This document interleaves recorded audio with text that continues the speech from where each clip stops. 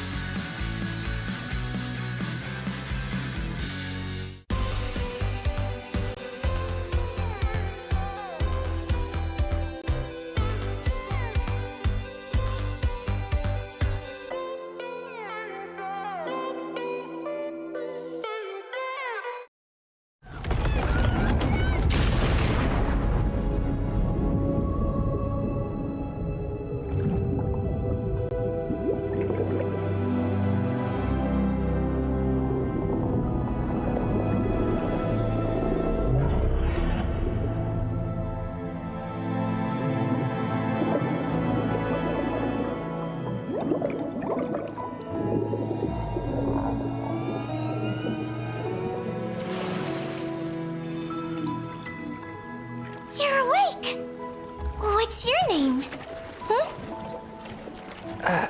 Hey, no. My name is Dolia.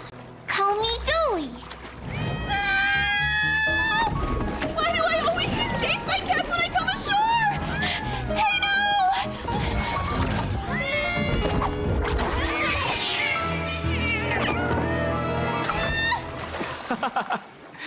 You're a high priestess of the merfolk clan, and you're still afraid of cats?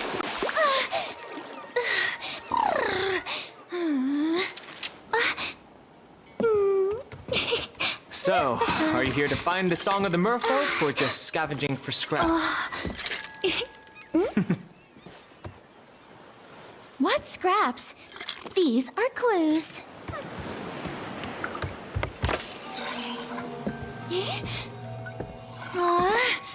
Why can't I find it?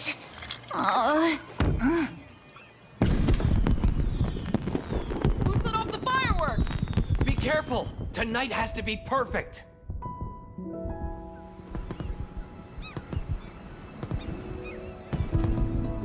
Wow, it's so beautiful! Let's go watch the fireworks tonight. Well? As long as you don't wander off. I connected your conch to my threads of fate, so I can find you even if you get lost.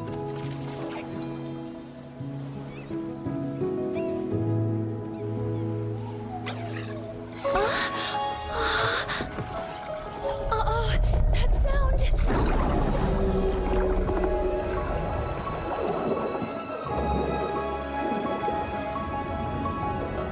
The Abyssal Beast? Yes, the pollution has caused its awakening. But I haven't found my song yet. Is there no other way to stop it? Only the emotional memories in the Song of the Merfolk can soothe the beast. But I've looked everywhere, and I haven't found a single note.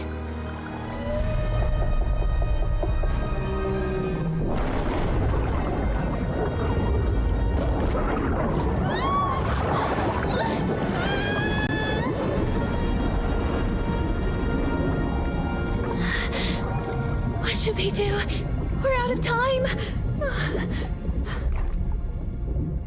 We've got a crisis on our hands.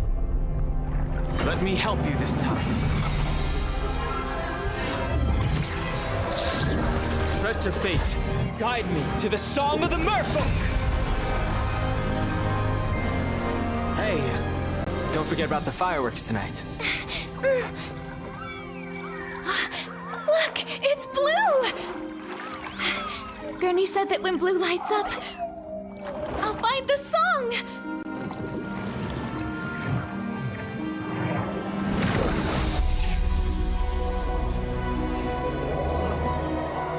Hey, no, where are we? The threads of fate have taken us to another dimension of time and space.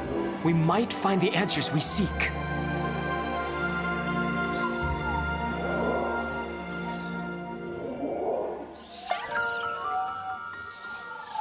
Hey, a note!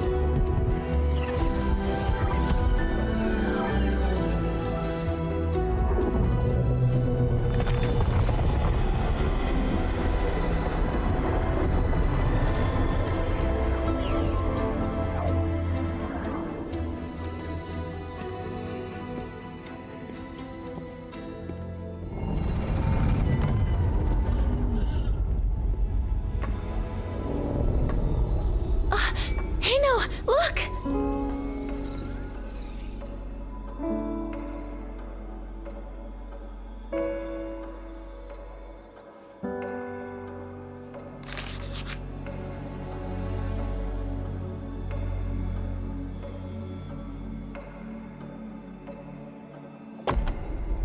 Did he spend his whole life writing this song?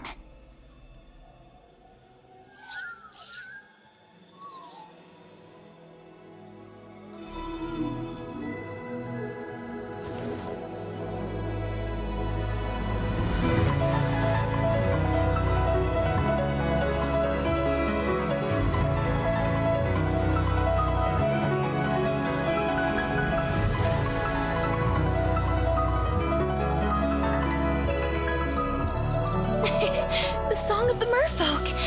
I found it! Hey, no! Yes. The Song of the Merfolk. After all these years, I finally remember now. What do you mean by remember? That note. The one I spent my whole life searching for.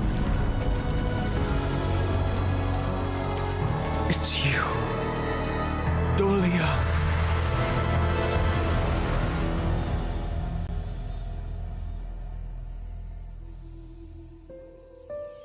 Leave him alone! Help me! Don't be afraid. I'll teach you how to swim. This is for you. When it lights up, I'll be there for you. Help! You can't stop chasing me! Hey! Get away from her! La la la la. La la la la. For our people, it symbolizes being together forever.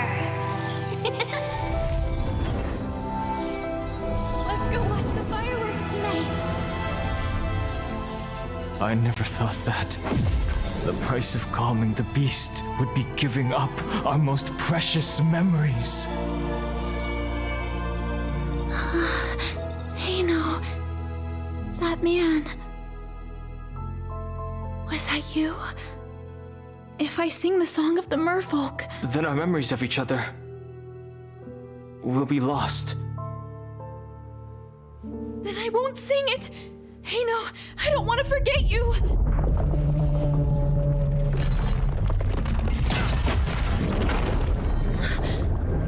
The beast, it's breaking out.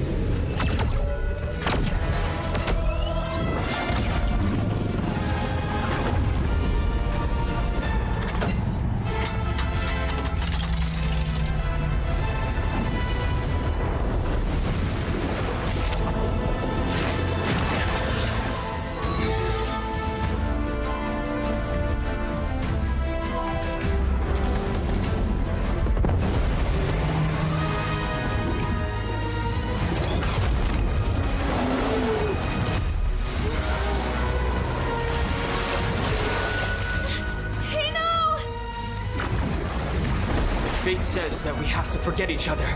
Then I won't do it!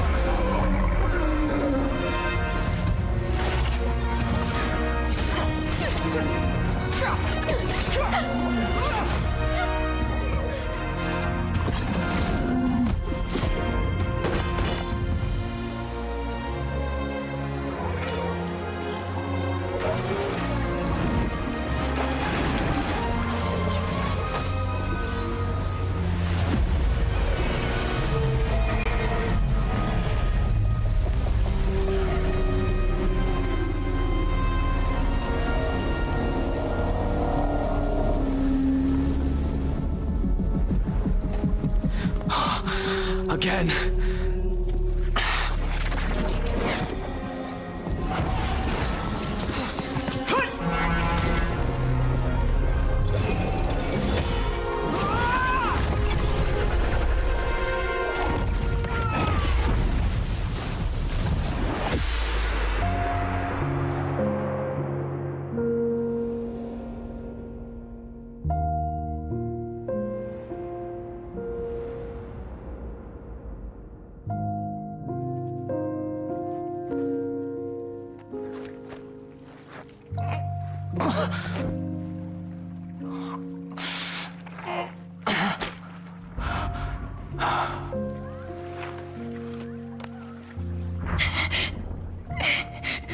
Is there no other way? There just has to be another way.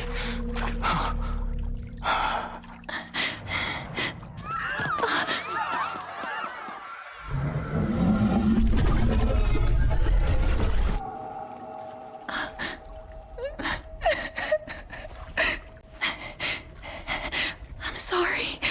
Hey, no. I don't think. I just can't make it tonight.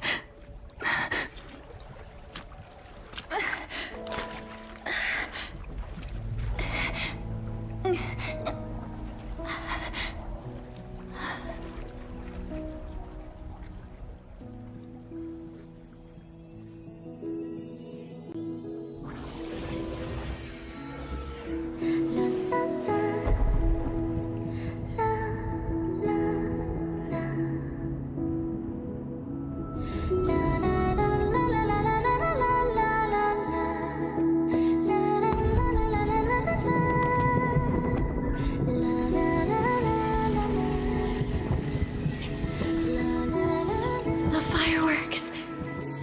They're so beautiful.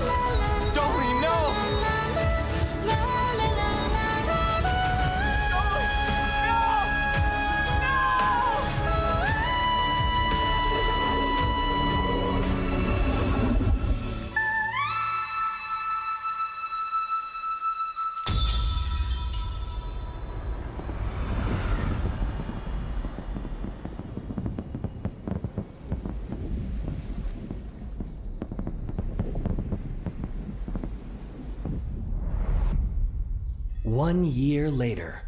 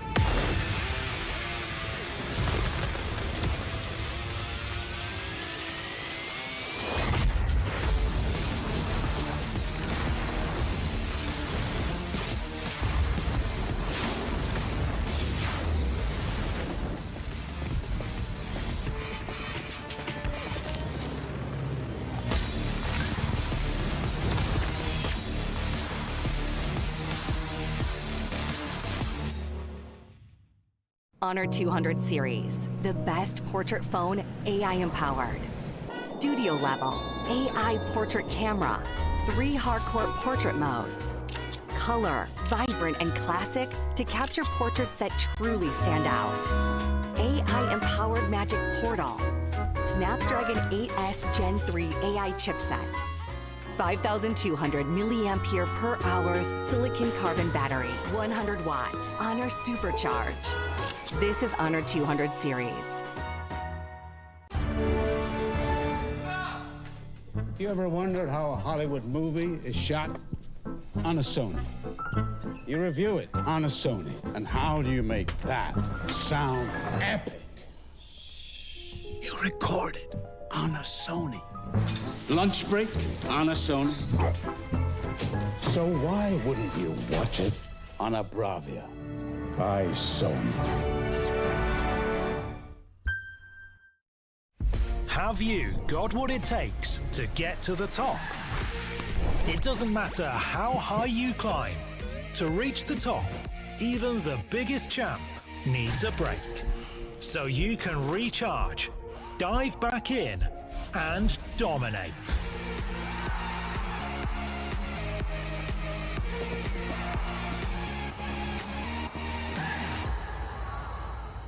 Have a break. Have a Kit Kat.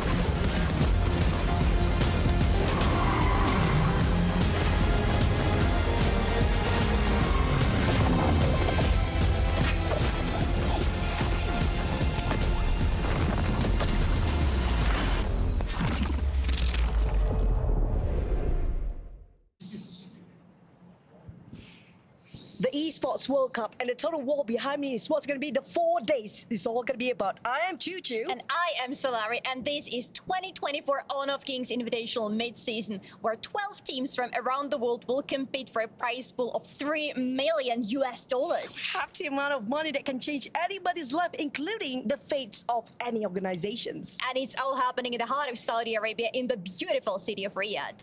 And also, who will get the honor to add in their badge and their club at the prestigious wall? And whose honor is going to be crushed just like their key. And it all begins now at the group stage. Only 8 teams are going to get through it, and the fight begins now.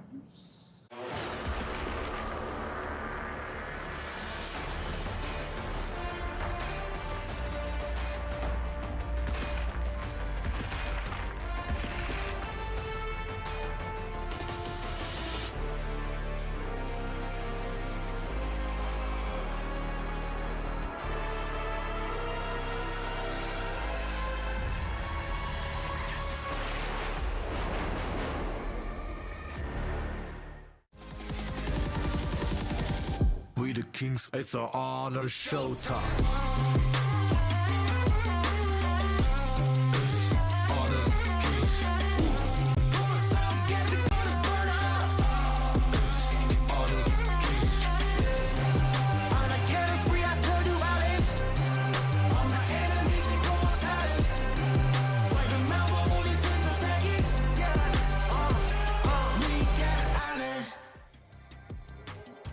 Ladies and gentlemen, welcome to the Honor of Kings Invitational Midseason 2024. We're live from Riyadh, Saudi Arabia at the Amazon Arena at the Esports World Cup 2024. I'm gonna be your host for these 4 days. My name is Isaac Peña. With me are analysts for day 1 and day 2, Nora and Get. Hi everyone, I'm Nora and I'm super excited to be here. Just can't wait the event to be kicked off. Yes, I'm Gekit and I'm super excited as well. It's going to be BO1 on the first day and things are about to get spiced up here. Everything is going to be on the line as we're going to have 12 teams that they're going to battle it out all the way through to try to grab the trophy. They want to put their crown on their heads. And how is this going to work out? I know that everyone is a little bit concerned about that. We put together a video just for everyone at home. Check it out.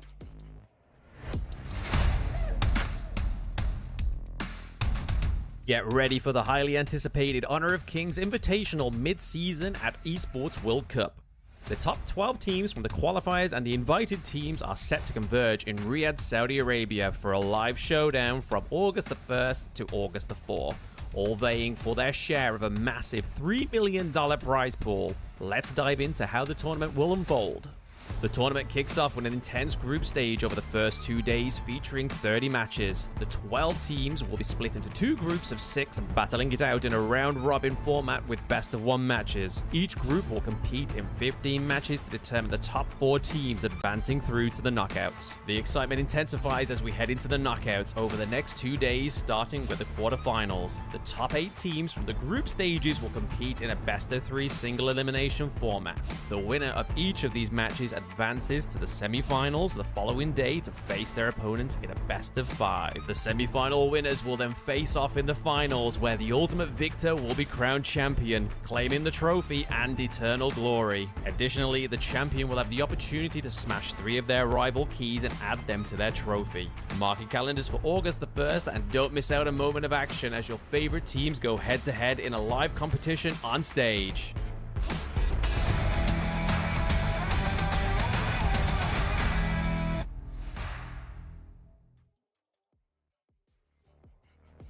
Best of 1s, best of 3s, best of 5s. It is going to have all different options for those teams to try to get the victory, to try to get one step closer to that trophy. How are you feeling about the tournament? I mean, I do like the format set because it has the pace in it, right? We are just going for the best-of-1 format for the single round robin in the group stage. Just, let everyone just warm up a little bit and then move on to the best-of-3. Best of 3 and best of 5. What's the difference with best of 1, Get? I feel like best of 1 definitely is going to be a really interesting battle because we're going to see a lot of experimental builds, and definitely BO1, you're going to have a test of each other's skills level, so to see which team is going to be playing with you on that particular level. So yeah, BO1 definitely one of the most exciting battles for me today. We're going to have 2 days full of BO1s. That's going to be amazing. The prizes are amazing as well. Yeah. A total of $3 million with $1 million just for the champions. They're gonna leave Saudi Arabia $1 million richer from here. I mean, this kind of prize pool only appears in my dream. I always dream to be a millionaire, and right now they can just put it into reality. That's right, and that's a lot of vouchers in the game. That's you can get all the skins for all the players. Yeah. I love how you guys are thinking I can get all the skins of everything, right? But we're gonna have amazing games for this. We're gonna have 15 games today, 15 games tomorrow. We're gonna have 2 different streams going on. Stream A is going to start at 12 o'clock and it's gonna go for about 5 to 6 hours. And if you want to watch the games on Stream B, you have seen over there on the screen what we're gonna have today. I mean, for today, definitely a lot of teams will appear right now. So just let everyone to build an image upon each of the team. I know, and I want to spotlight one match in special. Our Jamil Motorsports match of the day, LGD Gaming against Team Kagendra. The representatives from Malaysia against the representatives from Indonesia. Ket, what's your take on that? Kagendra, I mean, they've been a long time coming. They've been learning the rope of the game. They've been learning the fundamentals of the game, so they know how to play the game. I feel like versus LGDs, who's more of an early game beast, but compared to Kagendra, they're gonna be that late game monster. I mean, those punches is not gonna hurt in the early games, but late game, definitely they're gonna maintain their composure of more coming back into the match. So yeah, I feel like Kagendra should be okay versus LGD. It's gonna be difficult, right? Like they need to survive that early game first. Yeah. If they want to push it actually to the late one. Yeah. Now, can they do that, Nora? I mean, like, come on, LGD is the champion of Invitational Season 2, you know? And just be crowned as the new king of Honor of Kings. So definitely they're gonna do their best. And also, I met their captain back into the hotel, and he told me that today is Xian, the captain of LGD's birthday. The birthday boy said his birthday wish is to get the victory today and get into the finals. Now, you see that puts Kagendra in a very awkward position. And, like, it's his birthday. Like, are you really gonna deny him just the opportunity just to take the dub? That's going to be really hard. Besides the game between LGD Gaming and Team Kagendra, we're going to have 12 teams that they're going to be participating in our tournament. We've got the Season 2 top 8 teams that you all know already, as we're going to have as well Weibo Gaming, we're going to have AG Global, we're going to have invited teams, we're going to have Team Falcons, the champions for the KSA. We're going to have invited teams, the Team KPL, the KPL Dream Team, and of course, Boom Esports from the Philippines. Yes, Boom Esports, they just got the last spot getting into our tournament. And I would say they are actually making their comebacks because they already be involved in Season 2. But unfortunately, they didn't get what they want as a result. But right now, they are coming back. I know they're coming back. We had an opportunity just to talk to Boom Esports, to talk to the whole team, just to actually check how they're feeling about this, and this is what they had to say.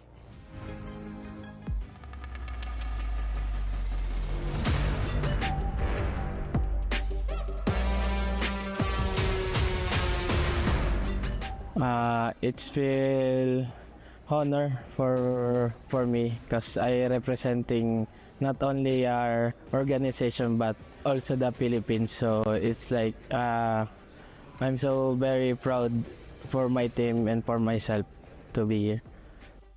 My favorite hero is Charlotte because she is the most strong fighter assassin in the games.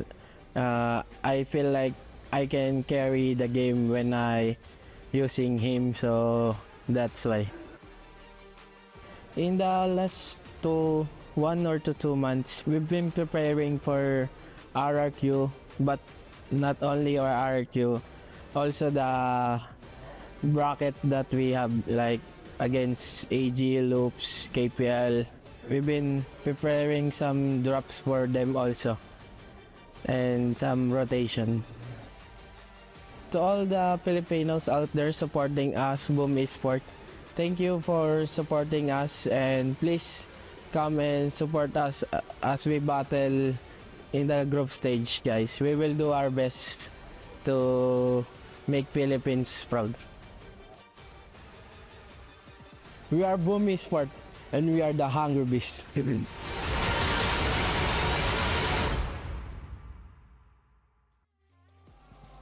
Boom Esports, they're ready. I love the energy that they're bringing over here, right? Like, they understand that they need to do their best, not for themselves, but actually for their fans. Yes, and they're being so genuine and also innocent, I would say, because he just said like, I'm really good at playing Charlotte. And come on, man, we are doing best of 1 format. So what if I just ban Charlotte out? That's right.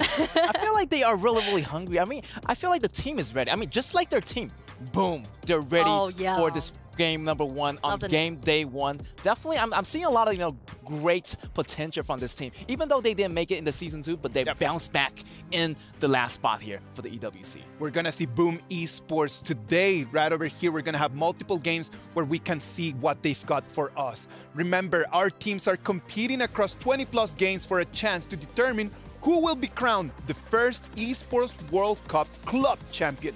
We got a chance to catch up with Quickshot about how the playing field currently stands. Let's see what he can say. Hello everybody, Quickshot here from EWC Central.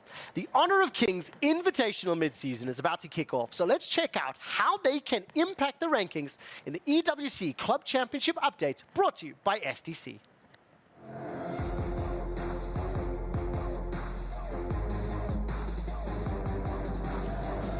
To start with, most of the teams attending the Honor of Kings Invitational Midseason have not scored very strongly in the Club Championship yet. But for clubs like Weibo Gaming, this is a huge opportunity to finally get on that leaderboard. With 3 more teams competing in other games throughout the rest of EWC, Weibo is looking to secure their first out of 2 required top 8 finishes. Now, in the Club Championship, Team Falcons and Team Vitality have already secured a good amount of points. Both teams are not coming into this tournament as strong favorites, though, and are not expected to score strongly for their clubs. But as we've seen in previous weeks, the Esports World Cup is always open for surprises, and it has happened multiple times. For more updates on the EWC Club Championship, as well as all the other games and mini-games, and playing along, why don't you join us for the Esports World Cup Central broadcast every Thursday to Sunday from 4 p.m. to 8 p.m. this week on twitch.tv/EWC. That does it for today's EWC Club Championship update brought to you by STC. Team Falcons already looking strong to try to grab that trophy. The trophy that everybody wants because it's going to be our first Esports World Cup trophy. Imagine the pride of just getting that. Yeah, everyone just being so eager to game for the trophy. Definitely. It's not even for the battle. I feel like just for the glory. I mean, that trophy stands for everything in this EWC tournament. That trophy stands for everything, man. It stands for $7 million as well. And it's immortal. That's a big bag, man. I hope that everyone is just trying their very best. We know that the prizes are important, but the glory, just the honor of being able just to put their names over there. We're using the Club Championship as a way to really test our competitors. Organizations must prove themselves to be the actual best. But here and now, we're kicking off the Honor of Kings Invitational Midseason, and the EWC Player Review event is currently underway. Search for HoK Camp to enter the Player Review section where you can rate and share your opinions on the participating players. During the event, you can also earn in-game rewards by posting reviews. Head over to the HoK Camp now to learn more about the event details. We know that the fans are talking about the best players out there, and the KPL Dream Team got some players that you actually personally know, right, Nora? Yeah, I know, like everyone heard about KPL Dream Team, so why did they being so daunting? I did my calculation. I'll just put it into a clear way. That how many individual championships, if I summed it up, will be the total number of the championship that these players have? We have no idea. Maybe like... Come on, give it a number. Like 10 player 10. 10. Okay. 12. Okay, that is 31 championships in total, if we sum them up, including 15 times of FMVP. Imagine 31 championships among them. Who can upset them? Like, who is going to be able to put them on the ground and come in here? Get it? What's your take? My first thought is going to be Team Secret, and definitely they did really well in the grand finals against LGD. Even though they got a 2-0 and they missed by just one tiny bit, but they're notorious for their teamwork and synergy, and they've been playing the KPL way for a very long time. So definitely they're going to be a really contender to fight the KPL Dream Team. Well, I know that Team Secret just lost their final, and I hope that they actually learned something from that, right? Like that they can actually come in and try their very best just to forget about the losses and come in and upset the KPL Dream Team. Nora, what's your take? Oh, I definitely will go for VKS, guys from Brazil, because they started their journey back in 2022, of the KPL championship, right, Honor of Kings championship, and they are the best learners that I've ever known. For example, the jungler, the core player of this team, Danny, he always asks us about what's the difference between those heroes, how I'm going to use it, how I'm going to pilot in the game, and right now I'm sure that VKS, being the champion of the season 1, he's going to do good. I'm certain of that. Curiosity can take you anywhere that you want, right? And we know that Danny and all the other players are really curious about the game and they're very passionate about it. We have a lot of teams that they're gonna try their best just to try to get the game against KPL Dream Team. And the first one is gonna be Team Falcons. That's gonna be our first game of this championship. KPL Dream Team against Team Falcons. The best players out there against the KSA champions. Get. What can we expect from this game? Team Falcon definitely is going to be the hometown favorites. I mean, they're originally to be Stewart Esports, but they competed in a lot of different tournaments previously. So they've competed in the Season 1 and also in the KIC as well. So they're going to have a ton of experience, but walking in, their biggest advantage is going to be their unknown strategies. And that's going to be a really, really interesting point. All right, now we've got a Team Falcons interview right now happening in here. We hope to actually get to see what they can say, what they can tell us, and they'll see like if they're feeling confident about that. Let's see that. Hi guys, I'm here with Clue from Team Falcons. Hello, welcome to the first day of the competition. Are you guys excited to finally be here and jump into the game? Yes, of course. Tell me, please, what do you think about the first game that you're going to be playing today? How do you think it's going to look like? We're playing obviously versus like the best team, of the tournament as an opening match. But like the whole team is so excited to play versus them. Do you have any, is anybody nervous or are you just all excited? I think from what I know is like we're all excited to play versus them. That's good. Tell me, please, I need your prediction. What heroes are we going to see today in this game? I think we will see the new hero HoK, Long, and probably like some like Dolia pick and stuff like that. I wanted to ask you about Dolia. Thank you for answering my question. Do you think she's going to be banned or picked though? She will be obviously like else ban or pick, but let's just see in game. She's going to appear. I see. And tell me, please, I need your prediction for your group. Do you think you are going to be the ones to end it on top, at least for today? Or do you think there is like harder competition today?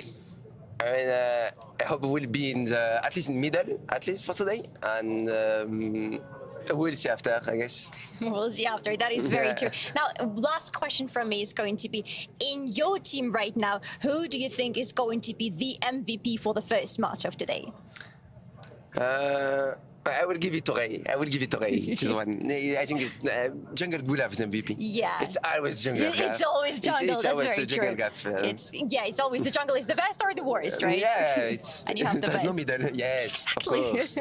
That is it. That's the spirit. Thank you very much, Clue, for the interview. Last, before I can let you go, any last words for your fans who are going to be watching? Thank you for cheering for us. Obviously, it means like so much for us, and keep supporting us. Thank you. Thank you very much, and good luck in the game today. Thank you. Thank you very much, Clue, for giving us all this information from Team Falcons. One question about this.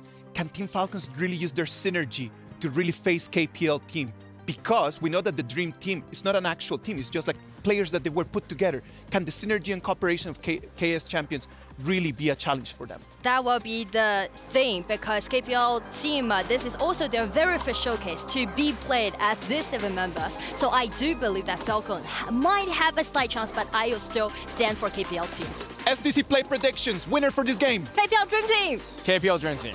Ladies and gentlemen, let's go to the Amazon Arena just for the opening ceremony of our Honor of Kings Invitational Midseason.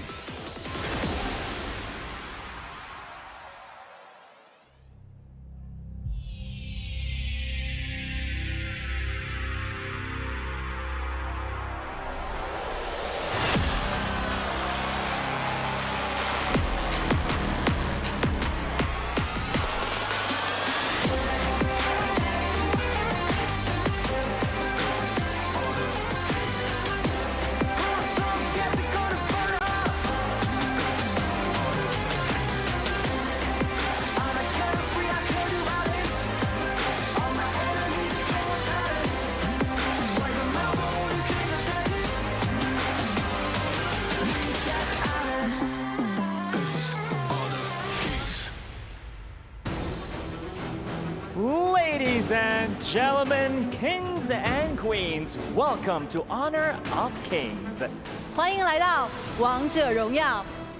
وأعزائي الحضور المشاهدين نرحب بكم معنا بشرف الملوك. We are here at the Amazon Arena, Kingdom of Saudi Arabia, Riyadh, for the honor of King's Invitational Midseason 2024. I'm Bara Abdallah along with the beautiful and very talented Sky. Assalamu alaikum. How are you? Ladies and gentlemen from all over the world, this is my great honor to stand on the stage of 2024 EWC. And actually, this is my very first time to come to Saudi Arabia. I love the city, I love the country, I love the food and the people here. And they love you back. It's going to be an exciting journey taking place right here.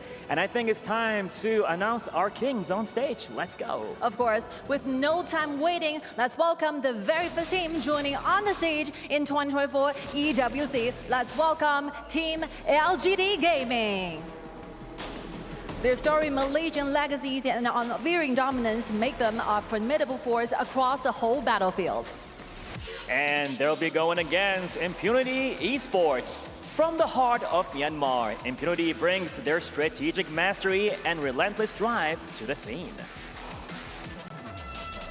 Next up on the stage will be Team Kagendra. They represent Indonesia. Their youthful energy and innovative strategies will ignite the total gorge. That is no secret as they're gonna go against their competitors, Team Secret.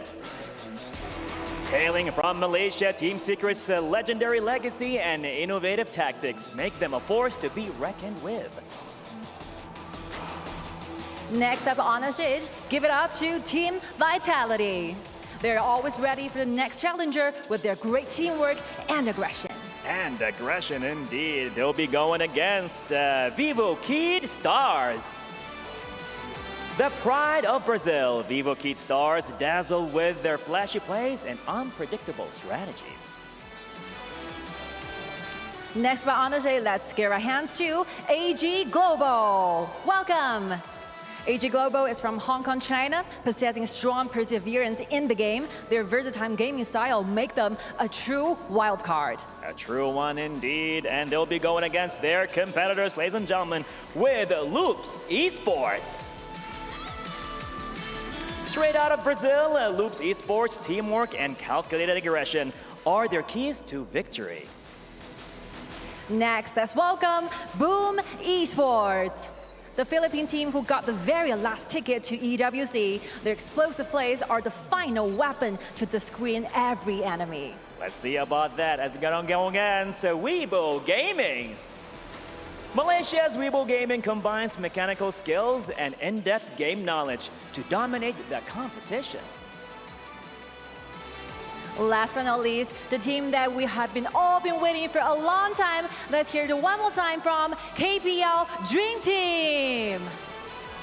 The elite team with the finest players from China's Kim Pro League being undefeated will be their true goal, and they are there. They're not going back without the final glory. Well, they'll be going against Team Falcons. Saudi Arabia's Team Falcons soar with their home turf advantage and unwavering determination to conquer. Well, here you have it, ladies and gentlemen, kings and queens. We're gonna see kings rising, and of course, we're gonna see empires clashing, all that in the first match. I've already felt the hype and the temperature rising up in the entire arena. One more time, audiences, are you ready? Let the battle begin. They are ready indeed, and of course, we're gonna give it to our experts to pretty much tell us more about this match and what's gonna happen in this one. You ready, Sky? Of course, 3, 2, 1, Yalla! Hello and welcome to the Esports World Cup. It is the Honor of Kings Invitational Midseason 2024. We're going to start things off day one. This is going to be Group B KPL Dream Team, the all-star squad from China. They're going to be going up against the local squad of Team Falcons from Saudi Arabia. My name is Holler, and with me is Kindo Fu. All right, so favorite kind of tofu. We have a spicy one to start off the day, and I'm really excited to see how KPL Dream Team is going to do against the boys of the local hometown Falcons. Now, there's huge expectations on both ends, right? So we have fans. I mean, this morning when we were walking into the Amazon Arena, we noticed the huge queue of fans coming into the stadium as well. Yeah, I mean, it was an absolutely huge queue. I thought it was the bathroom in the beginning. No, I'm just kidding. All jokes aside, we know that they have a ton of fans here, right? This is the squad. This is the all-star squad. Again, I think Nora was saying that they have 31 championships spread out amongst themselves. They have so much star potential. But here's the thing. This is a team that really hasn't shown up at playing together, right? So this is the first time they're playing on that international stage, and of course they're going up against Team Falcons. That's right. Now, it is a question about synergy, but, you know, we can't doubt the result of 31 championship wins, right? Each of these players have very strong individual mechanical and macro skills as well. Now, let's talk about Falcons for a bit. Holla, what do you feel about Falcons so far? Okay, it's a little bit, I mean, they've been dominant in the region. They're always the top dog in MENA. They've been playing together. Wawa, Ray, and Clue have been playing together since 2022. So this is a team that has a lot of synergy. They understand what they need to do, but can they get to the same level of KPL Dream Team? I'm not entirely sure. That's right. Actually, I'm super curious because we know that teams like to be aggressive in the early stages of the game.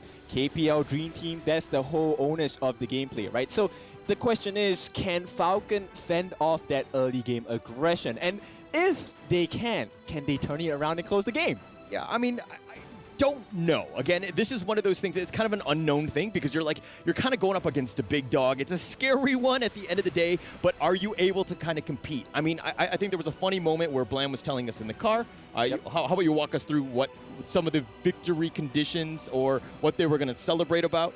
All right, so, you know, they were talking about if they managed to get a kill or if they managed to last 10 minutes in the game, they would be cheering. So I'm waiting for the official response from the team when we see them in the game later. And of course, these are huge expectations and standards set by the team, right? Because let's be honest, this is a monster of a squad on the side of KPL Dream Team. There's a reason why they're called the Dream Team. Of course. It's so scary. I mean, they were voted in here, in case you didn't understand, like how it would all play. There are 7 of them going into this one. Again, they have so much star potential. They've just recently won the championship on the Wolf squad, and there's like, how are they going to play together? This is one of those things where now you're kind of sharing strats almost. This is, you know, across the entire league. So there's, again, just how are they going to play together? Well, they can explore a couple of options, one of which is actually an individual style play, right? So let's win in the lanes and let's just 1v1 across the map. But, you know, these are just guesses. So let's take a look at the actual results here. Band picks, let's go. Ooh, this is going to be a spicy one. And I think that Falcons already in the interview with Solari, Clue was kind of giving away all of his hand. I don't know if it's like for show or whatnot, but he was kind of talking about, you know, the potential picks that they might have. It could be a bait, right? I would love to give false information to my opponents as well. Who knows, they might ban a Charlotte and ta-da, it could be a monster of a Byron coming out from the side of Falcons. Yeah, and the Loong ban here, Mai as well. They're targeting, they've done their research on the KPL Dream Team. You know, Rong loves to play the Mai, that's his signature hero. In return, KPL, kind of with the Da Chiao ban, no surprises there. There's a lot of potential and flexibility that you bring. Yep, adding on to that, they're going to ban out the RD as well. Now, we've already seen in Season 2, right? These are a few of the meta picks as well. So it's very dangerous to allow this to slip through the drafts and allow them into the hands of the opponent. So well done by both teams, but this is just the start. Clue gonna lock in the Dolia. He's teasing it. It will be locked in, so it will be a Dolia. We will be looking at the Celestial Melody. That's gonna be the refresher of an ultimate, so you get 2 big skills in team fights as well. Yeah, it's actually a very popular pick even into Season 2. I think going into this one, it was going to be interesting, right? This is definitely not the same patch that we were on in terms of that Season 2 Invitational. Things have kind of changed. We've gotten 3 new heroes. It might shake up the meta a little bit, but again, they're kind of sticking to their guns. Dahlia still the pick, but the AUGEN and the Lady Soon pick right away. Yep. So, you know, in most cases, I think teams will allow the AUGEN to be leaked out. There is a strat to go up against it. You just need control. You just need huge burst. But at this point, yep, I was just going to talk about it. Ming is going to be the target roam for the side of KPL. A very strong draft altogether. Because right now, there's going to be 3 different targets you have to burst down, or it will be death at your doorstep. Okay. I want to go back to the AUGEN pick, the latest hero, who has just literally dominated all my games as of late. Yep. It's been frustrating, right? So, like, you know, first pick here, or the second and third pick here by KPL Dream Team, I mean, they seem to want it. It's the priority going into this one. Very strong hero, right?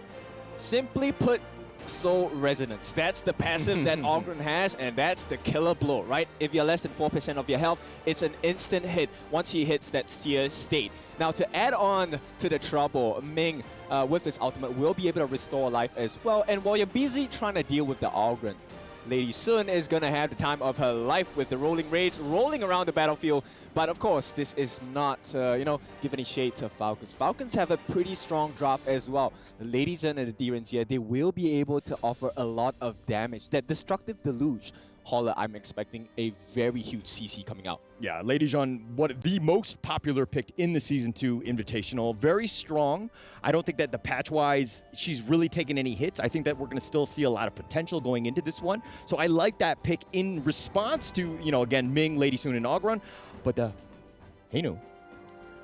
Yep, it is going to be picked out, but there's one more thing. They actually banned out the Musashi. We were talking about this, amongst all the other talents as well. Musashi is a very huge counter to the AUGEN, and it looks like Falcon did miss that opportunity to even things out. But of course, that's not the end of the day for them. There are other opportunities such as the Liang, such as the Donghuang. These are heroes that could suppress down the AUGEN. But once again, Heino, he's going to be in the battlefield, and with the Fate Rewind, he's going to cause a lot of problems as well. Right now, Falcons, they need to figure out solutions. Yeah, a lot of those solutions include some sort of, CC, right? Be able to just lock him down, make sure that he doesn't get it. But okay, it looks like so we're going to go with the Mayan and the Yuan.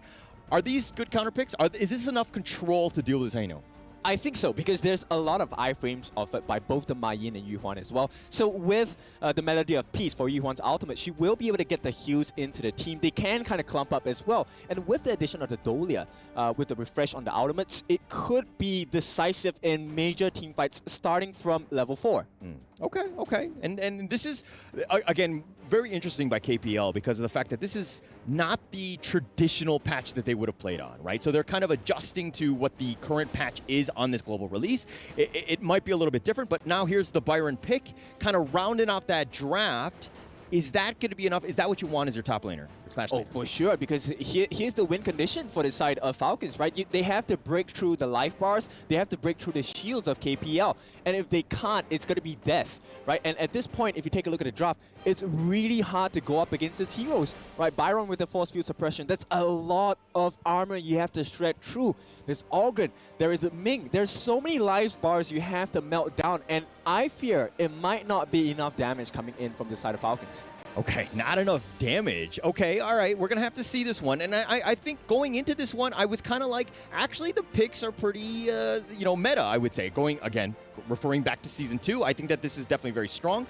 Nothing is too different. But, again, it might be the fact that KPL just play this on another level. I think we'll see the first 3 to 5 minutes are going to be very important to see where this game goes, right? Because I'm hoping it's not a stomp. I do hope that the local squad from Saudi Arabia, the Team Falcons, can actually soar here. Yep, it's going to be a challenge at this point because I think AUGEN right now, one of the fastest junglers as well. Yuhuan does match the pace. She can double stack camps as well. So we'll see if the invade is going to come in from either team. That's going to negatively affect the growth rate of any of these junglers. Okay, Esports World Cup Honor of Kings Invitational Midseason. This is, of course, day 1. We're going to go into Group B. This is KPL Dream Team. This is the first time we're seeing the squad stay together. But now let's talk a little bit about the drafts. Who do you give the advantage to? It's pretty clear right now. Pan is already treating the Falcons jungles as his home, and it's going to be a 3-man invade at this point. So Falcons, they're struggling. Ray could be the first one to fall. Oh my gosh, Ray on the run. He's going to give up first blood. Inuo will pick this one off. But is it a little too much commitment? Of course, nobody's really in the lanes. So I just invade the enemy jungle for the first 3 to 5 minutes and make, the Falcons play in their own fountain? Yep, that's definitely the strat, right? First minute, we already have all 5 heroes, just jump into the side of Falcons jungle, and it's really hard to come back from this because Sofian, he was pushed back all the way. He's missing 1 wave altogether. Yeah, it's going to be tough here. I mean, that first blood is obviously going to get them snowballing here. AUGEN on that one, just kind of up in front, being very difficult, I would say. Just taking as much farm as possible, being greedy. That's kind of what you want, and they already have like a 1.1k net worth lead by this KPL team. Yep, I think we have the expectations that at this point, the KPL Dream Team will have at least 1,000 gold a minute, adding in advantage. Really? 1,000? Is that what you're going to pace it? Yep. Okay, so what do Falcons need to do to get themselves, you know, a much better early game? Because it looks like they're going to go in, Fly dives for this one. The rolling rate grenade missile does kind of connect him, but it's going to goes in for whatever. He's going to go for this 1 versus 3, and he's going to go down, and no fear will take that. Yep, he burns the flash as well. Not a very nice scene here. Ray getting chased down. Oh my gosh, Pong is just continuing to just be a menace. It's 2 versus 1, and Falcons don't want any of that action. And they're just going to deal with the minions, try to get as much farm as possible. But again, this net worth lead is starting to grow. Yep, but it's exactly what they need to do, right? They need to get away from the action. They need to make the trades. They need to make their appearance at the other sides of the map. They can't fight against KPL Dream Team just yet. Yeah, this is sad. Wawa is all the way in the mid lane. They've almost completely given up in the top lane. They're kind of sticking together, holding hands, singing Kumbaya by the Tyrant lair. But, you know, again, tough situation. They need to find ways to get some sort of farm. I mean, Nabil flashes away. He's going to be fine. Yep, path of passing going to lay down. It's a barrier at this point because they don't have the ability to really fight up against the likes of KPL Dream Team just yet. And as we hit this 3-minute mark, it is going to be close to a 2,000 goal lead. Yeah, it's starting to grow, but again, Falcons are they're trying to take, at least to defend their own jungle. They've been pushed back. The tower T1 has already been taken out. Tough situation, right? KPL understand the right timings. They understand when they need to go. It's almost 4 minutes, and they're probably going to set themselves up for that Tyrant. Yep, it's a difficult position because Pang as well, he's level 7. So Holla, if you take a look at the jungler, Ray here is only level 5. That's a 2-level deficit. And with the major objectives starting to spawn in the next 30 seconds or so, it's almost a guarantee for KPL Dream Team. This is like my rank games. Like, the enemy jungler is 2 levels ahead of my own team's jungler. Just a tough situation. And now Nabil completely zoned away, has really struggled. He's even falling behind. I mean, the level differential is actually quite high too. Yep, and if you take a look at what they're giving up just to save their own lives, it's pretty hard because, you know, Nabil now does not have an ultimate and Pang did not use his as well. Yeah, not at all. And look at Wrong, just kind of chipping away at that tower, throwing out those scepters, being just deadly. Oh, here it looks like they're going to go. Pong just gets it, and it looks like they're going to get that kill. Clue will go down, and it looks like they've got no minions, so now they're going to back off, turn that into a Tyrant kill here. Yep. 4 minutes, all 5 heroes at the Tyrant. This is something that is really, really clear. KPL Dream Team, they know what they're doing. We're questioning about the synergy. Well, question answered. They have major synergy on this side. I mean, it's one of those things where you have that early game, right? You set yourself up, understand what you need to do. Okay, we know the Tyrant is going to be up, so we're going to kind of go for that roam kill. We're going to force it down. We're going to take that pick off so that we get an easy one. But they're going to dive in this one, and Sophion, no chance. He's going to be killed. Unuo will take this, and they're going to take Clue down as well. And it's just a matter of time, and KPL cleaning up. They've got 2 kills. Yeah, Pang just pushing them to the side. Another powerful passing at this point. There's nothing much that Falcons can do. They just have to hang on, but that's the only thing they can do. They can only hang on. Okay, you were talking about the fact the Falcons needed that 1 kill. They would celebrate it, but it's looking like a difficult situation, even getting that initial kill. But I'm hoping that they'll get it, and then it'll snowball into something. Yep, at this point, it looks like, you know, KPL Dream Team, they're kind of funneling everything into Pang, or rather he's making the calls to the team. I'm going to get the kills, guys. Let's give Yinwo a little bit more space to farm. This lady soon will get fed really, really fast. Take a look at the gold diff here. Oh, it's actually quite high. I mean, look at the jungle, right? Pang going in for this one. Wrong, just doing a lot of damage. Sophion just kind of, they're trying to just stay alive. They have 4 members of Falcons here just trying to just hold the fort, so to speak, but they're going to be flanked on the side. Oh my gosh, Unuo. Almost with the kill. Yep, that is, they're shell-shocked at this point, right? With the ultimate coming in from the Lady Sun, Inwa doing so much work for the team as well. That's going to be a lot of structural damage coming in from the side of KPL Dream Team. And once again, the jungle is for the taking. Yeah, for the taking. Again, just the timing, right? Understanding how they do it. If you want a clean game, this is how you do it. The Scepter's on point. Oh, Fly going in for this one. He's been pushed back by the O. Does need to be a little bit careful. They do have the damage. Not enough. Pang going diving in for this one, and he does get the pick off, and Nabil will be down for 20 seconds. Pang, again, just on that side. Just an absolute terror. They got one. They got one. Falcon got 1 kill, but at this point, it's still KPL Dream Team taking a very furious lead now. 6.5 minutes in, 7-1. They are about 6,000 gold ahead. Yeah, 6,000. Tough situation, but it's 6 minutes. You were talking about the farm that they were going to gain, but I didn't know that it was going to be a gold differential for every single minute. Tough. But Ray, again, just trying to deal with the minions here. Pong on the backside, they found him. Oh, the unending sorrow, keeping him alive, at least for now. Falcon just staying alive. Yep, they are definitely just staying alive at this point. But, you know, the time is ticking. And at this point, 7 minutes into the game, they haven't really exposed the base just yet. So I think Falcons have, yes, a little bit to celebrate over at this point. Yeah.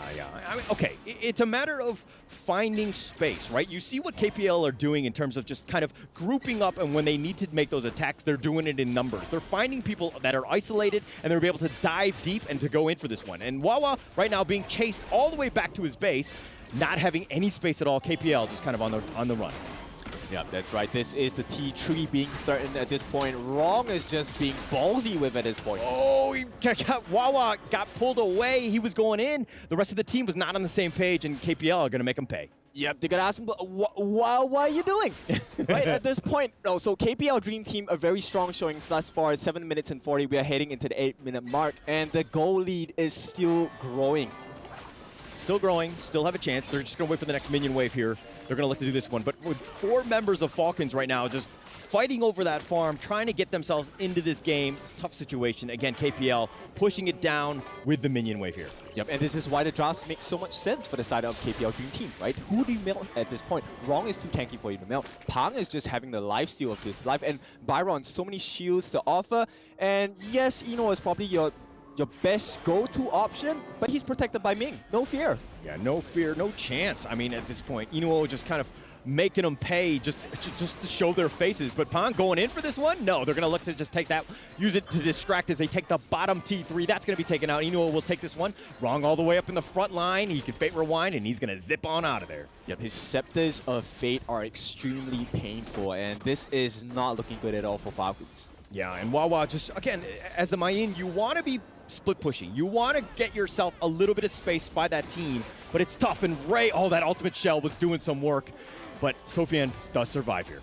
Yep, they're going to force the ultimate here. Pong. No, it is not Pong. Fly gets it. Fly coming in from the bottom. Make sure he takes him out. Does get the kill. Now they've taken the, complete spaced away. They're going to take the mid T3. Everything is wide open. KPL just waiting for the minions who are going to slowly truck their way into the base. They're going to go in. They're going to get some pad there at KDA. Sophie is down as well. Inuo will take it down. Clue. Looks like they're going to take this one.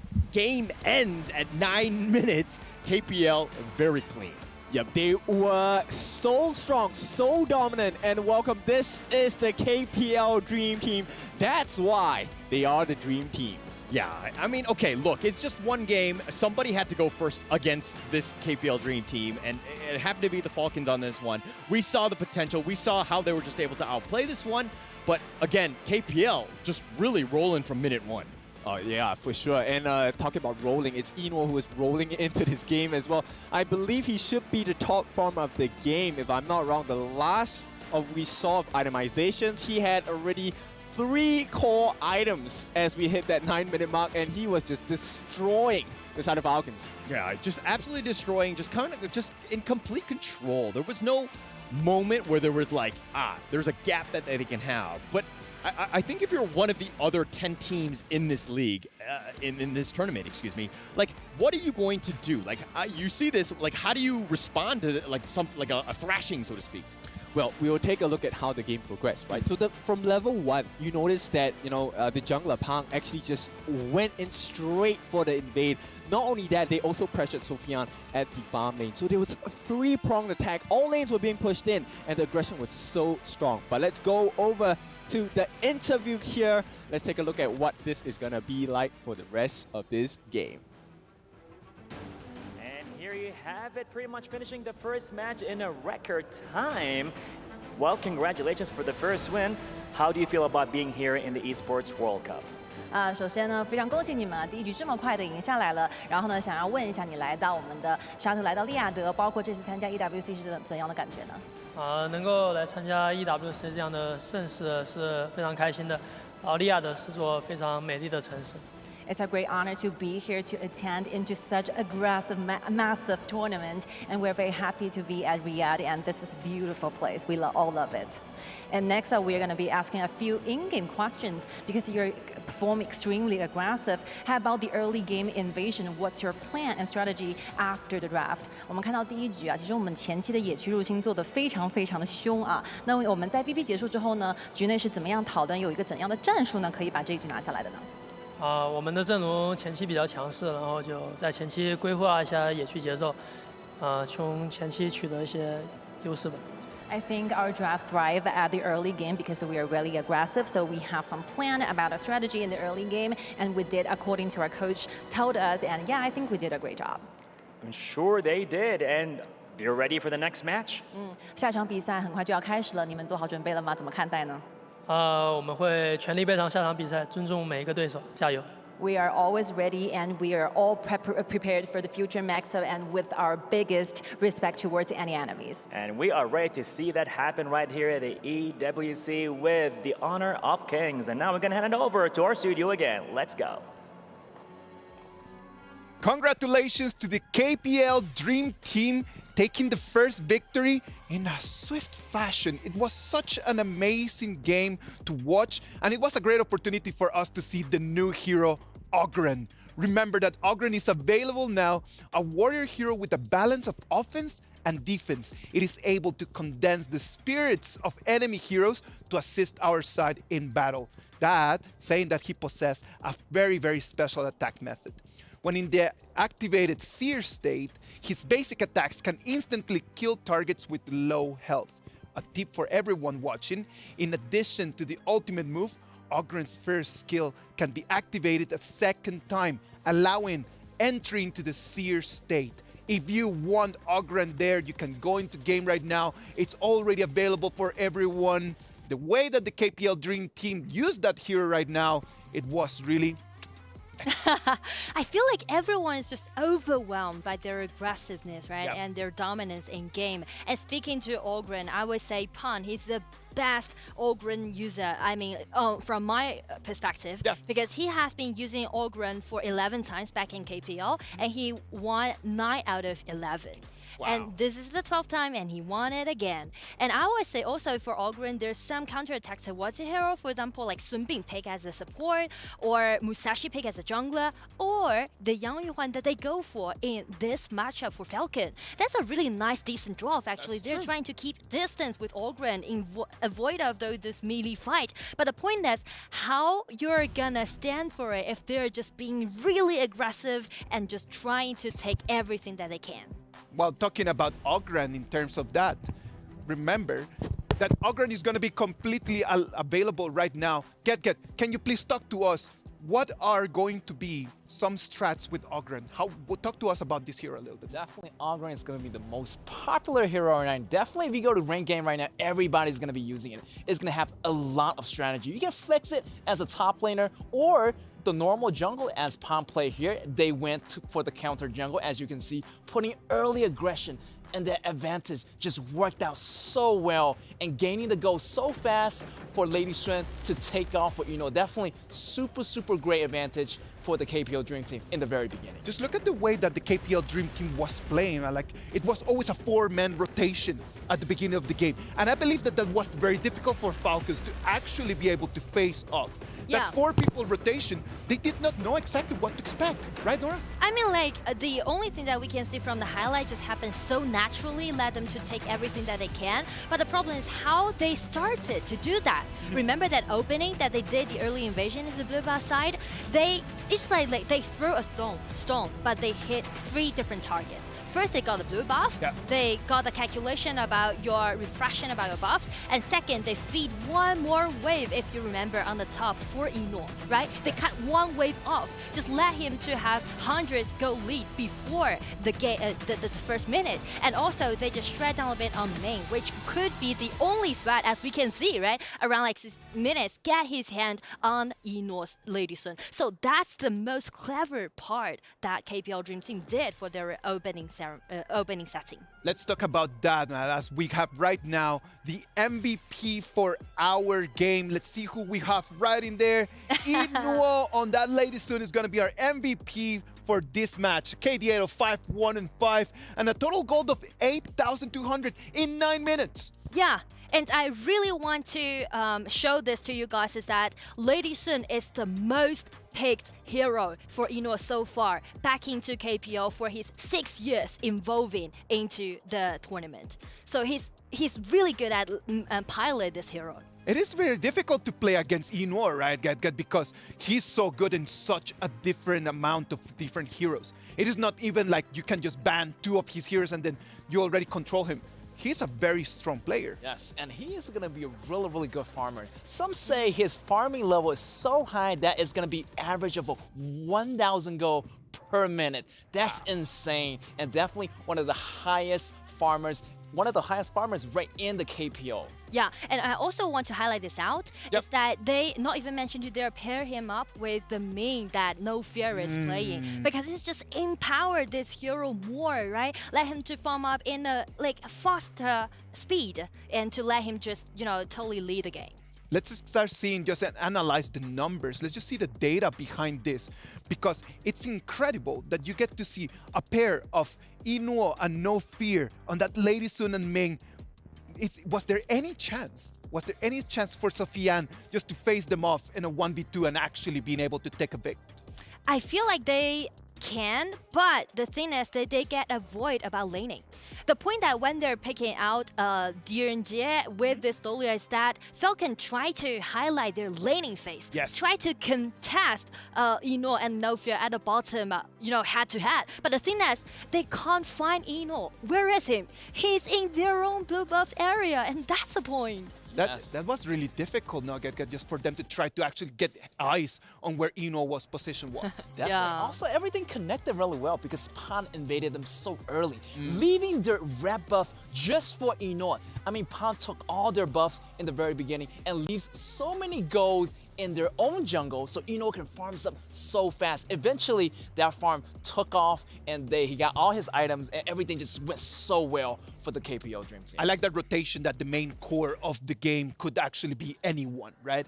Because if you decide just to give all the gold to Inuo, you know that there's going to be a strong core player that is going to carry us up until the end line. So what can the other teams do about this? We already saw Team Falcons just coming up with a strategy. They chose Dolia and Yuhuan just to try to act against that Ogren pick, right?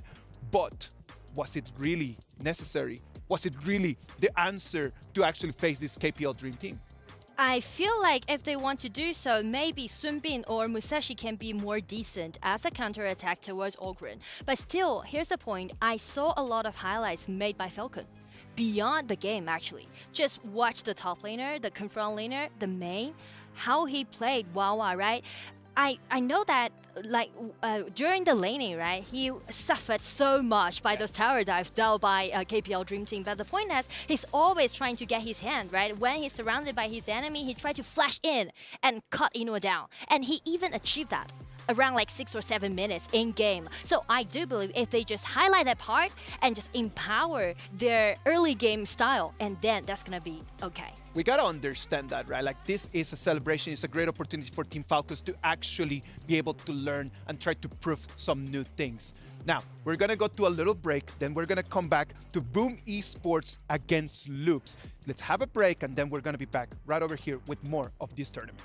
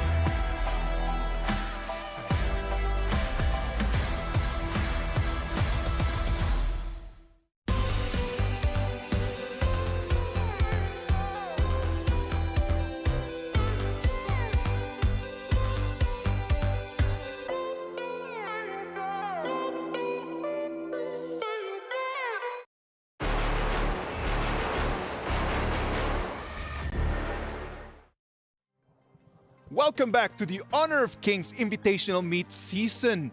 We are live here one more time after the first game.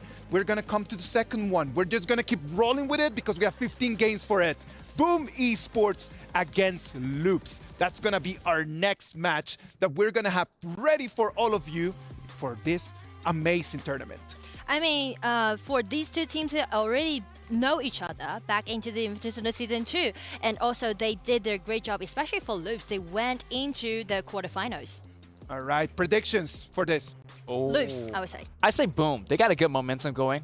I felt let's go. Amazing. Let's go to the Amazon Arena and let's see what's happening in there. And it's time to honor more kings on this very own stage at the Amazon Arena. Good to be back as well, but with no more time waiting, let's welcome the next team on the stage, Team Boom.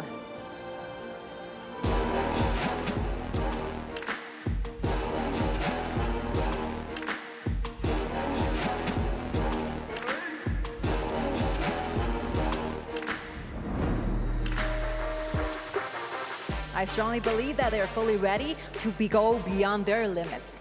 I'm sure of that. Let's hear how loud is their boom against their competitors. Here you come right now, Loops Esports.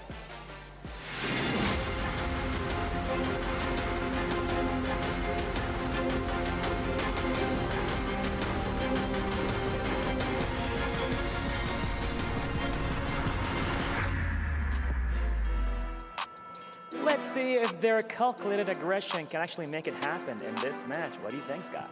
I think we just couldn't wait for another second for the second match of today to kick off. So with no more time waiting, let's give up time back to the studios.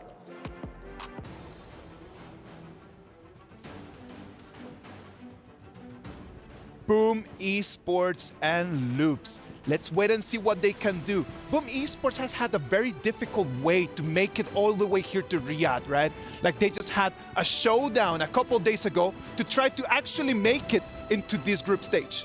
I feel like they just learned a lot from their journey back into the Invitational Season 2. And right now they're making their comebacks. Not even mentioned they are keeping the same lineup as they did in Season 2. Yeah, definitely. I feel like they got a good momentum going as they're coming back into this season. Also, you know, they got a second chance, so they do not want to play around anymore and then be learning all the way. So they're going to bring all they got into this match. It was a nice victory, 3-0 against their pairs of RRQ in that Southeast Asia just showdown. It was a good victory for them. Let's hope and see that they actually change things around and they're actually just a lot better. Loops, on the other hand, losing in semifinals in Season 2 Invitational against LGD Gaming, it was a very big bump on them. Well, let's wait and see and what they can do for us. Casters, take it away. Thank you, Isaac, and we're going to be back. Of course, we're going to keep it into Group B. We're going to continue on with this one. It's going to be Boom Esports, who had to claw their ways out of hell, and now they're going to go up against this Brazilian squad, Loops. Yeah, and this is going to be a big match because I like the hero pool on both ends, right? We have seen very interesting drafts from both of these teams in Season 2 Invitationals. The likes of the Kaiser, the likes of the Dun coming in from the side of Boom Esports. But not only that, Loops interest me a lot because they like picks like Luna, they like picks like Fang. And these are heroes that are very flashy, but they're really strong as well if you give them a good advantage in the early game. Yeah, and Loops was the third, fourth place in the Honor of Kings Invitational Season 2. They had a great showing, but then they ran into the wall. That is LGD, unfortunately, and the Malaysian squads kind of took them out, and they definitely want to bounce back. I think that this is a very strong team. They have the potential to do very, very well. But are they able to just kind of compete at this level and take out their first opponent, which is, of course, Boom Esports here? Yep, let's take a look at the drafts coming in once it's ready. But I think I want to just highlight on what Isaac mentioned earlier today, which is this is a perfect opportunity for teams to learn from each other, right? What's going to be the best draft? What's going to be the best strategy to execute to get our team into the grand finals? Right. And we're going to go into the draft. I mean, we're going to find out because there's there's going to be a lot of things that we understand how players, the tendencies, what they the picks that they tend to go with. I mean, Boom Esports had done their research, right? They ban out the Zhang Fei. This is definitely Mithy's #1 main. I think he was the second highest average KDA with 8, tied only to LGDZ. So, you know, attacking a player is a really smart play, especially in the draft here. That's right. The mental game is going to be really important. They also ban out the Mai, they ban out the AUGEN, and they ban out the Da Qiao as well. So AUGEN, as we have really seen, very potent pick coming in from whatever team that has it on their hands. And looks like Boom want to get the flavor started with the Lady Zhen. So a lot of CC coming in and a lot of DOT, damage over time, being offered by the Boom lineup. Yeah, Lady Zhen, so powerful, and she brings everything and the kitchen sink. Like, she has everything that you want in terms of a kit, just very, very strong. But again, her positioning needs to be perfect. But hey, whoa. This picks, go. No. this is a scary one to look at, because Boom now have secured the Athena, which means we're going to expect very, very early game aggression going into the jungle on the side of Loops. So what does Loops do? At this point, we've seen KPL Dream Team take the AUGEN, invade heavily. This time we're going to see Athena joining the likes of the AUGEN playstyle. They're going to invade the jungle like crazy. Yeah, they're going to invade the jungle. And this is one of those things where it's a set strategy. This is the best of one. You got to bring out your cheesiest strat to kind of change things up. And they're not going to, they might get caught off guard. And Loops seems to be more of a, I would say, traditional sort of lineup. The Arlie is very good, of course. We know that ABH kind of, Jerry tends to play that one very, very well at a very high level, has a ton of kills, and especially in Season 2. So he's hoping to continue that reign of success, so to speak. Yep, and mobility actually one of the strong points on the side of Loops, right? So they will be able to get away from Pei, as well as the Lady Zhen ultimates, and even with the Ocean of Tears, the Flowing Sighs, Destructive Deluge, everything can be mitigated, everything can be dodged. And at this point, you know, with the pick on Dolia, once again, it's a refresher effect, right? They get a second chance of their ultimates. So I'm looking for someone that's going to be able to offer a lot of either AoE damage or maybe huge burst for the jungler. Okay, changing it up. And I do like it how Loops did pick the Elaine. This has been the quote-unquote counter to the Lady Zhen, who tends to be a little bit more on the back line. You need some way to get in there. But why teams have kind of struggled with the Elaine pick is that they tend to go ham. Like, they go out, they get overextended, and the rest of the team cannot catch up in terms of mobility. So it's one of those things where if Loops is able to stick together, definitely have that well-coordinated attack, they can make it a difficult game for Boom Esports here. Yep. In order to make it difficult, they need backline access as well, which is why Boom is going to ban out the 2 heroes that give you the biggest burst and the biggest backline access. That's going to be the Prince of Lanling along with Jing, Mirror Blade as well. So that's going to keep the Lady Zhen safe for the time being. But hey, welcome to the Flaming Spears. It's going to be the Nerza coming in for this side of Loops. So you're going to expect a lot of split fights, right? They want to split Boom apart, cut them in half. Cut them in half, but it kind of comes back to Boom Esports. I think a lot of the strategy that we see will rely kind of on Athena's vision, right, that she provides throughout. The Sun Tzu and the Fang both being picked up here in return as a counter pick for Boom Esports. What are your thoughts on these 2 picks here? Huge burst, huge control as well. Fang is one of the farm laners that's going to be very, very strong in the early game. Once he gets his target sighted on any one of these heroes, you can expect very huge bursts. And also, with the Wheel Away, he's going to have iframes for days. He's going to run away from the damage on the side of Loops as well. Okay, so a lot of potential here. But now, okay, last pick.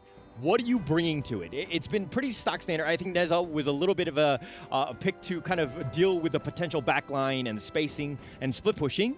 But what is it that really wrong? Okay, Heino. There we go.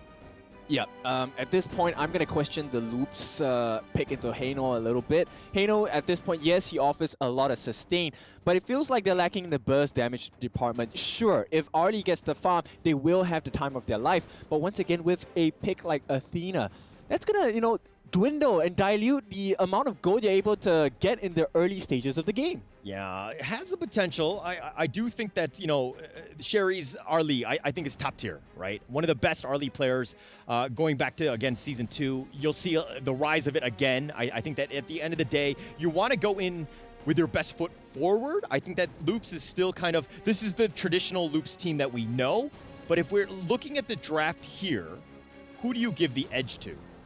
I am actually looking at probably Boom Esports, because at this point, I think the draft makes a little bit more sense. It's easier to execute as well, right? So it takes a lot of pressure off of your players, because it is a, hey, let's set sail, go into the boat, bam, and okay, everyone spam your skills. That's it, we get the kill, get out.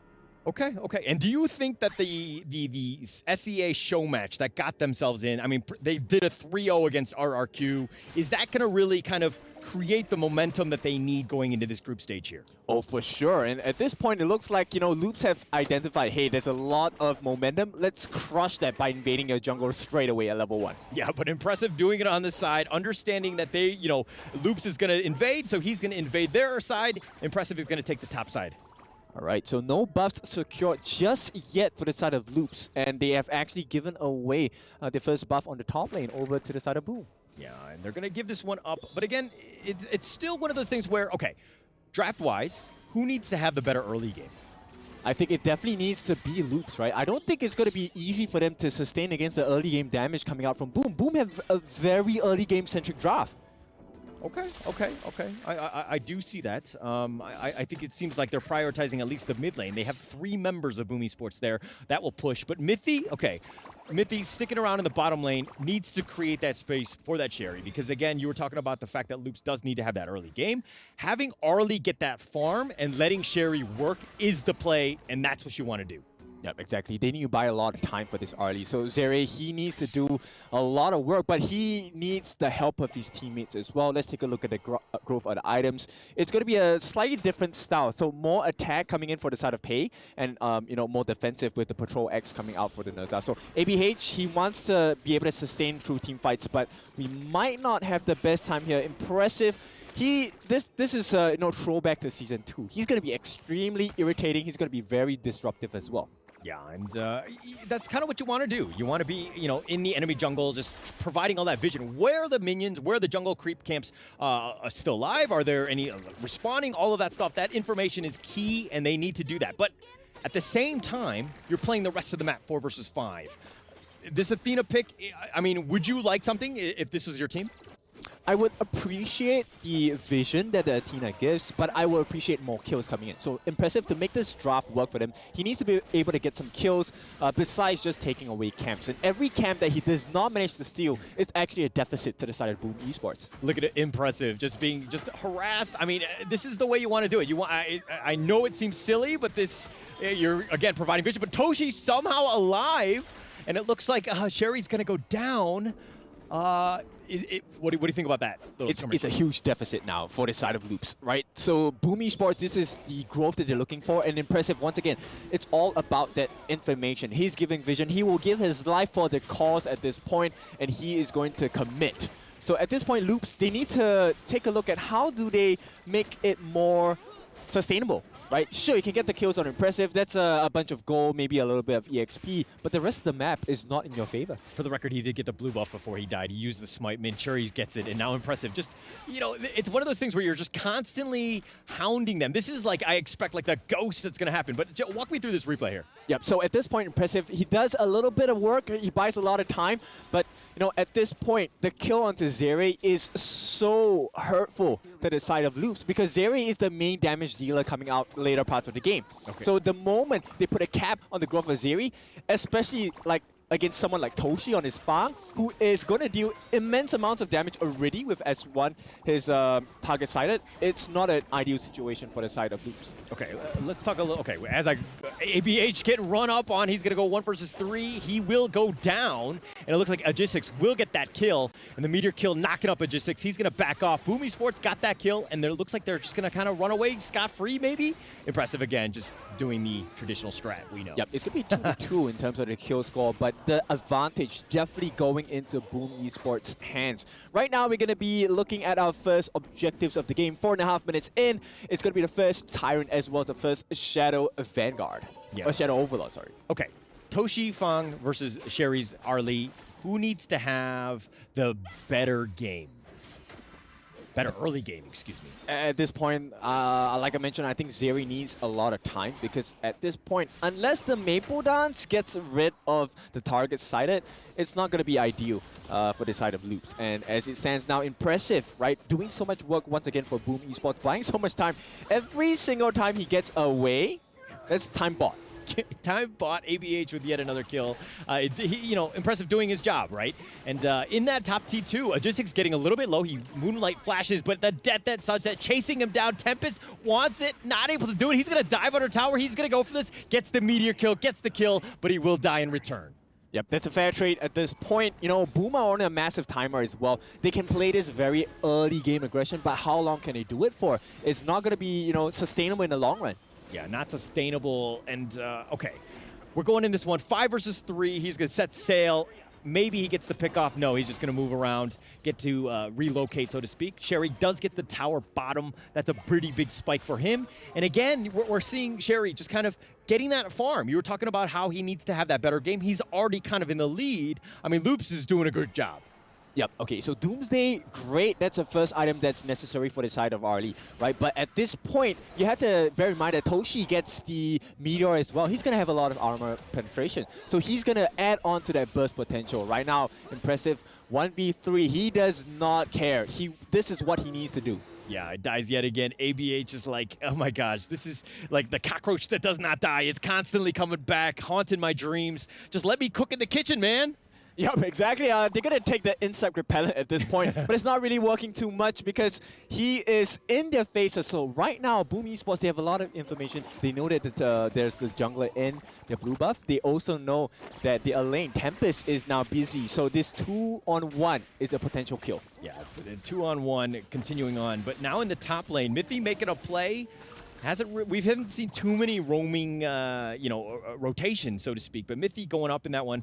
And it looks like, Sherry will take the top lane as well. But the portal in the bottom lane, Tempest gets the meteor kill onto Miggy, who flashes away. He tries to go for this one. He's going to continue to fight, realizing he's in a bad spot. And it looks like he will eventually fall, and Tempest will get credit for that. Yep, that was a big play by the side of Loops. They actually made the target side of go to waste on the side of Toshi, and that's why they won the fight, right? Because there's no additional damage offered by the Fang. At this point, like I said, the timer is ticking, and Loops, they are getting in strides really, really soon. Yeah, and impressive, again, just being scurried away. Sherry and Mythy they want to farm in peace. Impressive not letting them. But again, the top T1 has been taken out, so you do have a little bit of space by Boom Esports.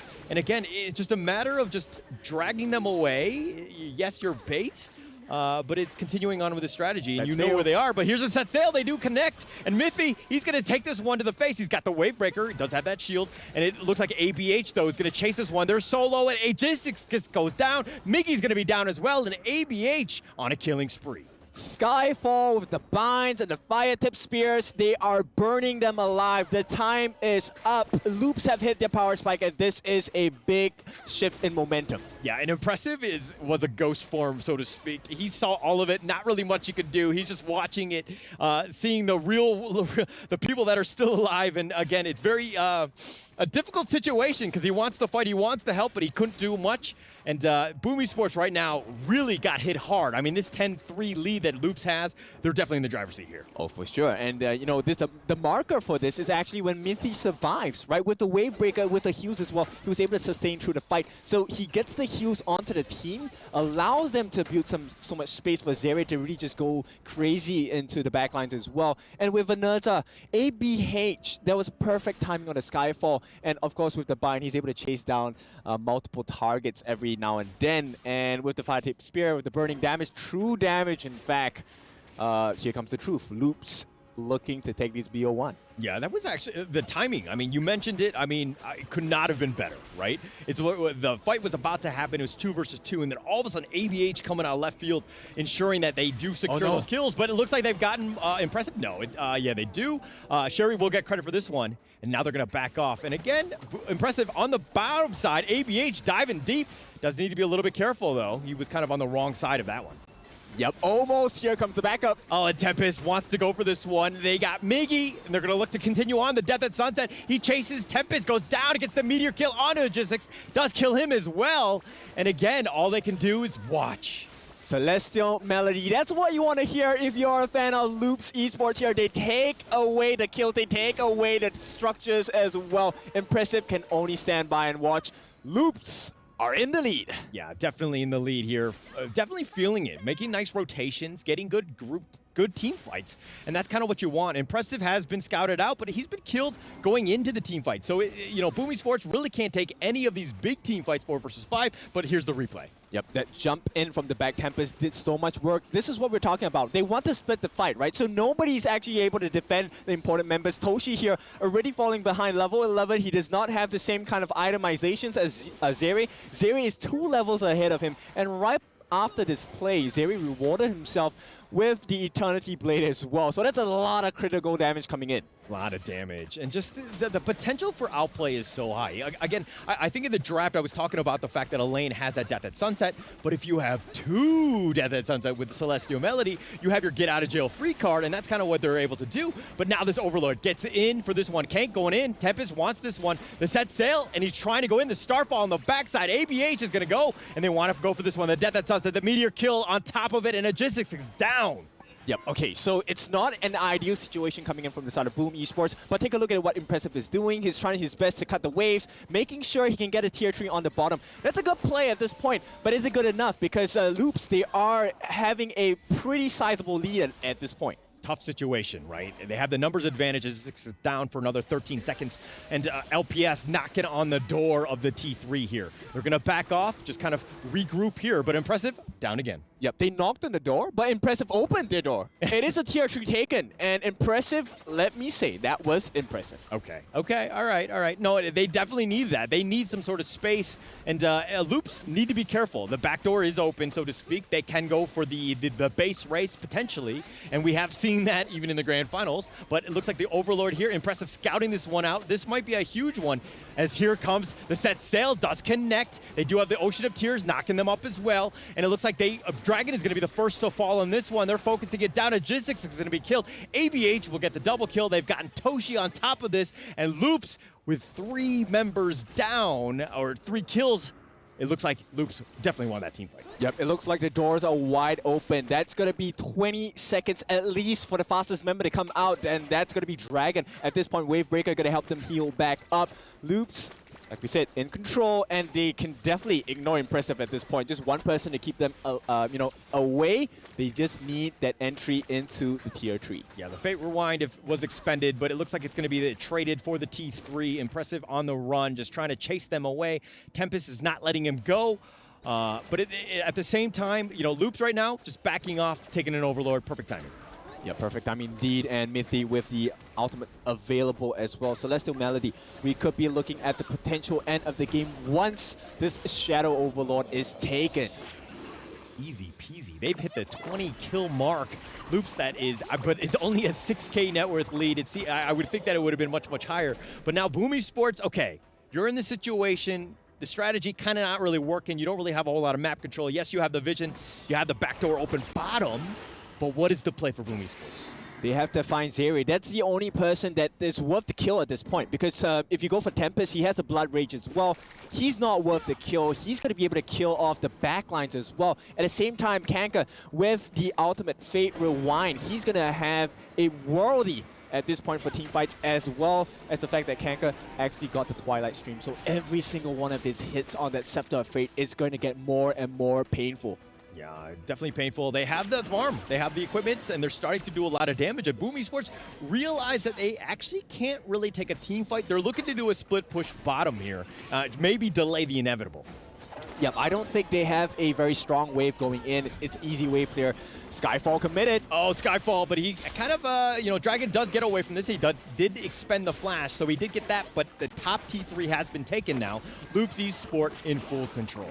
Yeah, that was a worthwhile trade, right? It doesn't matter if I burn out the Skyfall, you burn out the flash. Skyfall's cooldown way faster. Yeah, way faster. And I mean, it's one of those things where, you know, Boom Esports is like, he's coming at me. I got to run. I got to get to safety. And no real chance.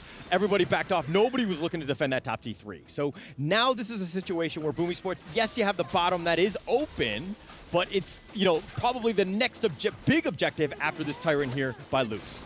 Yep, and that's the only pathway that Loops is left with to kind of put themselves in a much better position. So I think checkmate at this point, because Loops, they seem to have figured Boom Esports out. Yeah, and how do you deal with a death ball? This is what the right way. Skyfall going in for this. He's focusing it in. He wants to kill Toshi. And ABH actually has the damage. The rolling rate, Toshi is down the wheel away, not able to get to safety. But now Miggy's being chased.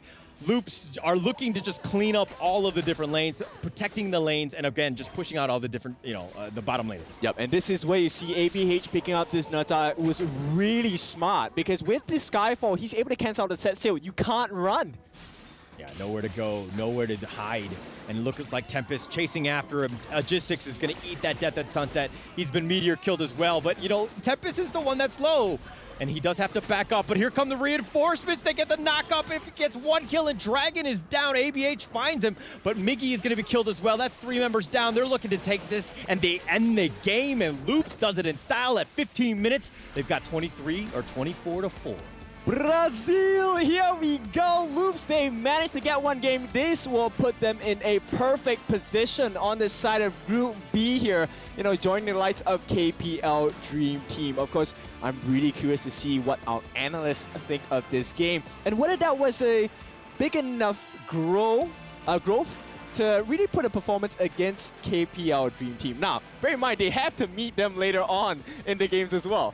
Yeah, I mean, it's a best of one. It's one of those ones where they did get that, that win. That's exactly what you want to do. This is a great confidence booster for Loops going into this. You definitely want to be on the top. Again, just to kind of recap for the viewers that are just tuning in now, only top 4 in each of the groups, and there's only 6 teams.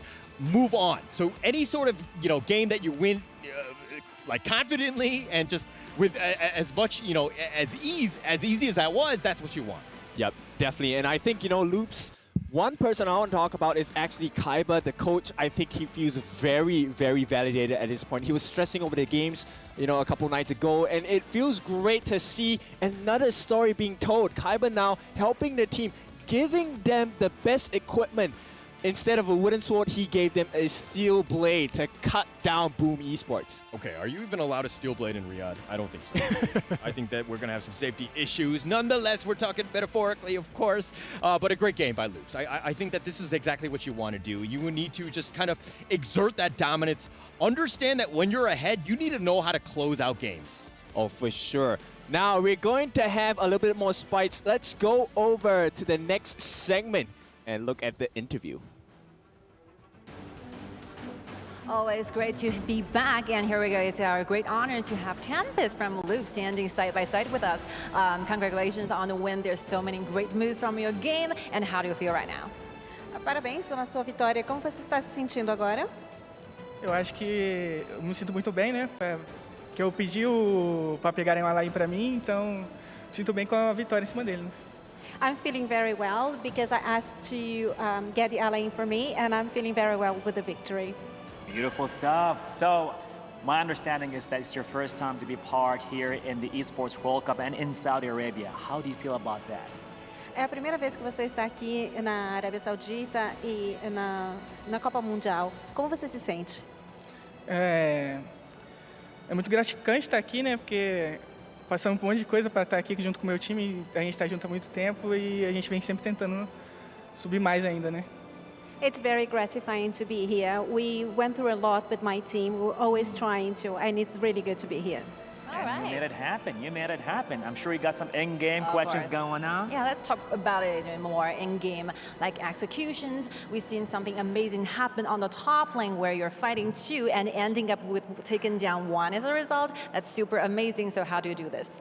A gente viu algo fantástico de vocês e teve uma questão que você estava contra 2 e acabou com 1. Como foi isso? Não entendi. Pode repetir?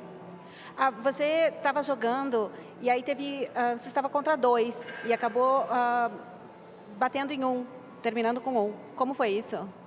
É que ali eu estava contra 2, mas eu sabia que o meu time ia chegar, então por isso que eu falei para eles comprarem comigo, que eu sabia que eu ia ganhar. I knew that I was against 2 there, but I asked my team to help me, and we knew we were going to win. Amazing. Well, that is great. All the way, ladies and gentlemen, happening here at the Amazon Arena. And now we're going to toss it back to the studio. It's all yours. Yalla. Welcome back. Congratulations to Loops on that amazing victory. We know exactly that everyone was predicting on what was going to happen with this game, right? Like Loops against Boom Esports. We didn't know what was going to happen. It was really close. The audience predictions, of course, from STC Play right over there on your screen. What did you guys think about the game? I think that's a really nice game, and the best quality that Loops has is that they always perform better than the scrims. Because I also talked to their coaches, and he's quite worried. Yes, you know? yes. But they are born to be under the spotlight. And the performance, amazing performance by Tempest on that lane, bringing you some exciting news. We are launching an EWC exclusive skin, Heavenblade Elaine.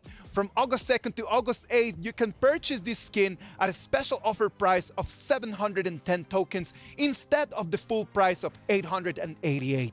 What's even more exciting is that if you spend those tokens to purchase Heavenblade Elaine through the in-game new skin event page, you have a chance to participate in the limited time tokens back. This is an amazing opportunity that you do not want to miss. Yeah. Amazing performance by Tempest and the Loops boys. And that Elaine, what do you think about that hero get? Wow, the Elaine did such a well game that round. And is a really, really strong top laner. And also at the back of the game, he has a Blood Rage, which also allow him to tank more damage for the whole team, giving more space for Loops. And you know what, like Tempest back into the Season 2, he used Lin 3 times and he won all of them. So I do believe with a 100% winning rate, he's the best person to showcase with customized Lin skin in our EWC. That's totally true, and that skin is actually fire, man. Like that so skin, cool. the effects of it is just amazing. The feeling that you get on your fingers when you're actually playing that hero, it's insane. Yeah, and I do like the thing that show up when he's using his ultimate. Look at the highlights right over here. Like at the beginning of the game, the truth is that Boom Esports had the upper hand. The Athena strat was actually working at the beginning, but it kind of just plateaued at the middle game. What do you think?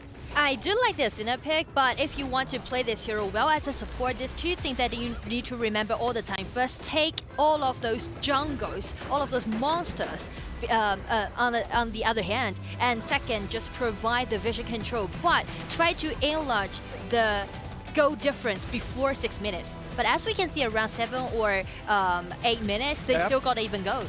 I love this one right over here. We thought that Loops was actually aiming to try to rush into that Overlord, but it was not. It was just an invitation for them to come and fight. It was just luring Boom Esports just to come in and try to get them. And get, they went back home with nothing in their hands. That's right, man. That was a trap there for Boom, and Boom took trap, and they went inside really, really hard. Thought they can get the dragon, but Loops did it again. They turned the game around, allows to go for the final push, and ended up winning the game. Amazing game from Loops. A good try from Boom Esports. I'm not gonna lie, like the Athena pick, I liked it a lot. But on the other side, like the way that Loops just reacted to that and was able to just in the middle of the game just to kind of level things out, it was amazing. And the thing how they do it definitely is related to Tempest, the top laner, the control laner, because he just stay in his lane and try to do the lane outplay his opponent. And talking about Tempest, he's going to be our match MVP on that lane. Look at that KDA, man. 10-1-5. Insane performance by Tempest on one of our favorite heroes at the moment. Yeah, I mean, they're kind of lost in the jungle, but Lin, Tempest just take the first blood and try to stabilize the pace of the game, and then he just outplay on the top lane and just let everything to be in control again by LPS. Yeah, I feel like, you know, Boom did really, really well in the beginning. I feel like the time was running out towards that 6, 7 minute mark. You know, their goal started to diminish a little bit until the goal equalized, then Loops came back. And that's exactly what I was talking to Nora. Like when we were watching the game, it was about that. It's just, as long as you have a gold advantage, the Athena pick, amazing. But in the moment that it's just like the same, it's even out, there's nothing. It's a 5v4. Yeah, there's exactly. Nothing. Look at the stats, man. Like if we check on the numbers that we have, like you can understand the importance, that impressive, what he's trying to do with that harass a strat. Like what he's trying to do is just to try to split a little bit Loops, try to destroy their pace. Yeah, and here's the thing, check the damage taken by Athena. That is overwhelmed to have damage taken at this, but at the same time, the total gold is a little bit too high for a support to have in game. And that's a problem. Yeah, I feel like the support, you know, he could have given a little bit of that resource to their carry, or maybe give a little bit of resource to their teammates in order to allow them to do the damage. True. I agree on that. Like, well, let's talk a little bit about Nutra. That Nutra pick right over there.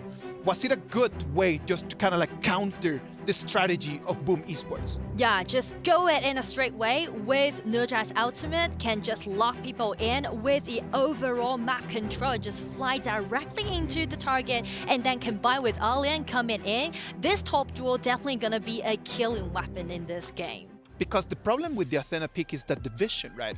Like the vision is going to be for your team as long as you have the Athena pick. But if you counter that with Nutra, then that vision advantage just completely disappears, don't you think? Yeah, definitely. Also, Neza did a really good job of targeting the back row. Lady Jin was probably going to be the really great wall to be in the way of the battle. So Neza went in there, took that on first, so Lady Jin doesn't really have the ultimate for the big battle. So Noops got another advantage that way. I agree on that. Now the HoK socials. Remember to follow our HoK Honor of Kings Global Esports channels and use the hashtag HoK at EWC 2024 for a chance to win permanent skins. You can always receive the latest and exclusive esports information as well. Follow our channel right now. 2 games have gone, a third one is coming. Now we're going to be facing LGD Gaming against Team Secret right after the break. That's good. Let's go.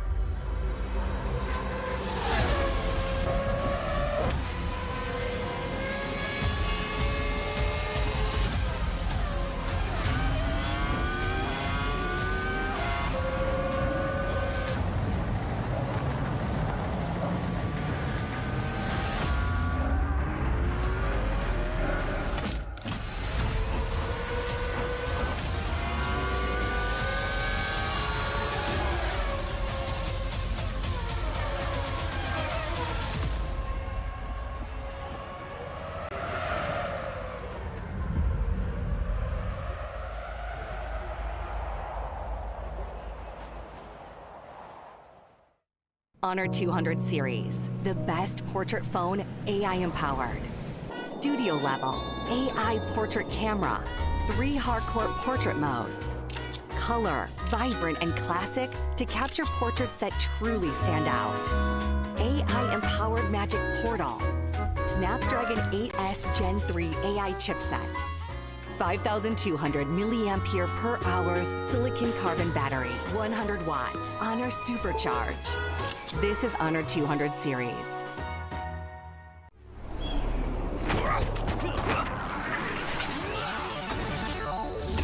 Ready, set, go.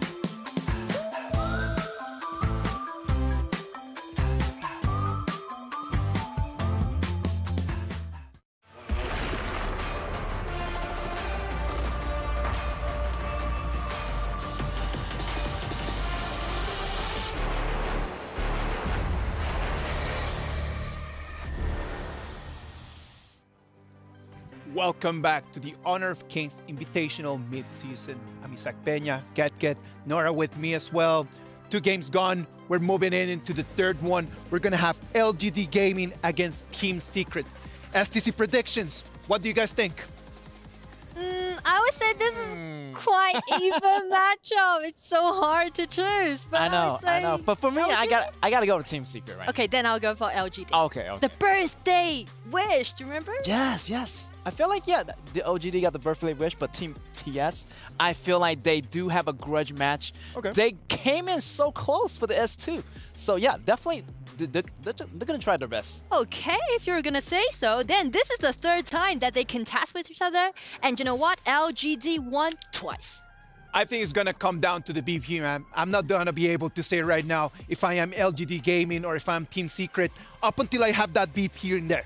It is just so close. The two of them, these 2 teams are so leveled that I wouldn't be able to say right now who is going to take the dub. After the BP, we will be able to see that. But you know what? The LGD Gaming and Team Secret players are already coming in. I know that the stiffness on their fingers right now is max. The stress gotta be unreal. Wow, look at that. I feel like they're really excited to see each other.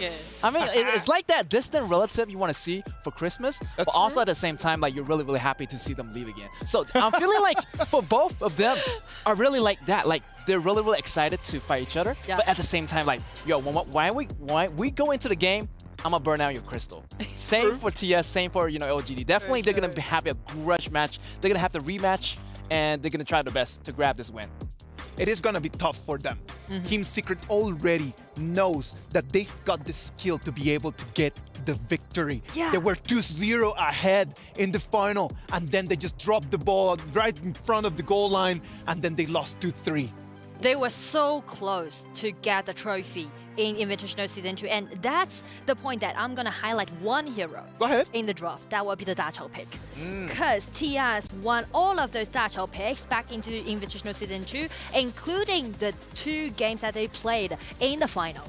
As long as LGD just banned that Dachau away, and then LGD just make the comeback and grab the trophy. So do you think that this is gonna be exactly the same thing right now? Do you think that LGD Gaming is literally not gonna give out that Dachau in order just to repeat their winning key from the championship? What do you think? I feel like LGD does have a lot of options. I feel like they do know that Dachau is going to be a prevalent pick for the Team TS, but I figured they figure out another way to go around it. I mean, they've been training with the whole team for a very long time. They expect this Dachau combo to come through. So they have something to counter this, and that's going to be their secret weapon. They're not showing us right now, but in this game, maybe we're going to see it happen. Come on, man. Like, Team Secret needs to have something else right over there in their toolbox. If it is not going to be the Dachau, Nora, what do you think it's going to be? I think it's gonna be the Dolia pick with a Kaiser. Dolly and Kaiser. All right. Amazing things are going to be happening right over here as we're going to have the repeat from the Season 2 Invitational Final. It is going to be Team Secret against LGD Gaming. I am looking forward for this. And I know that everyone in the Amazon Arena, it is really hyped up to really welcome these players. And I hope that everyone at home has already sitting there. Take it there. And back again to the Amazon Arena and ready to calling our warriors for this coming match. Sky, the honors is all yours. With the warmest welcome, let's give it a go with LGD Gaming. Welcome.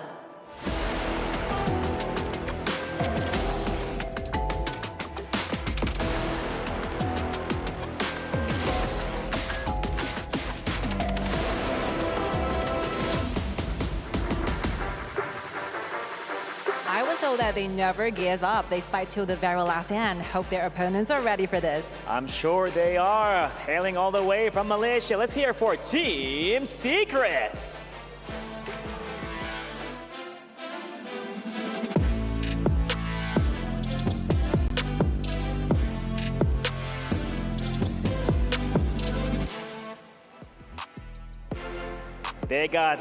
They got some legendary tactics taking place in this coming match, and we'll see what's gonna happen. More with our experts. What do you think? Of course, let the battle begin. It's our time back to the studios. We are back and we're going to change things up. We're going to go into Group A. This is going to be 2 squads from Malaysia. They are no strangers. They met in the grand finals in the Season 2 Invitational. It's, of course, LGD versus Team Secret. Kindofu, who do you give the edge to going into this best of 1? Okay, let me give you the context before I give the truth bomb here, right? So in the Season 2 grand finals, LGD got caught with their pants down. Secret surprised them. And if we follow the same formula, I think Team Secret has the secret sauce to kind of give another surprise to Team LGD today. So I'm going to lean in with Team Secret.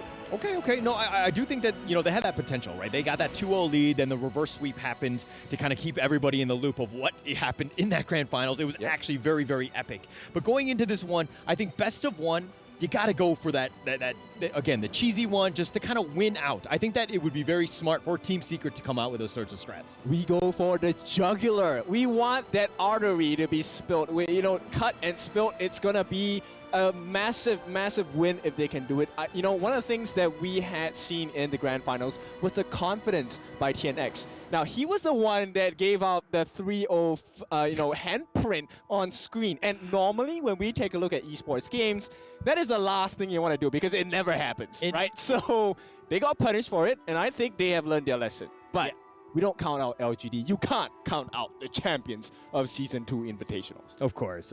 When he did the 3-0, I was like, no, not till it's over. It was one of those moments where I'm like, oh, I know they jinxed it. I've seen this time and time again. Hey, win it out, then you can start celebrating. Throw up all the 3-0s that you want at that point. They had a huge advantage going into this one, but it's overconfidence, and LGD struck back. Yep, for sure. Sun here looking straight down into the cam. He's staring us down, guys. Now, we have friends from all over the world in the arena as well. Now, Sun, fully focused. He did not leave his eyes, shift his eyes from the camera at all. Looks like we are in for a spicy one here. I think Team Secret, they have something. Everyone's just looking at the cams. Yeah, everybody's just kind of chill. I think at the end of the day, it's still a best of 1. You're still a group stage. It's not do or die right now. Obviously, it'd be a huge statement if you were to win out. Of course, I do feel like, LGD and Team Secret are probably the strongest teams in Group A. But any other, do you think that too, or what? We in full agreement, right? I concur. At this point, I think these 2 teams have the highest potential to pull off an upset against the KPL Dream Team as we merge the winners of both groups. So at this point, it really is, okay, this is a statement match for me. It's more of like, who is better? Who has a higher chance of actually upsetting KPL Dream Team and possibly taking out the entire competition and lifting that trophy at the end of the day. Now, foreshadowing, I voted for Team Secret to win the whole thing. You're wrong. Go on. Yep. I have been flamed right off the bat the moment I announced it, right? All over, the social media platforms, I have been getting some flack about, you fools. It is the KPL Dream Team taking the whole team. And I just have to say, everything starts with 1 step forward. Yeah, 1 step forward, but okay. Let's talk a little bit about progress here, right? I think LGD Gaming Malaysia, this is a team that does not lose, right? They only have lost games to Team Secret. So getting to that level, and we'll see how Group A plays out with the rest of today and tomorrow, but LGD, I think that this is their most formidable opponent going into at least day 1. I think KPL is definitely on their radar. It's something they need to respect, and they're going to kind of, take that when it happens. But I think that we're still very far away from that matchup. Well, just a little bit of information. Both of these teams actually went to a couple of overseas experiences, boot camps, to really just pick up the pace as well. So they have experience playing against KPL teams, so we might see, a monstrous evolution for both sides. And this is really exciting to me because, let's see, they have planted seeds for a couple of weeks now. Can we see the results? Do we see a tree? Do we see a fruit? Do we see, do we see barren wastelands? It's going to be a barren base for one of them. Yeah, definitely. So I do like that analogy. And I think we're going to have to see exactly what does sprout, right? I think it's going to be super important going into this one. I think when you're talking about evolution, one thing that LGD cannot do is go down 0-2 in a series again, right? Playing from the back foot where it's do or die, you do not want to be in that situation. You definitely want to be on the reverse side where, hey, you could potentially finger, do the fingers of the 3-0 and then maybe put yourself in that situation, but you want to be coming out from ahead. Yep, and they are in good hands because the person responsible for the team is actually Joker. Now, we all know Joker, and just a side piece of information, if I don't have it wrong, I remember him saying that he had a master's degree. Now, I forgot what major that was in, but hey, he definitely has a master's degree in forming teams. He has experience in building teams from scratch with very good growth as well. And this is his baby, and LGD are looking for the win today. Yeah, and he's looking very serious on taking every single game to the most, the highest level, so to speak. He's definitely going to be bringing it. He wants that team to they're going to be tested, right? And they're going to be tested early. Team Secret, again, you're talking about the fact that, TNX is that jungler that really needs to get going. I think Team Secret kind of ride or die with him. If TNX doesn't have that good game, especially early, Team Secret really might struggle in this game. Well, that could fall into the hands of Yuhan actually, because he was one of the few MVPs. Remember, we were talking about, hey, he did not get an MVP reward for majority of the tournament, and when he came out with his hands swinging, guns blazing as well. So I think Yuhan could be that secret formula to really get TS ahead in this game. Okay. I do think that there's a lot of again, it's more of the fact that I call out TNX because I think games are really won in the jungle, right? It kind of sets yourself up for success having that that level. It dictates so much of the pace of the game that I think that there's a lot more pressure on him. Again, obviously everybody needs to step up though. Yep, all they need to do is to secure something good, and they will allow it. LGD allows the Da Chao. And when LGD allows you to do something, they are ready to take out the whip and whip you for making a couple of mistakes. Yeah. And Nora kind of rightly pointed that out in the analyst section. Basically, Team Secret, when has the Da Chao, they're, undefeated, I think? It was, a very high win rate hero, but again. Yep. Is this a win for LGD already? It's an AUGEN and a Lung coming in for the side of LGD. Now, they will allow the Fuzi Da Chao combination. They're going to allow the Luna pick as well. But you're going up against the AUGEN, and AUGEN loves people who get close. So isn't that detrimental to Luna? Definitely. And, allowing both of the latest heroes to kind of be picked back-to-back.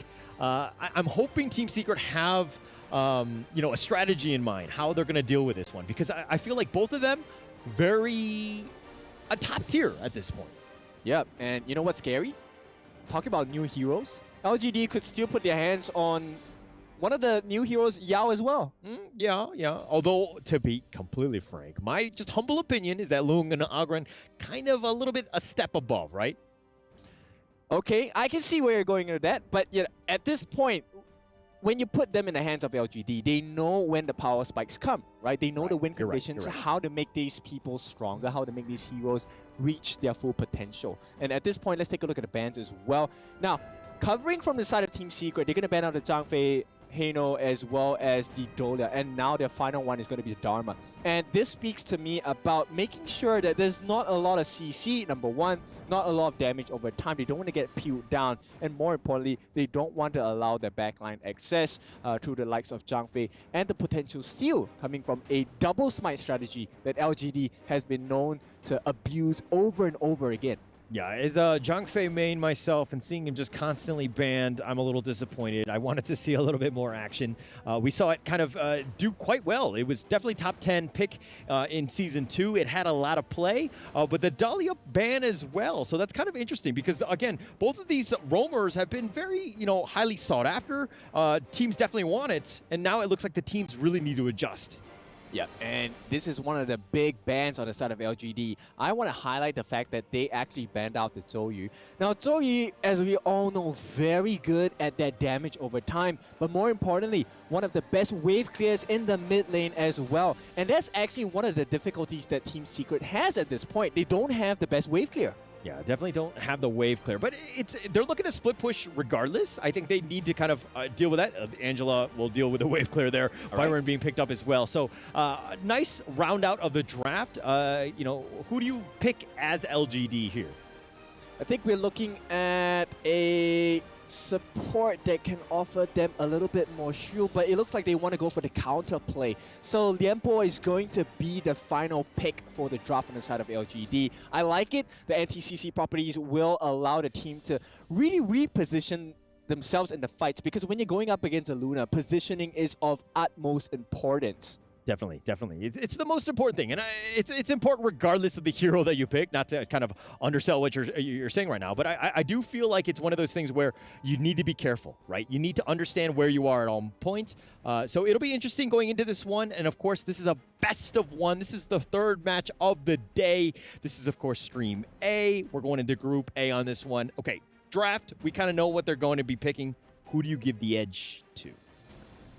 While I voted for Team Secret to win this match, I have to give the edge over to LGD. I really like the picture. You know, if they get the formulas right, if you take a look at what's happening on the side of LGD, they have a lot of control as well. And AUGEN loves control. Loong loves control because they open up the map. They open up the fights as well. Nobody's going to be able to touch Musang King. Nobody is going to be able to touch JR. And with these two heroes, they love that full-on control. Okay, you just said like love like 5 times, man. Every single time you said it, it was different. Can you feel my love coming in? I can. It's great, but we're going to go into this one. Of course, this is the third game. We're going to go at LGD versus Team Secret. And again, Jay in mid lane, just kind of creating a little bit of space for Xiong to kind of get that farm. But all right, which player from each of the teams need to have that really good game? I think at this point, it has to be Team Secret, right? Because it's much easier to grow on the side of LGD. In order to grow on the side of Team Secret, you need to get the kills. And that's not likely to happen in the first few minutes of the game, because until Sun actually gets his farm up and Tiana gets his itemizations, it's going to be a hard battle to fight. Okay. All right. It looks like they're kind of, again, very neck and neck. You know, we talk about the match of the day. This is definitely my match of the day. I think that these are two evenly matched teams, and we're going to just see nothing but fireworks in this game. Oh, for sure. Right now, we're just lighting the fuse up, right? It's going to take a while before the fuse comes to the end, and we have the full-on explosion of rockets and whatnot. But you can see LGD, rightly so, very aggressive in the start. They do have some pressure coming in. Wait, if you're going to light the fuse now, how long is this fuse? I mean, the fireworks, they should be happening now, right? Well, for the side of LGD, it should be happening. But Team Secret, they know that this fuse is coming, right? So they're going to try and delay. They don't want to fight. They want to fight when it's a guaranteed win. So until it's a guaranteed win, then you're going to see them just sidestep, move a little bit more towards the back.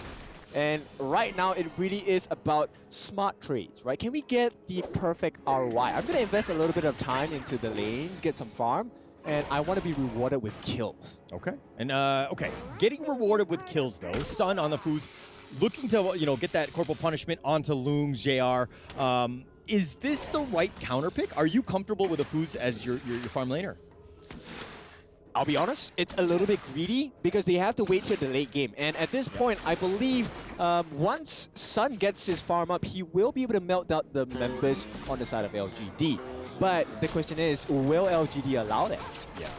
We're going to have to see. I mean, it's still very, very early. We're seeing just how much Jay is really just trying to prioritize that lane, trying to create some space for Loong to kind of get, you know, his farm.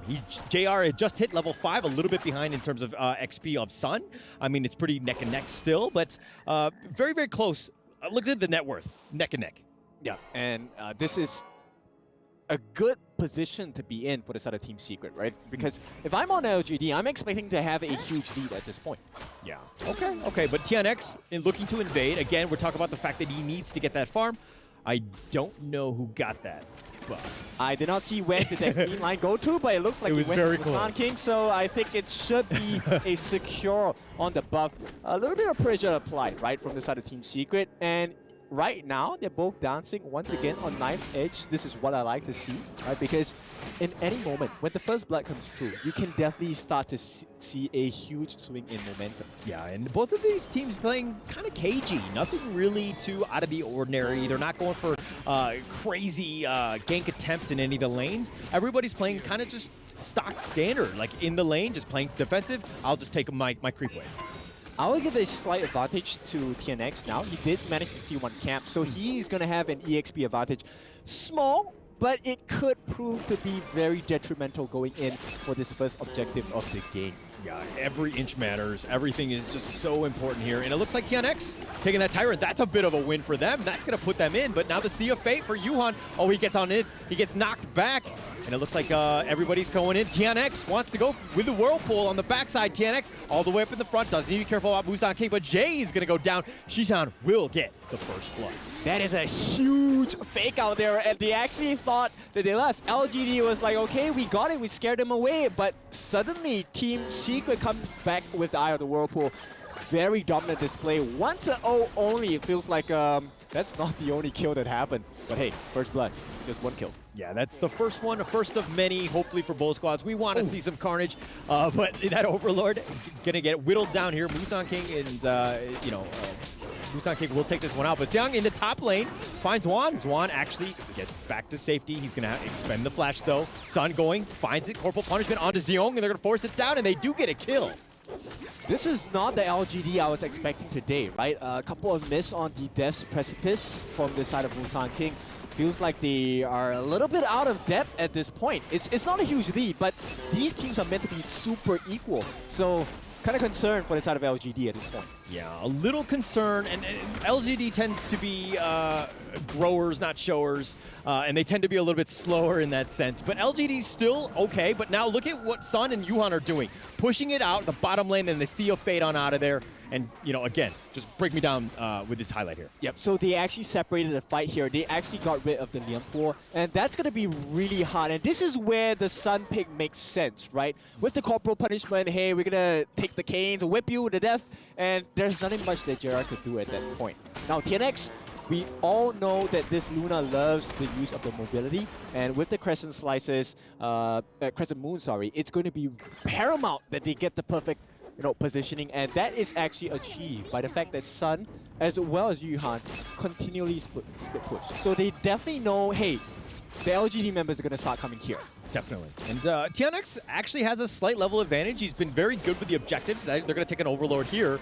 They do have a slight advantage, and Busan King has not been able to kind of repeat his level of success, but TNX needs to be careful. He's going to get pulled back.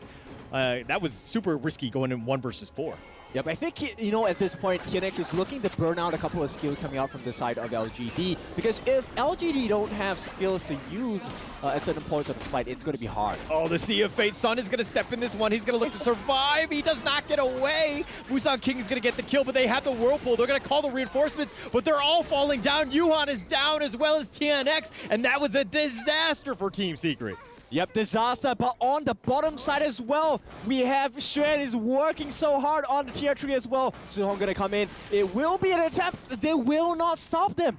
Will not take it. They'll take the bottom T3. That opens things up, but it was one of those moments where, hey, Whirlpool, but then all of a sudden, Sun had already been killed. Do we go for this one? Team Secret did it just for the fact that, Zwan was pushing in that bottom lane. They get it, but here's the replay.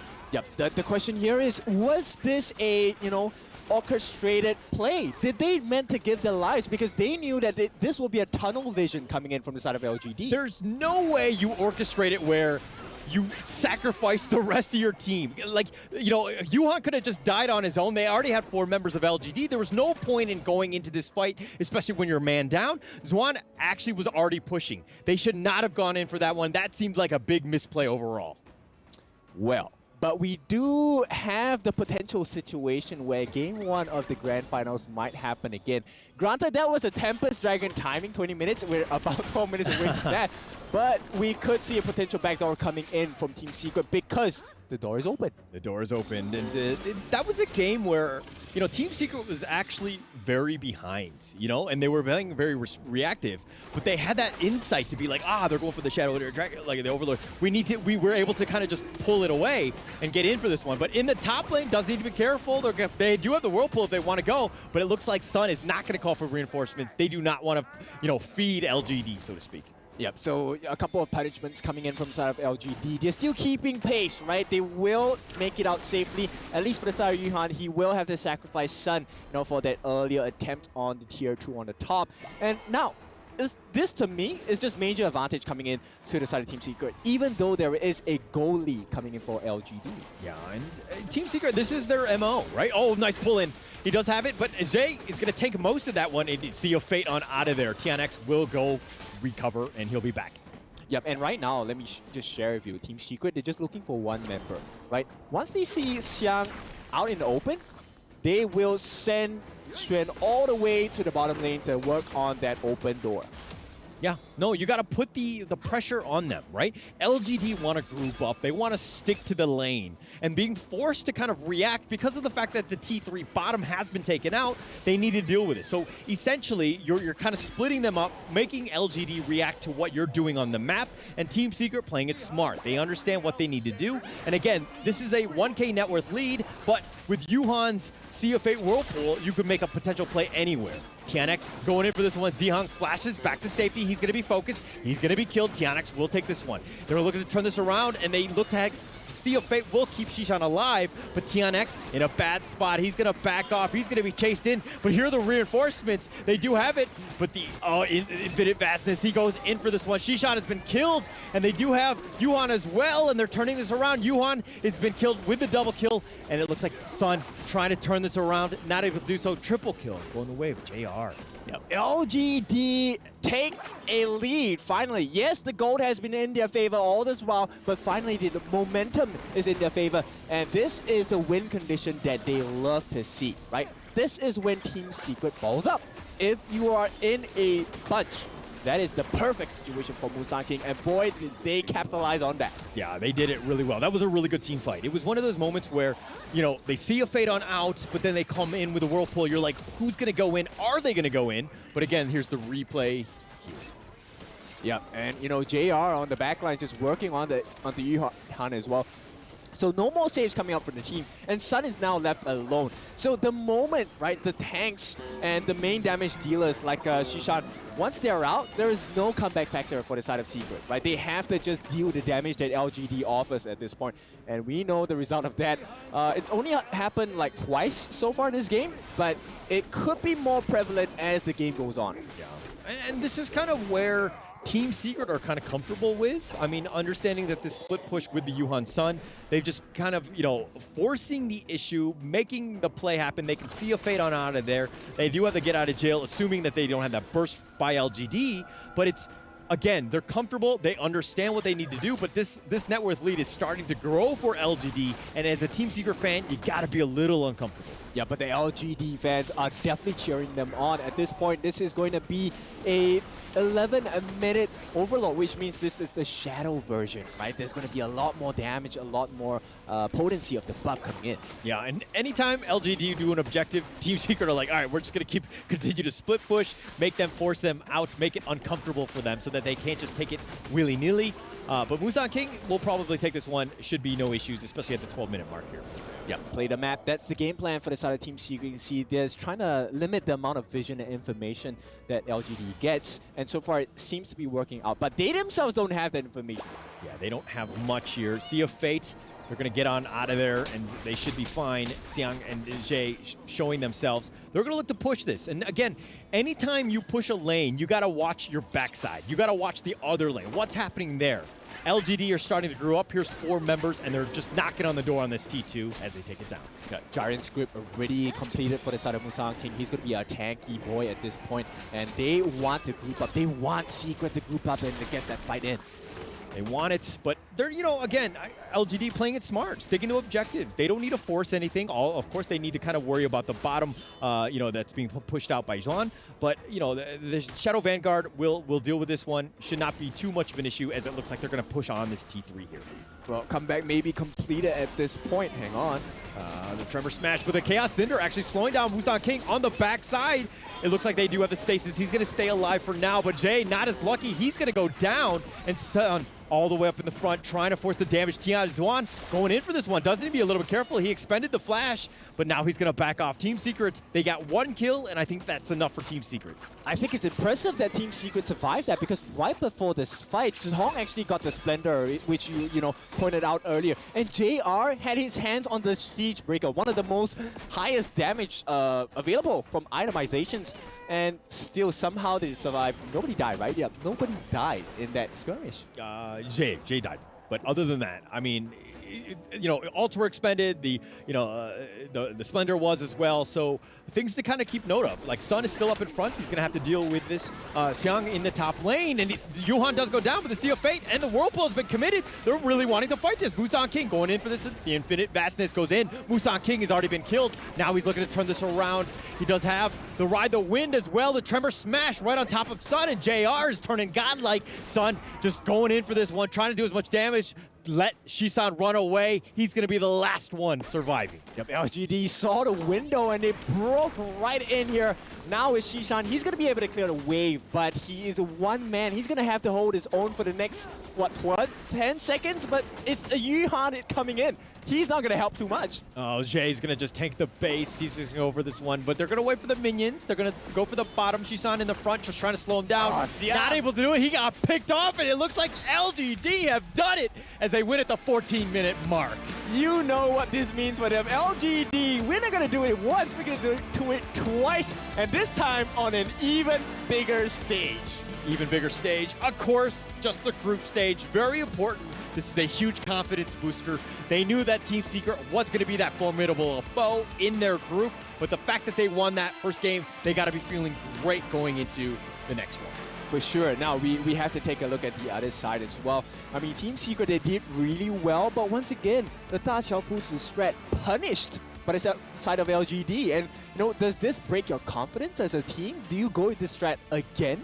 I mean, it's a situation where you're like, this is our bread and butter, and the fact that LGD were able to kind of counter it and to kind of, you know, to beat it out, it's got to be a little demoralizing for Team Secret, right? They need to go back to the drawing board, understand that, hey, this is still a good strat. We can make it work. They were doing well. It's not like they were completely, you know, destroyed in this game, but it's one of those situations where, you know, we're going to have to go back to the drawing board.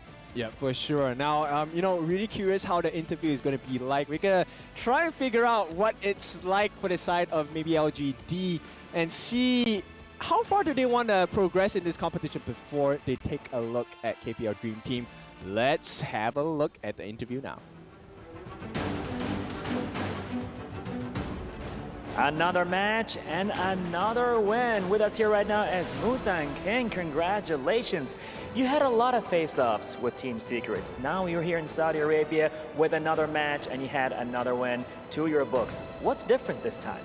首先呢，恭喜Musan King 选手获得本局比赛的胜利啊！因为我们和 Team Secret 也算是老对手了。那这一次在 EWC 会不会有一些全新的准备和不一样的准备呢？对我们来说是一般的。 我们就平常心去打这场比赛。I think honestly for us it's a general game. We wanted to keep everything simple, everything smooth like we did before. All right.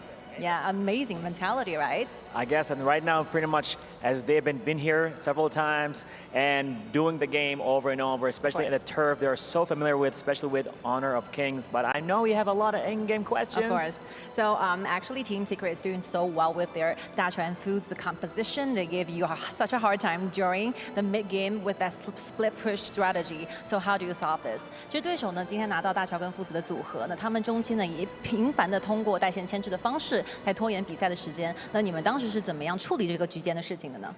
我只能说我们的辅助卡圈太厉害了，每次都把老夫子卡得死死的。All right, I think amazing performance by our support because he can create a lot of problem for Fuzi so that we can win in the actual team fights. And we look forward for more matches taking place in this invitational. I guess it's time to go to the studio again. Okay, 3, 2, 1, yalla.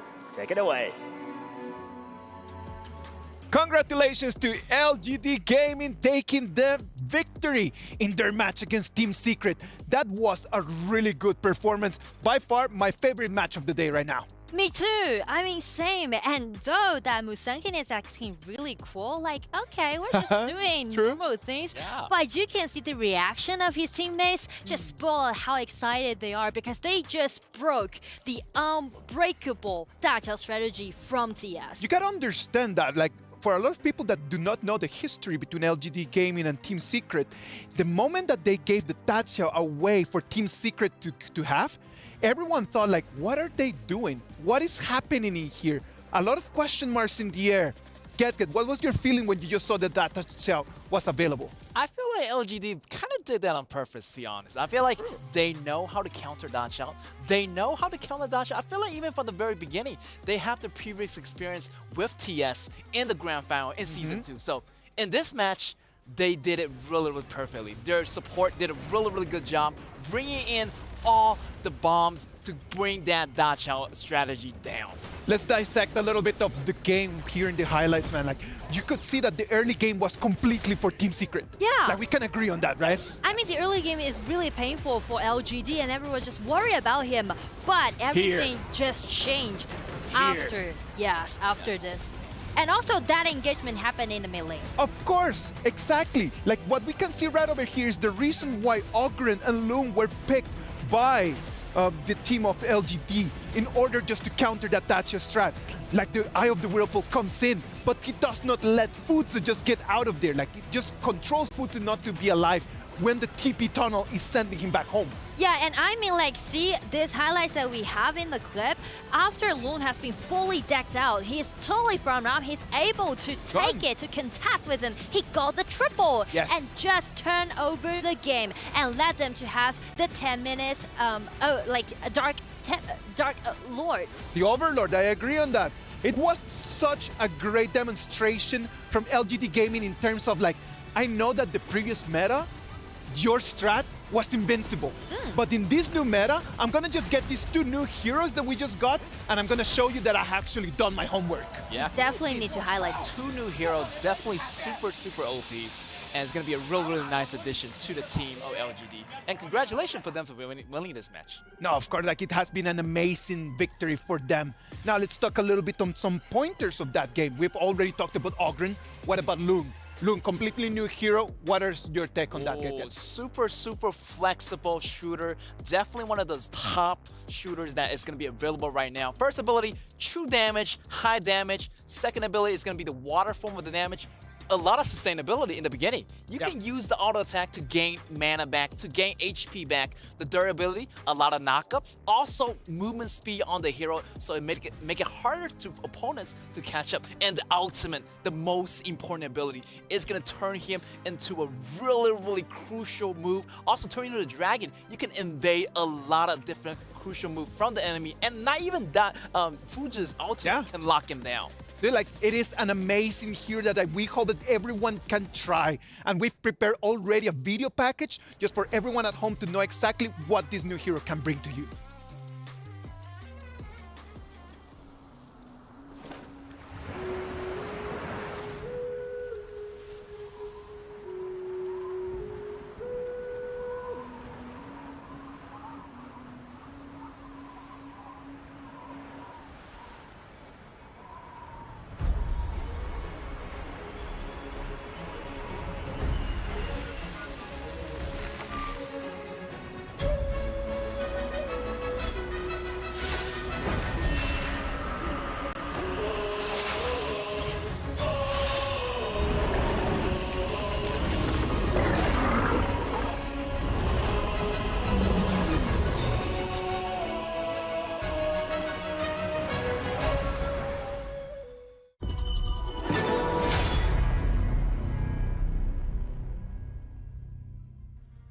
I am so excited, and I need to go back home and just get in game and just play some Loom, because after this video and after this performance, I am really just really want to get in there. And also, I can see the talents that those players have, because we know that AUGEN and also Lone is just being newly launched in this patch, and you can see how well they played with those heroes, right? Pure talents. Yes. You know what? Like, we know exactly that it was a team effort for LGD Gaming to actually win, but someone needed to take that MVP.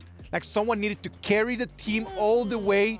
Musang King told us that he believes that his support was the best, and I want to agree with him. That Liempo is the match MVP. Joe is going to collect that MVP, put it in his pocket, because without him, the whole strat would have fallen apart.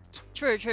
I mean, like, the way how you're gonna counterattack that strategy is that you need to predict the next movement that your opponents might take. And also, speaking to the team fight, I really want to highlight his ultimate, because he need to smash on the ground 3 times, but only the 3rd smash will allow them to knock them up and just cut them down from the Dacha's elevator, the teleportation. The timing that you need to have, right? Like, it's 4 not...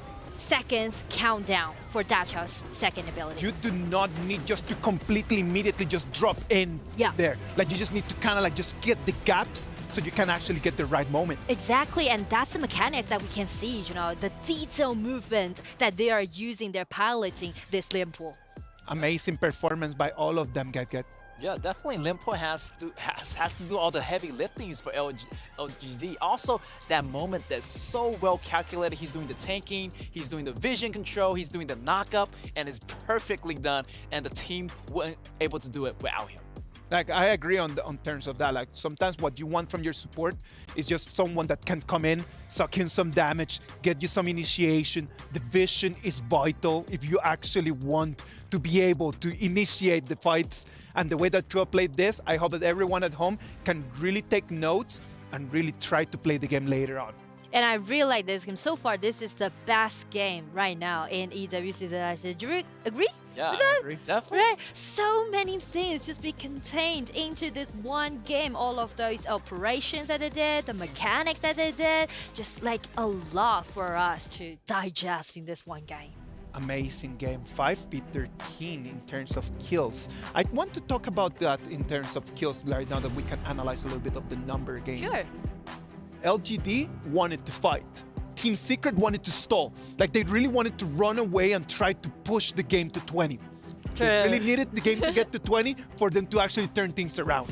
Yeah. But the thing is that the only initiator from TS composition is Fuzi, right? So the thing is that LGD is trying to let AUGEN or Loon using his ultimate or use that Limpo smash, try to get a void about the initiator and try to do a lot of counterattack against Fuzi. Just look at the damage taken by Musang King. 62,000 he's taking. Like, he's sucking in so much damage, almost the same as Trua. Yeah, exactly. And you can see the vision control and also how tanky they are being those engagements and try to build up quite like a comfortable setting for Loon to do all of those happen. Yeah, for me, I feel like I was a little bit worried about LGD in the beginning. TS was doing so well. I mean, TS was in the zone. You see that Fuzi took out that Lady Jin so fast, and everything's going so well, but the shifting point was that jungle fight in the red area of the LGD where Limpo lock this Dachao up and allows the whole team to go in for the cleanup. So that was a turning point for the entire game for me. So from that point on, LGD would have a smooth sailing from that point on. All right, guys, this has been a very exciting game. Let's right now just think with very cool heads. The previous meta just told us that Dachao and Fuzi, it was the pick. It was just the strat that you needed to do if you really wanted to go. New patch, new tournaments. Do you guys think that strat is still going to be that strong as what we had before? I would say for TS still gonna be a strong pick because LGD know how to play Loon, the new hero.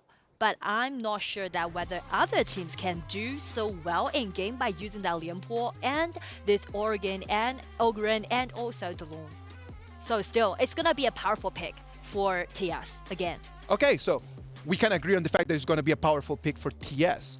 Is it gonna be a powerful pick for every other team as well? What do you think, Edwin? I feel like it's gonna be another powerful pick for other team as well because this composition has been in the game for a very, very long time. This strategy is very well known, also in the KPO region as well. So I don't think that it's gonna be a trouble for other team to use as well. And to a new addition to the new heroes that we just joined in, just too many heroes to ban right now. We got Lady Jin, we got Loon, we got AUGEN, so many heroes, so many available strategies. So not even really one that's really matter. I feel like they can use any strategy, the new hero strategy, or they can go with the old-fashioned Dachao and Fuji strategy. Old-fashioned Dachao and Fuji strategy is still going to be online. Yes. What would have just changed in terms of the BP in order to give Team Secret a little bit of bigger advantage.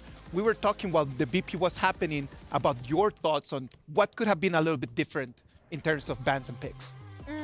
I would say they ban away Hano and Zhangfei first, right? Yes. For the first phase. It's because they are worried about Hano will be the one to be the tankiest person on the opponent's draft. And also Zhangfei, by using his ultimate, he can easily just blow everyone away and just push them back. True. I would say take Long instead of Hano as the first ban when they're playing against LGD. Yeah. But if they're playing against other teams, I would say Hano and Zhangfei will be the most suitable one to be at the first phase. So you believe that they should have just picked that instead of actually banning it away? Yeah, that's also going to be a nice solution. Okay. What do you think, Eket? I feel like that's going to be the same for me. I have to agree with Nora here, and definitely her analysis of the game was so deep. And going into the predictions, even predicting that Angela was going to be a really great yeah, I counter like that one. against AUGEN. That was a gigantic flex from Nora. True. I said so. Yes. And the reason why I named Angela in that draft is because Angela can do so good burst out damage in the early game and not just prioritize the mid lane, but also can be a nice counter attack against AUGEN. Just keep the distance and also do those burst of damage, kill him instantly. But the problem is that once you're using Angela, the combo needs to mate in a quite decent way. Once Fuzu break the ultimate and bounce someone in his ultimate, Angela need to be there. And that's a problem. You need to catch up with Fuzu's pace, right? Directly throw out your stat and make the insta-kill. If you can't do that, you're be in the deficit during the engagement. You only got one chance. A very big gamble right over there with that True. Angela, right? Is it a everything or nothing? Well, right now, before we move on to the next games, right now we're going to present you one more video explaining AUGEN, this new hero that is available for everyone. Watch it and then tell us over there what you think. The one who would control fate must be heartless. Raise the axe of God to smite all. Only then bless the people of Yimeng.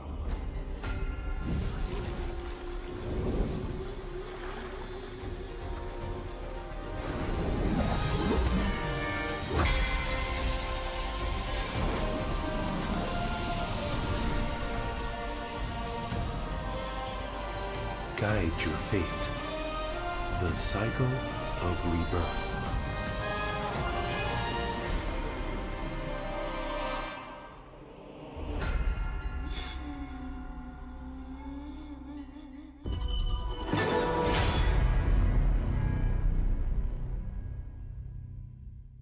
We are back in the Honor of Kings Invitational Midseason. Well, already, how many games? 3 games have already passed. Like, I feel like it's been so excited that it's just like, I feel like time's just flying. We're gonna move into the 4th one right now. We're gonna have Team Impunity Esports against Team Kagendra. Can I still be hyped? I mean, this one's also gonna be a good one. I feel like Impunity. It's alright to be hyped, kid. Okay. It's totally fine. You be as hyped as you want. What about if you talk to us a little bit about Impunity Esports? Well, Impunity Esports, they had made their name since 2022 in HoK because they won several tournaments as a champion. And also, they are just being so dominating in game. But recently, I'm kind of worried about this team because it seems like they are not catching up with the patch. So I'm going to test it out for today's matchup. But still, I want to highlight the mid laner of Impunity, X-Hero. He was a mid laner at the first time, and then he rotated to be at a confront laner, and then he rotated back to be the mid laner. So you can see like how talent this gamer, the pro gamer has, right? And also he's the captain of Impunity. I have a soft spot for Impunity Esports, man, because for me they do represent the process of making the game international because they've been with us for such a long time.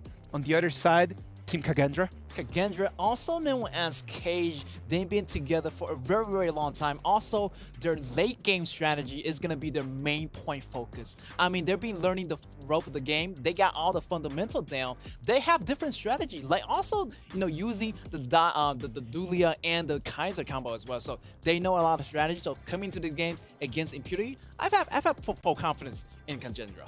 we had a very good opportunity just to talk to Team Kagendra. We talked to Weibo in this pre-match interview. Let's see what he can share with us. It's Chichu with me here. It's going to be Weibo from the side of Kagendra. He's the dangler for the team. Now, Weibo, this is your first time in Riyadh, and EWC also is the first time. How so far for you? Everything in Saudi Arabia is very lavishly, I think. Yeah, what is it? In Indonesia, it's mewah. Luxury. Luxury. Wow. What do you think? What is the most favorite of all this luxury you've been through? I think especially the food. Maybe because the hotel is very expensive. The food is really great. Yeah, he's liking it. All the time, it's available for you guys to just take it, right?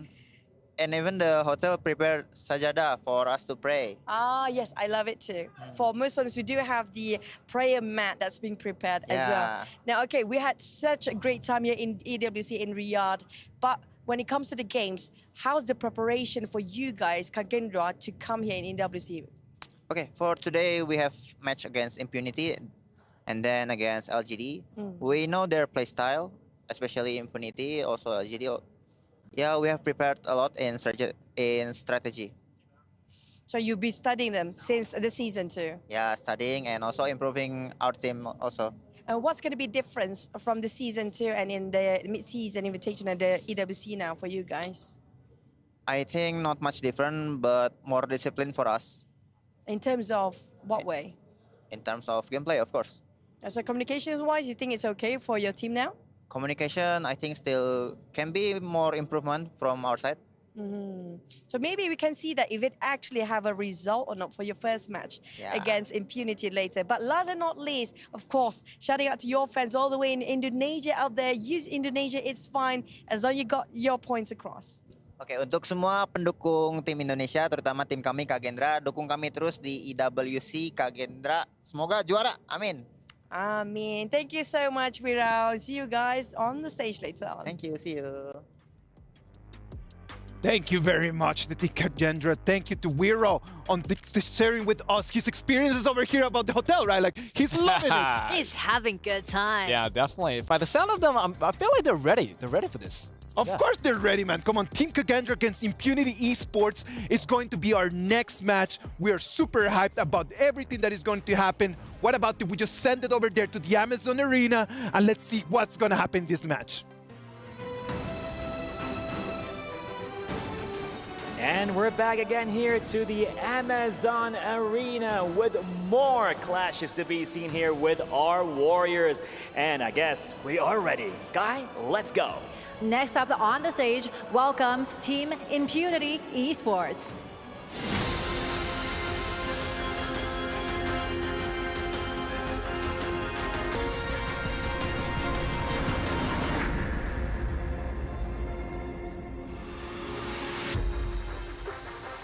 They strive from failure, they rise up again and reborn from the ashes. That's how good they are. Ooh, reborn from ashes. Let's see what's gonna happen right now as they're gonna go against their competition. Hailing all the way from Indonesia, let's hear it for Kagendra.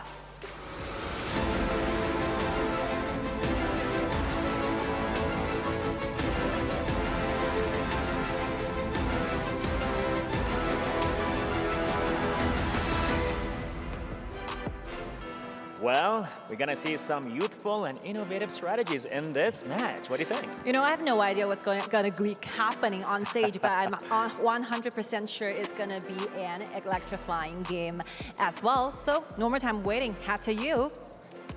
Take it away.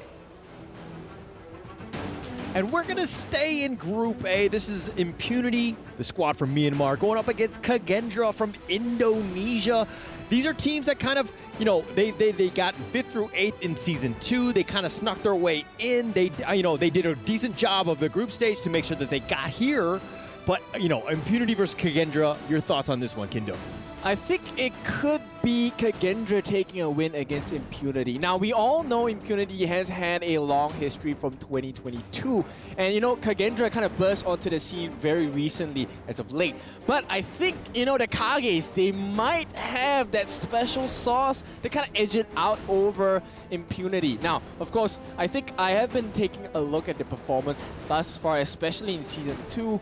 I think they have what it takes to really, you know, bring the A game. Now, once again, some of the things that we have to take a look at is that the coach for Kagendra is actually one of the youngest coaches amongst all the teams in Season 2. And I think he brings a lot of fresh perspective and a lot of creativity into the draft as well. Yeah, age is just a number, let's be honest here. But getting your team on board, again, coaching is one of those things where, you know, anyone can do it if they know how to kind of manage a team. Getting the team on the same page is very important here.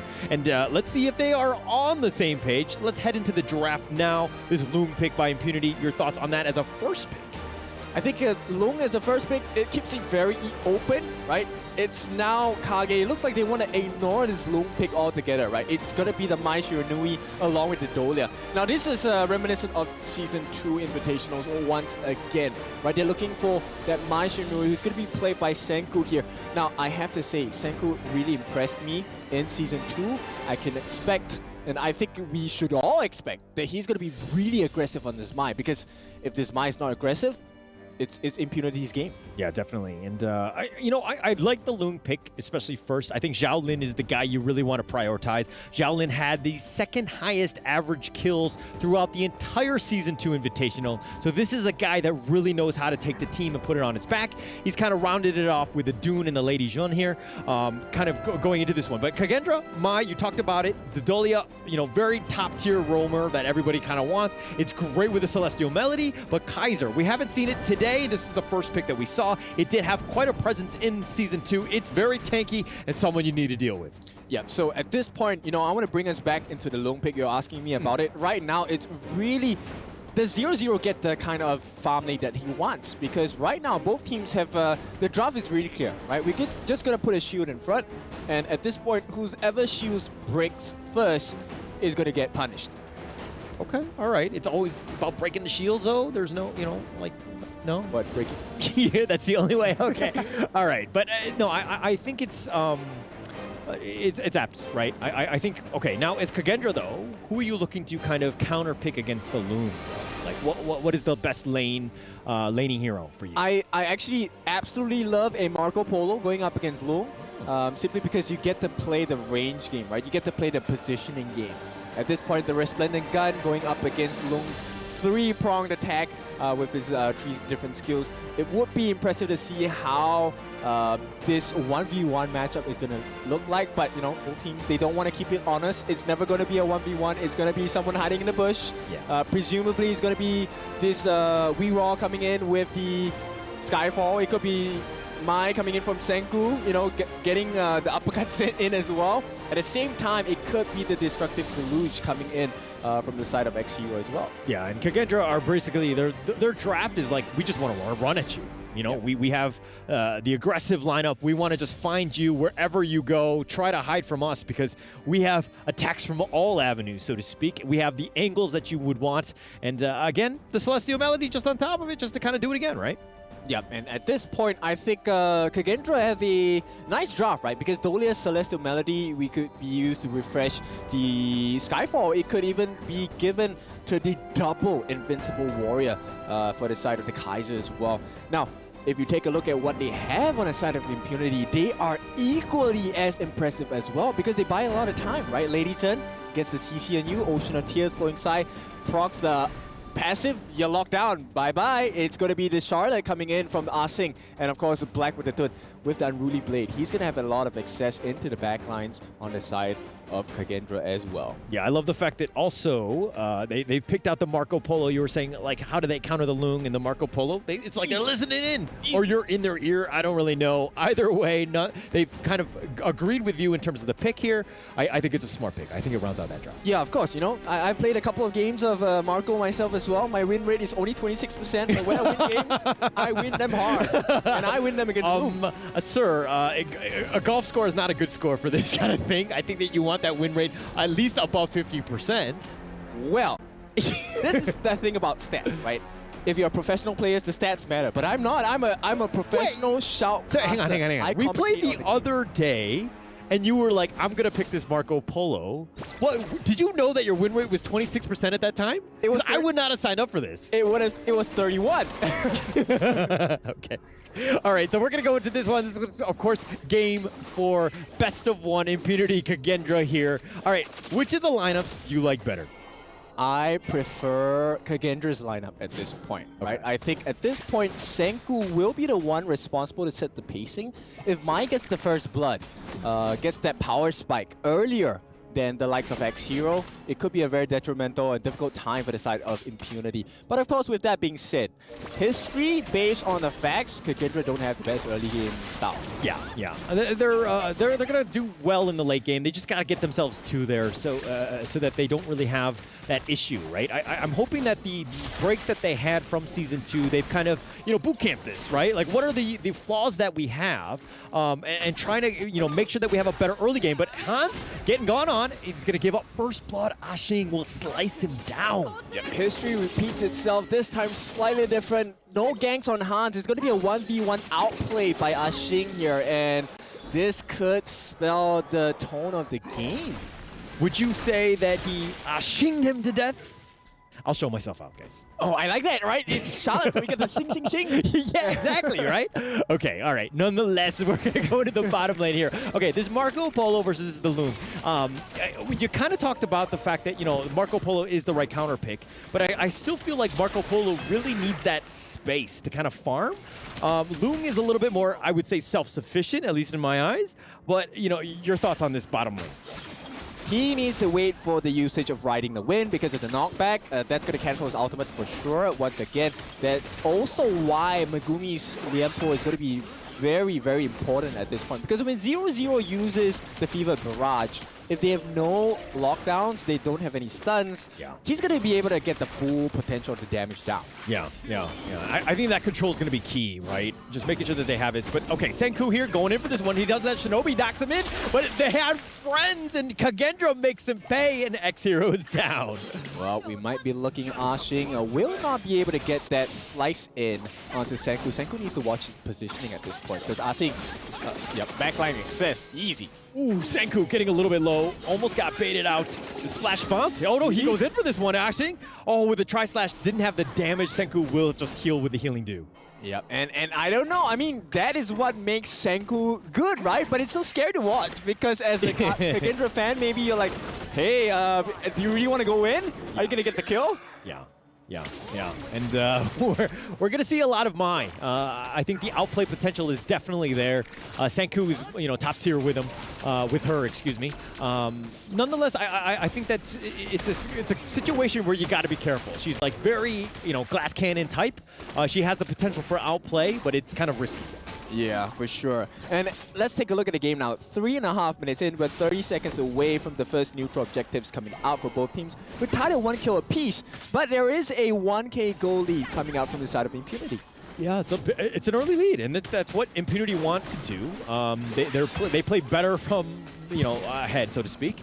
X-Hero, though, kind of forcing it out, making Senku just stick to that. As the Mai, you kind of want to clear your wave as fast as possible. Black on the backside, he's going to get pushed away, and he's going to be completely ignored. But to just finish my point real quick, Mai looking to kind of push out, clear the wave, and then to make rotations. Yeah, you can see the missed comms coming in here, and Black wants to try and get something, but I don't think that's just the point yet.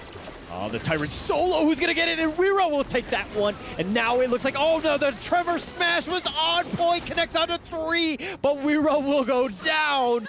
And that was a huge one for Megumi. Yeah, it's a trade, but it's still a trade in favor of Impunity at this point. They want more, they need more. Oh, the wind slash a little off the mark, but the Skyfall, he goes right into this one. He focuses in on a Black, and Hans will take him down. And the Skyfall, you got to be so careful. But 0-0, he goes down as well. And looks like it's going to be a 1-for-1.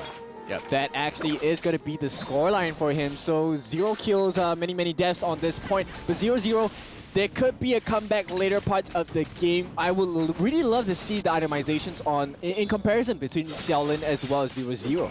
Yeah, it's going to be, I mean, it's a 2-level difference. Xiaolin right now, right, versus 0-0, who's not had, I mean, dying obviously did not help, but now you're further behind. Tough situation for Kagendra. They need to create some space, maybe do a rotation, but with that bottom T1 taken out, you're having a hard time. But here's the replay. All right, let's take a look. So Xiaolin, once again, just left to his own devices, right? This 3-man knockup, like you mentioned, Megumi created so much space. Xiaolin was just having free hits all the way. And, you know, at this point, Kagendra, I think they need to reposition themselves in fights because it's hard, right? X-Hero has been landing this oceans of tears time and time again, and it proves to be so potent for the side of Kagendra. Yeah, and X-Hero on that Lady Jean needs to be careful. Positioning, we talked about it earlier today, very key, but Senku can kind of jump on you at a moment's notice, right? It's one of those things where you need to be safe, you need to understand where you are, play a little bit defensively, but I think X-Hero really knows how to do it. He's definitely top tier with his Lady Jean. Yep, he's able to plan out that, you know, that first icicle coming out from the passive for the Ocean of Tears as well. But it looks like Kagendra, once again, being pressured all over again by Impunity. This is where the experience comes in. The Myanmar boys looking so strong. Yeah, looking very strong. And in the top lane, Han so low. Ashing not able to get that finishing touch. Does get it in the end, and Ashing is kind of rolling in that top lane. Yep, continuing with the Xings here. It's going to be 4-2, as it's going to be a 2,000 goal lead as well. Yeah, and it looks like it's going to turn into an Overlord. You've turned your kills, you've converted into objectives, and Impunity playing this one to the T, understanding what they need to do. They've got a 3K net worth lead, invading the enemy jungle, making it very uncomfortable for Kagendra to even leave the lane. Yep, this is, you know what? This is the second time I've seen them attack the 4 camp, and nobody has made any attempt to stop that just yet from Kagendra. So they're losing in these little trades. It might not seem like much, but you can see the result of it, right? That's like 2,500 gold ahead for the side of Impunity. Yeah, okay. All right. Yeah. Okay, but Megumi getting forced here with the Resplendent Revolver doing some damage. The Ocean of Tears bouncing around. Movers will eat most of that one. But Impunity, again, just taking the lane. Wind Slash does actually connect onto Senku, who just gets under the tower. Yeah, so it's not looking too great for the side of Kagendra, but Impunity, I feel like they aren't exactly pushing and, you know, making sure that the pressure is getting to the side of Kagendra. Yeah, and they're going to wait in the wings. They're going to play things a little bit slower at this point. Get Weira a little bit more time. He's behind in terms of, you know, levels, experience, as well as the net worth. Weira needs that farm, and they're trying to prioritize him, trying to get in. But Senku, here's the attack. They do have the Shinobi pushing him back. X-Hero's going to be killed. You talk about positioning, but hey, when you get forced into this one, they'll just eat you up. Yeah, Celestial Melody now dropped down onto reroll, which means he has Invincible Warrior once again. So we might be looking at a fight coming out from Kagendra. They're willing to take one more. Yeah, willing to take it, but I don't think that they're going to find the right avenue of attack on this one. Kagendra's still sticking around. Reroll will go for the flank, wait in the bushes. They find Black, who scouts it out. He's been burst rammed, and Reroll taking a lot of damage using the Invincible Warrior just to stay alive. Yeah, that's unfortunate, but that's really smart from the side of Impunity, right? And this puts them in the perfect position to capitalize this. They get the free Tyrant, and this is the 8.5-minute Tyrant. So they will have enough time to work through the debuff for their Primal Bond before they start working on that 10-minute Shadow Overlord. Oof, oof, oof. And I mean, Impunity playing that really smart. Like forcing out the Invincible Warrior and then taking it in, turning it into the Tyrant, right? It's just really smart play. Understanding cooldowns, know what you have to do, kind of push things along. And again, Impunity just really forcing Kagendra to literally just sit on her tower. Yep, I really like the itemization coming out from Xiaolin here. Axe of Torment as well as the Eternity Blade going into the Master Sword for sure. Now, the reason why I find this so intriguing is because, you know, most of the time as a farm lane or marksman, you want to go for Daybreaker, right? Increase attack speed. But the Axe of Torment gives you more life. And it does the same as well. It gives you 85 damage, it gives you an armor pierce. So I really like the fact that Xiaolin is just itemizing just to be a little bit more survivable. And it has shown to make the difference in the fight between them and Kagendra. Yeah, it's about itemization. And oh my gosh, we were all the way up in the front. Invincible Warrior tanking most of it. He's going to be fine. But he did, again, AUGEN cooldown again. Gotta be careful. Impunity waiting for the next creep wave to do that potentially again. Yep, and to make matters worse, Hero just got his hands on the Frozen Breath. It's going to be a hard time walking around the likes of Impunity, right? The flowing side is going to be bouncing between all the different members, and here they're looking for more. But Black, he's going to tank that. Yeah, Unruly Blades back to safety. Black, you know, not using the surfboard. I think he could have used that probably in style, no? Well, he was on land, right? We don't do land surfing here. Well, you know, you just jump on it. It works, but okay. Still love the skin. Megumi on the side, in the front, kind of tanking things around, zoning them away. They're going to look to take out this Tyrant. Megumi gets the burst ram onto Moofers, but Zhaolin all the way up at the front. He does get a Kachusen to the face, but they're going to back off. They're going to try to take down this Tyrant. Yep, it's all about a team fight, and Moofers here suffering quite a bit of damage, forced to use the Wave Breaker on the backlines, just healing himself alone at this point. I want to keep my eyes on 0-0. Oh, Invisible Warrior, they're going to go for this one. They're splendid. Oh, they do the damage, and they kill the Tyrant to Black. We'll go for this, the Infinite Fastness, just to back up into safeties. Moofers is already down. Ashing will get credit for this one, and now they want more. No, Ashing is going to have to back off. He does get scared of the Resplendent Revolver. Just diving in, and this is where the backline access makes so much sense for the draft of Impunity, right? Megumi doing so well to just be disruptive, and at the same time Asing and Xiaolin just chasing away the entirety of Kagendra. Yeah, and Impunity have done a great job. They were forcing the action on that T1. They finally knocked it down. That took some time, and you know, commending Kagendra here for being somewhat defensive and being able to hold that, but now things have kind of fallen off a little bit. It's about a 5K net worth lead. Impunity really in the driver's seat here. Yep, and this is going to be a domino effect, right? So one turret falls, suddenly there's 2, there's 3, and there's going to be a total of 5 turrets taken away from Kagendra. Yeah, and Black being forced in with the Invincible Warrior from Weera, forcing this one out. Black tanking most of this. The Unruly, the Wind Slash knocks him up, but, you know, he's going to back off. Yep, he's taken so much punishment, and he drops to, what, a third of his health? You know, Kagendra at this point, they need to be really careful because they need to buy so much time for 0-0. He does not have sufficient damage just yet. Not yet, but, you know, they just need time, right? 0-0, largely quiet, right? We haven't seen him, he had that early death, and now he's just kind of been waiting in the wings, trying to farm as much as possible, tried to get themselves back in this game. But, you know, right now, Kagendra have been on the defensive. All they're trying to do is just, again, buy time. Yep, they need that extra E to change the yet into the yeet so they can kill some members on the side of Impunity, man. Yeah. Okay, I see what you're doing there. And yeah, that's the way. They need to deal with these minions here. Look at this. Black is just taking the Overload for free. Kagendra right now just all hands on deck in terms of the defense. Not able to get anything going. And again, Kagendra really struggling to find any sort of farm. Yep, at this point, there's a lot of items that need to be built up on the side of Kagendra, right? They need that, like, voice stuff done already for Senku. They need more. They need, like, probably the Starbreaker. They need, like, Axe of Torment. They need Daybreaker even for the side of 0-0 to be able to melt down Black because he has been soaking up for the team, and boy, has that made the fights difficult for Kagendra. Yeah, they need a lot more than just the Starbreaker at this point, right? I was thinking Therapy, but you were going with the items, and I think the items is probably the best ramp to go. But Ashing here, just getting back to safety, he's going to be fine. But, you know, again, Impunity just doing a great job of just pushing it out. You know, with the next minion wave, they've got all 5 members here, forcing them back. 0-0, Resplendent Revolver. Oh, the backside, Weera going for this one. He does have the Infinite Warrior, the Unruly Blade, and the Skyfall. They're looking to turn this around, but Hans might have gone too deep.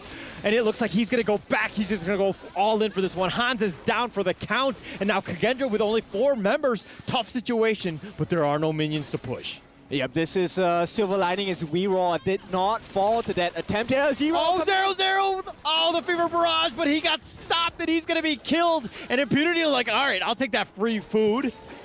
Yep, and that's the whole point, right? If you can stop the Fever Barrage, they don't have any damage. They don't have much. And Black, oh, it looks like he does go down. He was trying to go all in for this mid T3, and they're pushing all 3 towers. It looks like they've taken them. Ashing will take the top one as well, and it looks like things have crumbled. Kagendra right now, the base wide open. They need to figure out some sort of way to fortify their defense. Yep, it is a barren wasteland, and that is the case for Kagendra's base. I mean, we have seen this in Season 2. Right? Multiple times on the side of Kagendra. But this feels like where Kagendra gets to their strongest form. Strongest form, but tough, right? Kagendra really have not any space to breathe. Let's check out that replay here. Yep, this was the mistake for them. You know, the opening that 0-0 allowed for that comeback, and that really opened the doors for the base to be just taken apart from the side of Impunity. I'm going to rate that Marco Polo play as a 0-0. Well done. I'll show myself out again. All right, but Impunity here, like literally just backing off, regrouping, understanding that they have full control of this game. Tough situation for, you know, Kagendra, right? Getting back into this one, they're going to have to find some sort of way, but the lanes are all kind of pushing. AUGEN is pushing the bottom lane. Just really, you know, no space to breathe. Yep, someone needs to find Xiaolin on the side of Kagendra, right? Until then, it's not going to be any easier for them, and it might be the end of the game for them at this point. Yeah, might be the end here. Ride the wind, knocking him up. Weiro backing off, and he's going to have to heal just to keep himself alive for this one, just to sustain. They need to deal with the minions. Xiaolin just picking him off from afar with the flaming palms, making it difficult. Kagendra right now just backing off, just trying to survive. Yep, movers just continually using the ult to try and push them away, slow them down. Anything that helps them at this point is great. But there's one thing, AUGEN actually has the Sage's Sanctuary, and that's going to be 6v5 technically. Technically, yeah. I mean, going into this one, yeah, they're going to have to do this one. Oh, they're going to go for this one. The Fever Barrage, the stasis keeps him alive. Splendor, that is. And Black still up in the front line. Infinite Vastness, he's going to back off. He's going to use it to regroup. Senku's looking for the flank, but he's at half-life. Does need to be careful on that backside. But AUGEN will push out the wave, not really worry about Senku. Okay, so Impunity, they took that fight. They didn't get punished too hard. But there's a couple of things that Kagendra needs to notice, right? Number one, Xiaolin did get down to half his health. So they're doing something correct here. Okay, you're looking at that as a win of just half-life? Like, I guess baby steps, right? Yeah. Okay, all right. So, I mean, that makes sense. I just think, you know, it's a tough, like, really not a good situation to be in. It's one of those things where you need to get the pick off, but they, you know, Impunity have done such a good job of protecting Xiaolin, who's done amazing job. I don't think he's died a single time this game. We're going to have to check that one out. Yeah, for now, I think that is a fact. I don't think he has fallen to once just yet. And at this point, once again, Kagendra, they're holding on. It's about a 7k gold advantage, but Senku doing really well for himself with the itemizations. You know, at this point, I think the game could stand on Senku's positioning. Yeah, and okay, so if you're Kagendra though, what are you looking to do? How do you get back in this game? Oh, well, I think they have to burst someone down, right? Or at least steal this objective. Can they do it? It's not going to happen. Not going to happen. Black will take credit for this one. We're getting whittled down. Movers is going to be actually the first to fall. Xiaolin gets credit, and 0-0 down again. It's an all-out retreat. The burst ram knocking him up. Weiro can't even get back into the base. He's going to be focused here with that wind slash, not slowing him down. But on the backside, AUGEN continuing to fight. You talked about the Sage of Splendor, and that's going to be the expended one. Senku is down. The base is wide open, and it looks like they're going to close the house, pad that KDA, maybe get Hans. No, they're going to take the base, and Impunity win 11-4. All right, Myanmar, they do it. So they get rid of Kagendra in this game. That's going to put them higher in the table for their group itself, which means they put a best foot forward, securing potentially a good future in our Honor of Kings mid-season invitationals. Yeah, that first game, key, right? It sets the tone of what you want to do. Coming in positive, ensuring that you're more on the top of the bracket as opposed to or the group. Definitely very important. And that's what you want to do is going into this one. But let's talk a little bit more about Kagendra here. What could they have done? Like, it seemed like they were really not playing the game that we know Kagendra to play. You know what? I agree, because I think it should be a growth from Season 2. Yeah. But it felt like a replay of Season 2 Invitation. You know, they couldn't figure out the communications in the team fights, and the draft was okay, right? But at this point, when you're playing from behind, a mine doesn't work well from behind. Yeah, definitely. And I felt that way too. I think that there's a lot of things that they could have worked on. Unfortunately, that game did not go very well. They only got 4 kills to their name, had a tough time. They were playing super defensive, very struggling in that sense. But, you know, let's find out exactly what happened with the interview here with the Impunity squad. And And we have here another winner, another king with another victory here. So, pretty much, AUGEN, congratulations for this win. How do you feel about it? 首先呢，恭喜阿星选手获得本局比赛的胜利啊！这一次获胜完了，现在心情怎么样？感觉如何？感觉心情就谁来都能战胜吧。 Oh, I feel really happy about this. I think we can overcome any possible enemies in the future. Any possible enemies, but pretty much let's get more technical. Of course. So share with us the particular reason you choose Charlotte as a top laner and as your opponent like Marco Polo and Maishanu is a really flexible and mobile hero. So how do you cope with this? 跟我们分享一下为什么这一局会拿夏洛特，以及对面的后排是马可波罗跟火舞嘛，比较灵活。那你当时在团战当中的一个定位会是怎么样呢？其实吧。 这把夏洛特是教练让我拿的。Okay. Any other? No. 还有，就是我想玩其他英雄的，但教练说这英雄可以，我就信他了，拿一把。All right. Honestly speaking, the reason we choose Charlotte is because our coach told me to choose. Actually, I wanted to pick others, but I think we can see that hero happening on stage in the future games. All right. Let's look forward to the future. Now, any teams you want to look forward to face off with? 未来想和谁交手呢？ 跟梦之队吧。 KPL Dream Team, definitely. KPL Dream, let's see about that. And now, Morin taking over. Back to you, studio. Congratulations to Team Impunity on that victory. That is putting them one step forward and probably making it to the top 8. Yeah, I mean, they do have the chance to get it, especially they won against Cage right now. Definitely, definitely. And also like the pick AUGEN had. Yeah. As Charlotte did a really, really nice job. And also the coach did a good job on the BP phase. Agree. Banning out that lane. And that took away their composition of their top warrior. And they had to switch it to an alternative hero, which is going to be Naza. Yeah, and he did his job. He made the solo happen. Exactly. Like when you're playing Charlotte, like there's a very difficult problem about that hero. It needs a lot of items. Like Charlotte needs items in order to be able to have online like all the damage. What made AUGEN just for his damage to be online so early in the game? So early is going to be that first blood cash injection, getting that Axel Torment so early on, and that's going to be super helpful for him. Also later on, he is going to the backline consistently, putting pressure on Cage. Yeah, I agree on that. What about that? What do you think about that pick over there, Nora? Do you think that it was a good gamble? For the Charlotte? Yes. I would say yes. And he made his job down. Now, of course, look at these highlights right over here. I love how in the early game, like Impunity already had a 3,000 gold advantage. So in the moments that Charlotte needed to jump in, it was already like on. Yeah. Needed just to deal damage, already available. Something that we do not see a lot of time. Yeah, and I do like the patience that Impunity show up in this game because not only Charlotte but also Loon, the marksman, need item, at least 3 items to be equipped. So you can see like how patient that Impunity was in the early game and try to stabilize every scene and just get the map control. And after everyone's fully decked out, just check the engagement. It has been done in such a beautiful way. But what allows them just to be able to engage with such confidence right over here?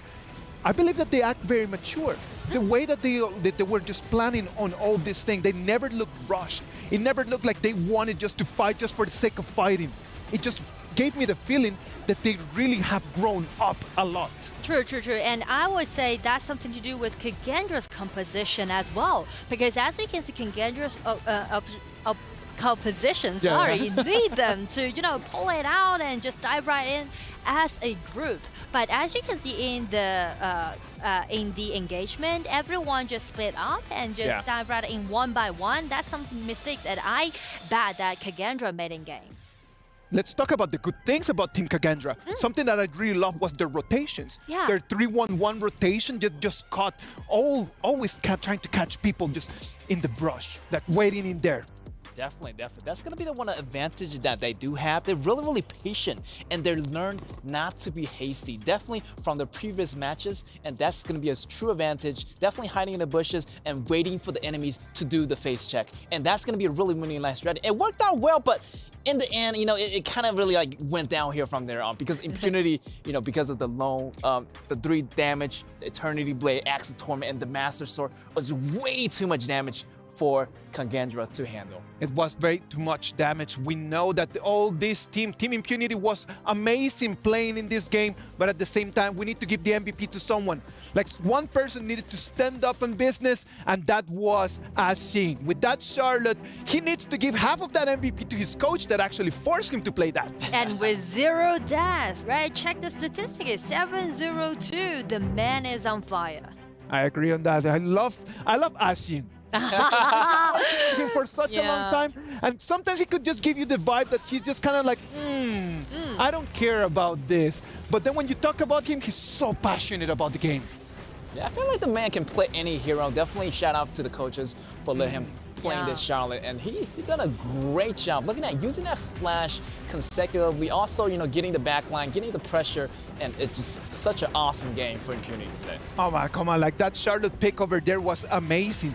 Just the way that he played in here is just for everyone to take notes on.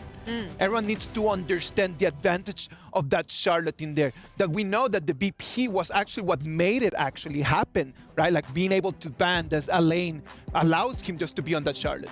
Yeah, also the mechanics that he show up is that Charlotte really relies a lot on his cooldown reduction in the early game, up to like 30%. It might be the standard for this Charlotte to be, able to do a lot of damage. But you can see in the solos on the top, he did it without the 30% of cooldown reduction. He just made it. So that's why I was so amazed by his performance in game. I'm loving this. On the other side, Team Kagendra, someone needed just to stand up and try to really carry the team. They got the Kaiser, they got the Dolia, the Marco Polo, that was a very good pick. What didn't click in there? I feel like Dulia was really working well for Kagendra. I mean, the double ultimate worked for Marco Polo. It worked for Kaiser, it worked for Najam. I feel like in the very, very end, it was just too much overwhelming. The power coming in from the lone, the new hero. They didn't have time to deal with that. So many picks and so many opportunities that were just lost in the final match. And also that barrage came in for the Marco Polo. It didn't even work out because there was pretty much no front line for Kagendra to go through. It was really difficult for them. They wanted to stall, to try to push it to 20 minutes, trying to survive to the 20-minute mark, to kind of like just flip a coin and just see if they could just get in a 50-50. But it was just too much coming from Team Impunity. Yeah, I feel like they're kind of lost after Impunity just get control of the map, and when they're really rushed in to make something happen, that's gonna be the mistake that they might have, right? Because they are really rushing to do something, and they just split up and just made it as one by one. All right, now we have the A stream right over here with us, guys, and we're gonna move to the B stream and see what is happening right over there. Chuchu has prepared something for us. Let's check that out. Hey guys, it's Chucha. I'm keeping it updating for you guys for Group B stage, group stage in day 1 for our tournament here right now. For the opening of the day, we had KPL Dream Team versus Team Falcon, where it was a landslide win for KPL Dream Team. They won the game just over 9 minutes for our opening of the day. Next, we do have Team Impunity versus VKS or Vivo Kidstars, which Impunity was quite okay at first, but it was a comeback win coming up from Vivo Kidstars after YC's Ali just smashing it from mid to late game. Next, we do have Team Vitality versus VKS, and it seems like Team Vitality got their revenge for the win against VKS. Team Vitality, they revamped for this tournament here right now. Changes so much when it comes to gameplay, more variety of their strategy, just making a clean, disciplined win against Vivo Kidstars. Last but not least, we had Falcon versus Loop, where Loop's just also smashing it against Falcon. And Loops, I have to say, thanks to Mythis Sunbin, it actually has been very proactive throughout the entire game that cost them the win. But the question is, for the side of Team Falcon, as well as Vivo Kidstars, are they safe or are they not yet for the playoff? We're going to have to wait and see. And that's the update from me, Chuchu. Thank you very much, Chuchu, just giving us all the information from the B stream. Now, Group A and Group B, Nora, Get. Already, Loop's taking an advantage. 2 games, 2 dubs. By now, the best performances on day 1. Yeah, loops. I love it. I know that this team is going to do so good when they're being put under the spotlight. Yeah, definitely. Yeah, I talked to Kaiba too. Like, they're definitely going to be put on spot, and they're definitely going to do a lot better on the stage versus the scrim. So congratulations to Luke getting that 2-win. Congratulations to them. Let's get the ball rolling forward, because we have our next game. It's going to be KPL Dream Team against Boom Esports. Our representatives from the Philippines are going to be facing the big tyrant. Can they really come in and demonstrate that this is an opportunity for them to shine? Yeah, I mean, like, KPL Dream Team, they already showed their dominance for game 1, right? The debut for them in EWC. So we can just talk a bit more about Boom, I guess, because they already played also, right, as well. They played 1 game. So I do believe that they have the time to prepare to play against KPL Dream Team. Let's be realistic. Boom Esports did not play badly against Loops. Like, Loops was very dominant. Loops was playing really well, but doesn't mean that Boom played badly.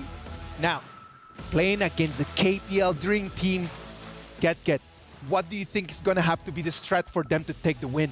Oh, Boom is definitely going to go up against the uphill battle right here. I mean, they're still recovering for the first battle with Loops. They're bleeding right now, but they're getting a lot of recovery. I feel like they have to think of this game outside the box versus the KPL Dream Team. I mean, it's going to be a tough battle, but I feel like they're going to learn a lot from this game. Also, from the previous match from Loop, they're going to re-strategize their composition, pretty much going to do it in full action, also versus against KPL Dream Team. All right, let's send it to the Amazon Arena. Let's see what's going to happen in our next game. And we're back again right here at the Amazon Arena, but before we even move on, we got some crazy odds happening here. Are you ready for KPL Dream Club? 再来一次，你们准备好了吗？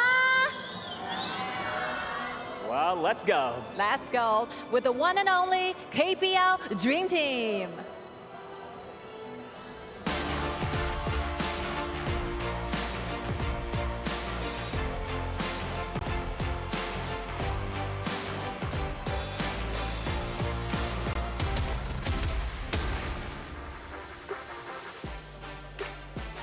I strongly believe that this is just the beginning of an undefeated legend here. I can definitely see that as well, but coming in right now with a loud Boom hailing all the way from the Philippines, let's hear it for Boom Esports!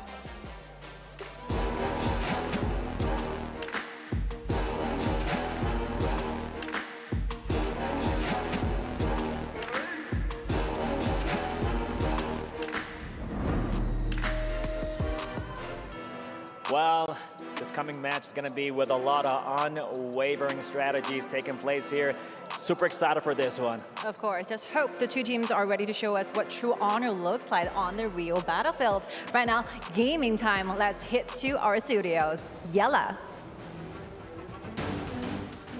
How's it going, everybody? Welcome back to the Honor of Kings Mid-Season Invitational. And you may be surprised that we have changed. It is not Kindo Fu and Hola. It is myself, Blam, and with me is Stuart. How's it going, Stuart? It's absolutely incredible. I mean, it's such an honor to be here in Saudi Arabia, Riyadh, to cast this amazing tournament that's going on. We've already had 4 games, we're already halfway through the day, and Blam, we get to see the amazing KPL Dream Team again after the absolute stomp that happened in game number 1. A stomp. I think it was a stomp with both feet. It was definitely firmly placed on the ground with a 9-minute victory against Team Falcons. So already Boom Esports has a roof that they need to get to top the previous victim of KPL Dream Team. But we are into the draft now, and we're already seeing a little bit more of a different draft onto the side of KPL. We have the Dolia priority ban onto the blue side, and we're looking at the Chao and the Haino ban for themselves. Yeah, for sure. I mean, we saw that the KPL was prioritizing so many of these really, really strong picks. We saw Boom already in our first game as well. Boom has already played 1 game. They tried that Athena strategy that they also tried at the Season 2 Invitational. Unfortunately, it didn't work for them, so it seems like they're going for a different route this time with the Ali and the Lady Shen, with Long being taken out of the cards. Normally, you see this trade of players going for Long and also Ali, but with them banning Long, really nice to see that priority on the Ali in in the end.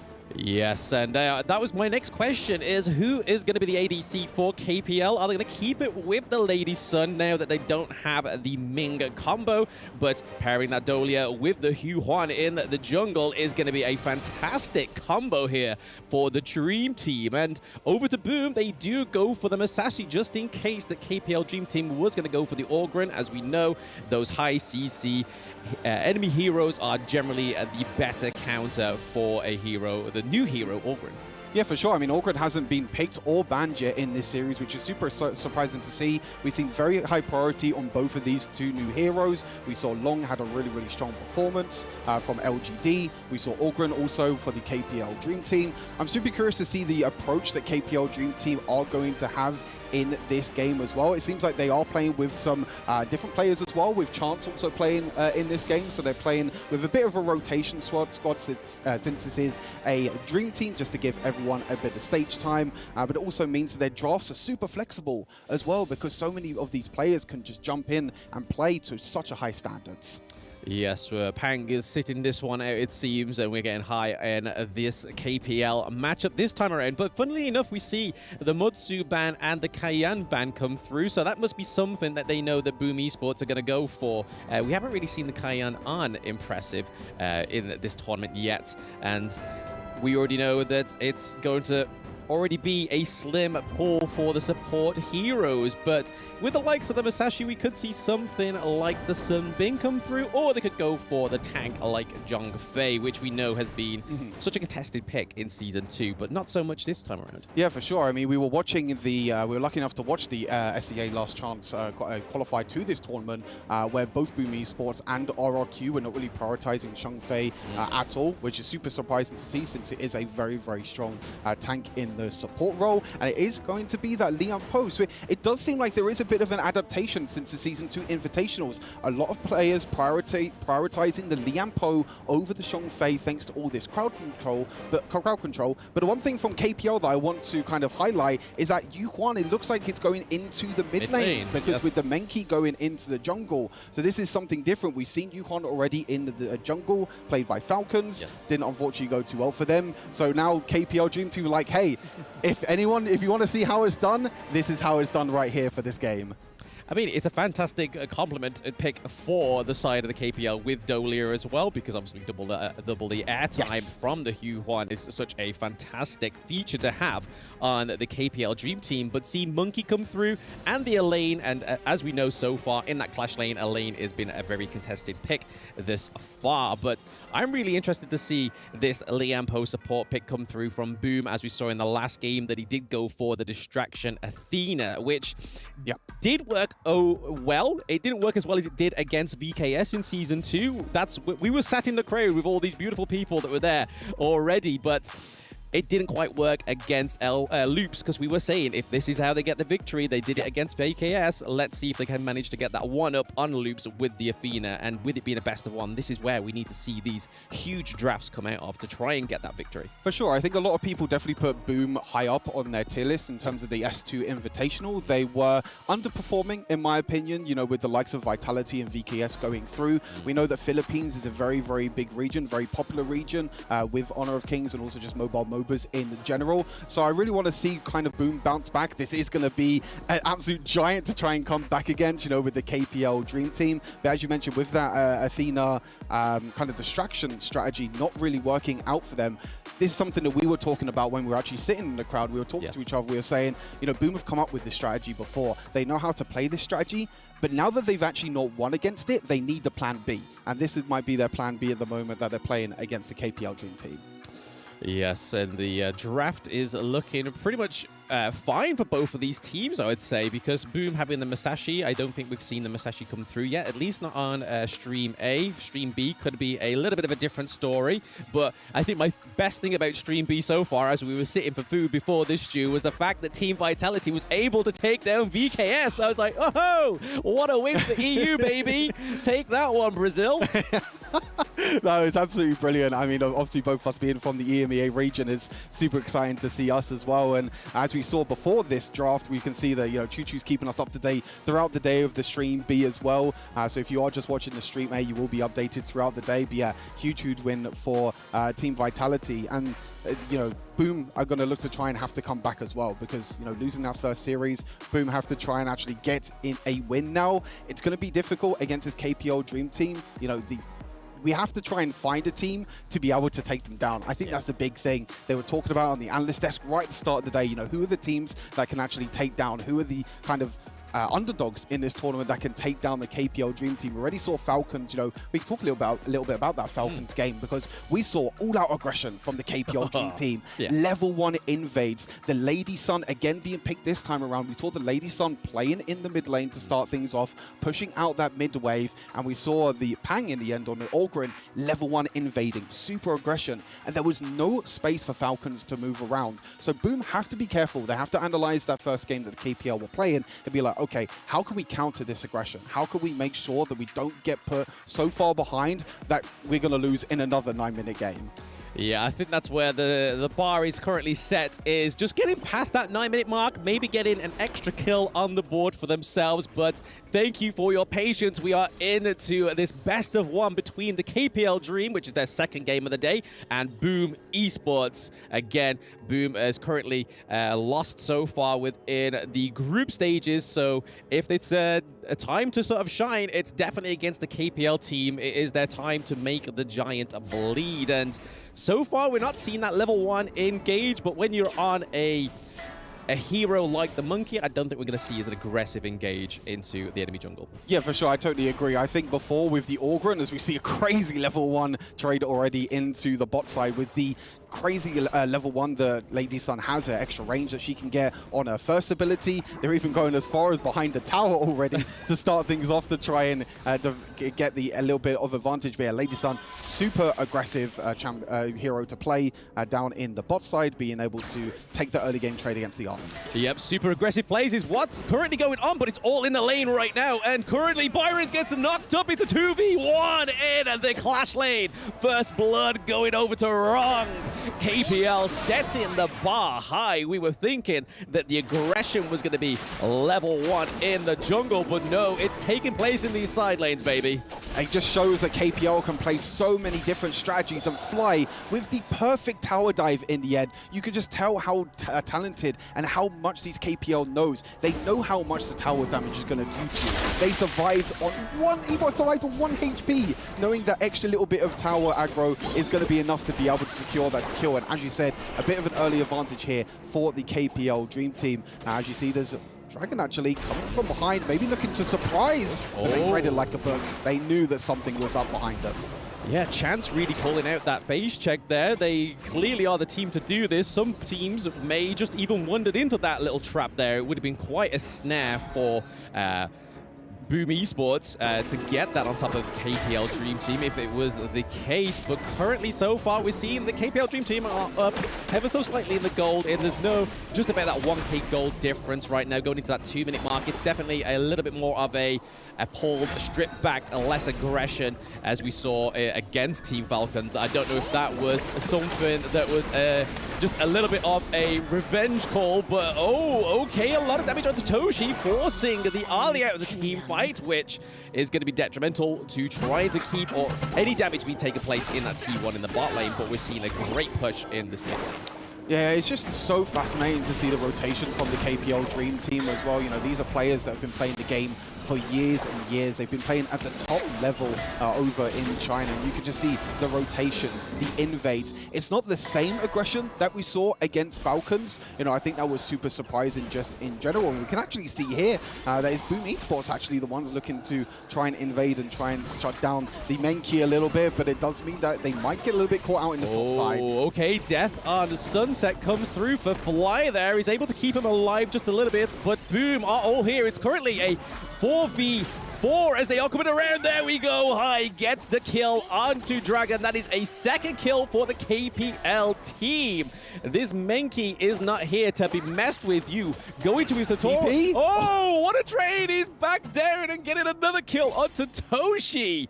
Oh, this guy is everywhere. Absolutely insane. It was actually Boom Esports the ones that looking to try and play aggressive. They're trying to do the same again here in the Invade, but they need to be so careful. The communication from this KPL Dream Team, and look, they're here again. They're here with the rotations again. You could try and invade the KPL, but they will have backup the entire time. The Musashi is going to get taken down in the end, just as the big objectives spawn. So they have free reign over the Tyrant or the Overlord, depending on which one they choose. Yeah, that's definitely not the place or time you want your jungle to be falling down, is in those neutral objectives, Stu. It means that, like you said, the Tyrant and the Overlord are free game, but we're actually not seeing any kind of push onto these now, not even the Tyrant, because, again, that bot lane is looking pretty even, other than obviously the first tier Troy going down. But in terms of the minion wave and in terms of support on the map, we are already seeing a lot more presence up in the Clash lane, and KPL Fly looking to take another T1.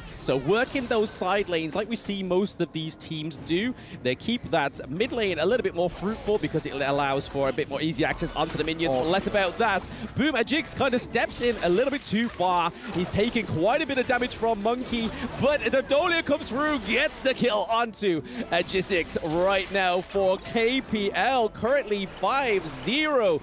Not a single blood on the board for Boom, but is this going to be the turnaround now? No, Dragon gets on and targeted, and 2 turrets are taken on KPL Fly, but it's going to be Impressive that goes down, and that was an impressive kill by the KPL team.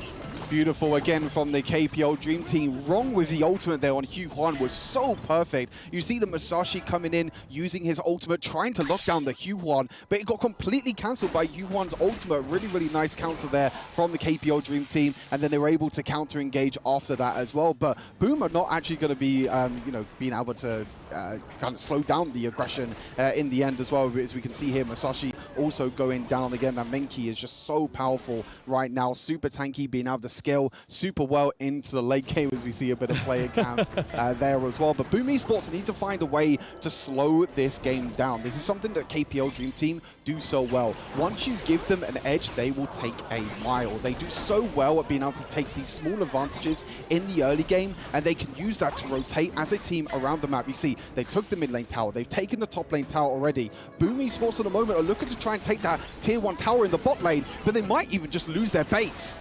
Yes, and I mean, that's definitely not a great trade for the teams here. Losing first tier for high ground turret and also losing some blood here, Stu. Dragon goes down. Are they going to be able to get a kill for Boom? No, Midgie is on the run. Could this be the end? They might end it here. In 6 minutes, Stu. Oh, they are holding on. KPL just got crushed with the Liampo ultimate, but they're still in there. The minion wave is not just yet. This is the second lifeline for Boom as they're holding on to their crystal right now, but it looks like KPL are not giving up that pressure, Stu. They want to win this game, but they are now backing off. They're like, no, let's let them get a little bit further in this game because we're already miles. Yeah, they didn't want to take that extra bit of advantage. They took a little bit of a trade, that huge Liam Poe ultimate from Impressive. We saw how well he was playing Liam Poe in that SEA qualifier that was played here in Riyadh, and you saw how he can be a super playmaker for this team Boom, but there's just no playmaking that you can make against this Dream Team. There's just so much slow. You just saw it there from Impressive, just kind of just like running, slow jogging away like he's going up some elevations. But unfortunately for him, he does get caught out there once more by KPL Dream Team. And with second wave of minions coming around, it looks like Midgie's trying to just get rid of those minions so they cannot aggress. They clear the wave. The crystal, but we saw that Fly was looking pretty low. Thanks for the death on Sunset. He's able to escape that near close to the feet and also denying Boom Esports of that kill. Yeah, it's super nice from Boom Esports. They're actually being able to defend against the base, but the problem is that their base is just in shambles at the moment. Their base is all over the place. You can see they can't even go out of their own base. You know, since the Menki is going to be super tanky, you have the Hugh Huan, which is going to have so much sustain as well. You're seeing Musashi trying to actually go into his jungle just to get a little bit of farm, just to get a little bit of gold. But this KPL Dream Team is just taking everything away from Boom Esports. You're seeing Ali at the moment up into the Clash lane. Look, just just trying to get a little bit of farm, but what are you doing there, Toshi? Your base might even just end. Yeah, I think they're just trying to minimize the amount of minions coming through into the crystal, but Boom Dragon does go down once more on the side of Boom Esports, but it looks like this could be the final wave with the super minion here. There's that Q1 ultimate coming through, the huge death on Sunset that takes down Oppressive. They still have the minions here. The crystal is still alive. They wanted to get the ace, but they got the crystal instead. KPL taking a second win today, Stu. Absolutely beautiful from the KPL Dream Team. You can see the fans in the crowd as well. We had the chance of being able to sit in the crowd and see the crowd here trying to cheer on the KPL Dream Team. 2 super dominant games. Falcons, 9 minutes. Boom Esports here as well, also 9 minutes. You can see that there is just nothing that these teams can do. This KPL Dream Team is so far and above the rest at the moment, and it's just, who could take them down, Blam, at this point? Like, they just look on a whole nother level than every other team in this tournament. Absolutely. I mean, they do have one more victim today, or maybe a victor on the side of them, and maybe they will be the ones that take them down. But unfortunately, it's not Boom Esports. It could be a G Global later on, but just looking at those stats is just phenomenal. Such great presence across the map. We saw a little bit of a presence change as well. Yeah, absolutely crazy. KPL Dream Team coming up absolutely huge here in the second game. They're going to look to try and go 3-0 in a couple of games' time as well after this. This isn't the last time that we're going to be seeing the KPL Dream Team today, but an absolutely incredible performance. Flawless as well. 0 deaths across the whole board. They have a no-death run in their second game, but again, fantastic effort from the KPL Dream. I'm pretty sure the audience are feeling it in the Amazon Arena, but we're going to pass it back over to the stage. Another glorious, victorious moment, but before that, seeing the crowd of KPL Dream Team, make some noise, everybody! 听听你们声音好吗？ Amazing, beautiful. How do you feel knowing that you have fans flying all over from China to Saudi Arabia right here for the EWC? 首先呢，恭喜5位选手获得这局比赛的胜利。那同时呢，看到我们现场有这么多很热情的粉丝追随你们来到利雅得，有什么话想要跟他们说的吗？就今天的场子和来到现场的观众一样热情，对，特别的热情。I think the whole atmosphere at the arena is super high and as high as the passion that our supporters are giving us. Thank you so much. Amazing. Let's go more into the technical stuff here. Of course. It's a long way to 2024 EWC, so what's the internal goal for KPL Dream Team? 其实呢，在 EWC 的比赛呢，还会有接下来比较多的时间。那整体来说 ，KPL 梦之队的一个大目标和方向是什么呢？最大的目标就是夺冠嘛，然后小目标就是稳住每一把，然后把自己的心态调整好，就是稳扎稳打，对。 So the biggest goal for us is finally, of course, the final glory, the final champion, and like tiny little details and goals is for us trying to maintain a very good mentality, stable health and stable conditions, and keep fighting for every single matchup in the future. Keep fighting. You know, the previous match we have Impunity saying that they look forward to go against you. What do you have to say about that? 我们上场比赛呢 ，Impunity 的阿星选手其实说他们很想和你们交手，你有什么想回应的吗？对，我们也特别期待和他们的交手，因为私下有交流嘛，所以说很希望在赛场上能和他们交手。对。Okay, we look forward to that match in particular as well because we have so many deep communication with Impunity as well when we're doing streams. So yeah, looking forward to that matchup.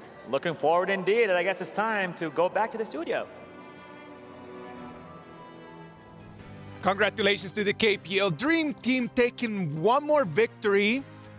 A lot of people wanted Boom Esports to demonstrate what they could do against the KPL Dream Team. And I'm going to tell you the truth, I do not think that they just looked bad. They looked actually pretty well. True.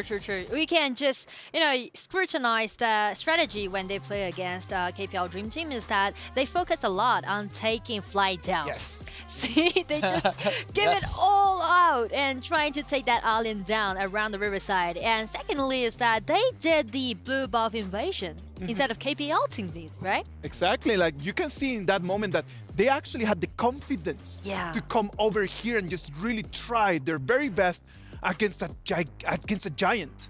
Like we need to be realistic. Before the game, we most likely already knew what was going to be the result. But the Boom Esports, they came in with the spirit of really coming in and trying to learn, trying to experience this. You can start seeing it from the first movements, right? Like you can see this one right over here. This is amazing. They come in and they want to take fly on the 1v1, knowing that this might be my last chance to really play against the man. That was really, really close, to be honest, to seeing Fly be put into that position. But you can see he's playing very aggressively. This and one also, over here as well. Yeah, down the map. It was a really nice mechanics show by Arlie. Of course, like you can, I just love the way as Blam and Stuart were commenting on the fact that the KPL Dream Team just rotates and they roam around in a completely different way. It's just very different to all the other teams, just to understand their rotations. Their understanding of the times of the game is completely different to the rest. So it's very upsetting to not understanding the rhythm, right, guys? Yeah, definitely. I feel like Boom tried to buy more time for this game. I feel like they're a little bit hasty this game, and they should have went a little bit slower. Because if you give a lot of chances, okay, KPO Dream Team, they're gonna get at you. They're gonna get at every single moment they can. So I feel like what they need to do next time is to slow down the pace. Dude, but you gotta agree with me on the fact that this was an entertaining match. Yes. I believe that if they would have just like kind of camped over there and they just waited and just kind of stall and tried to buy time, it is true. Maybe they would have made it to the 9 minutes, to the 10 minutes mark. But would that have been like the spirit that we actually want? Like we want to see the teams really try to take it there, trying to go with everything they have, passion, with the mission of trying to win, instead of just kind of like trying to survive. To win and to survive are different things. Yeah, I mean, like, you can play in both ways as long as you can win it. Yeah. And I would say, like, for KPL's Dream Team, one thing really amazed me is that although they did the rotation, but the coordination still stayed tight. Oh, that was amazing. Who was the MVP for this game? I would love to know.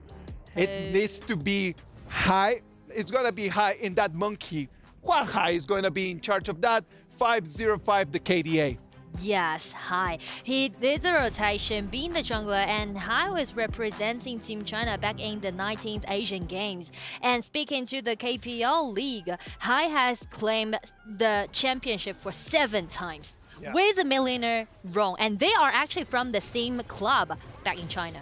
Yes, exactly. Like Huaha is one of those players that we actually love a lot, right? Like he's been around for a long time, and he's always been on the discussion about like who are the top junglers in the game, right? Oh, I know. That's going to be a huge competition. I mean, him and Pan kind of have a small competition for each other. You know, some say Hai is better, some say it's Pan better, but I feel like both of them definitely are playing at the highest level. And there's another thing that I really want to talk about Hai is that he made his debut in KPL region by using Arlie originally and by claiming a pentakill. He's so far the debut day, the first game he played in KPL when he was, you know, yeah, that was insanely crazy. That was amazing. Like it's one of those beautiful things that we love just seeing. Yeah. When someone comes in and just gets a pentakill in their first game, you know that they're it. They're him. Totally. Like, okay, the genius coming right now. Oh, that's lovely.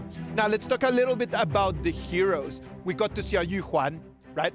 The Yu Huan pick in here was a completely different one to the one that we have started seeing in the Season 2 Invitationals. Like, what is the difference in between the Yu Huan that right now was played by KPL and the one that we have seen before, Gegen? Yeah, this KPL build is going to be mid Yu Huan. I mean, this hero is going to be full of flexibility. You can pick it as a jungler. You can pick it as a, you know, like a support. But this one, they use it as a mid laner, and they use it really, really effectively, healing the whole team, using the AoE ability in its ultimates to heal and damage the enemies at the same time. Also, if they can do a lot of, you know, hit and run, you know, their spacing is so awesome. And yeah, really, really great strategy here by the KPL team. It is one of the beautiful things about Honor of Kings, right? Like you have a very big variety of different heroes, of different ways how to play. And one other hero that is right out there is Komin. Remember to get ready to elevate your gameplay with the brand new Komin skin, Yin and Yang. From August 3rd to August 9th, you can snag this stunning skin at the limited time discount price of just 1,350 tokens, down from the original price of 1,688 tokens. Grab the Komin Yin and Yang skin now and show off your style in the battlefield. Komin, do we think that Komin is going to be out there? For this matchup, I guess that's possible because I know that one of the junglers is pretty good at playing Coming. As a jungler, I mean. But I do like the idea how you're putting this, that if you're the best thing about playing HoK is that you don't really need to put heroes in a fixed position. Whenever you want to use it, for example, Monkey as a jungler, as a top laner, both okay, both fine. And also for Coming, same. Let's wait and see what is going to happen about that. Are we going to see Coming, yes or no? We're going to look more about that as we come back from the break.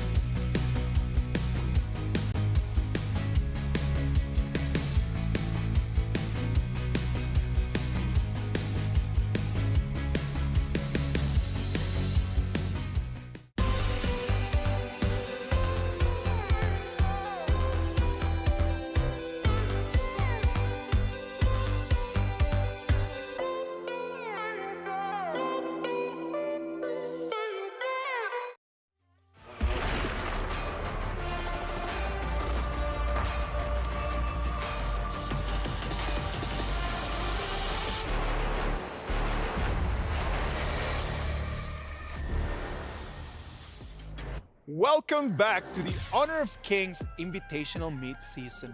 We are live from Riyadh, Saudi Arabia. We have had amazing games. And right now we're gonna move to the next one. LGD Gaming against Team Kagendra. LGD Gaming being the team that everyone is looking forward to, right? True. We know that besides the KPL Dream Team, well, LGD Gaming, they're the champions right now. Do you think that right now, after watching them play and watching KPL Dream Team play, LGD Gaming, do they have a chance? I do believe there's a chance left for LGD Gaming, and I know that they are aiming for that chance to play against KPL Dream Team. And as also like speaking to the last game that they played for that one against TS, that was really good because instead of saying that they won the game, I would say they won themselves. Because they never won against TS when they were using the Dachao strategy. But you see the first showcase that they made in EWC, they did it. And I agree with you in terms of that. Like, right? It's not just like the victory that gives you the 1 point. It's not that 1 point. It's just going to be like overcoming something that before was very difficult for you. What do you think, Edgar? I feel definitely LGD has the potential to be a KPL team. Definitely. They've been training in the KPL region for a really, really long time. They have scrims against the KPL team in China. So definitely they're playing at a really, really high caliber. And definitely they're going to be maybe the first team to get a point away from the KPL Dream Team. All right, STC Play predictions. Kagendra and LGD Gaming. Who are you voting for? I'm gonna vote for LGD Gaming. LGD Gaming, yeah, good? Same thing, LGD team.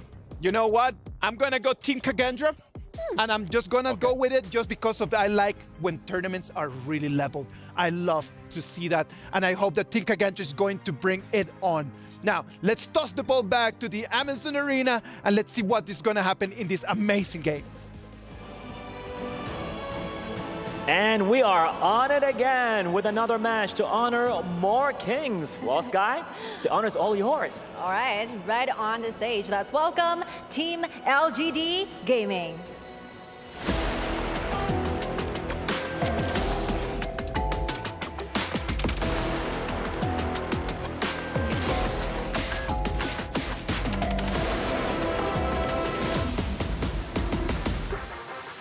We're looking forward to see their impressive moves in the game. Just hope their opponent is ready for that aggression. Oh, they are absolutely ready, hailing all the way from Indonesia. Let's go with Kagendra.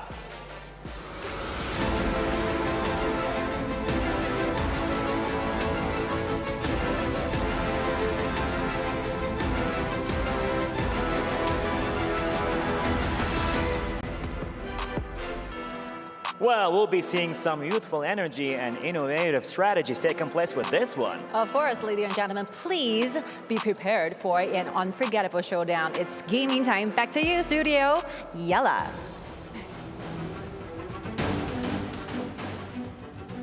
Oh, hello everyone, welcome back to the HoK Invitational Midseason.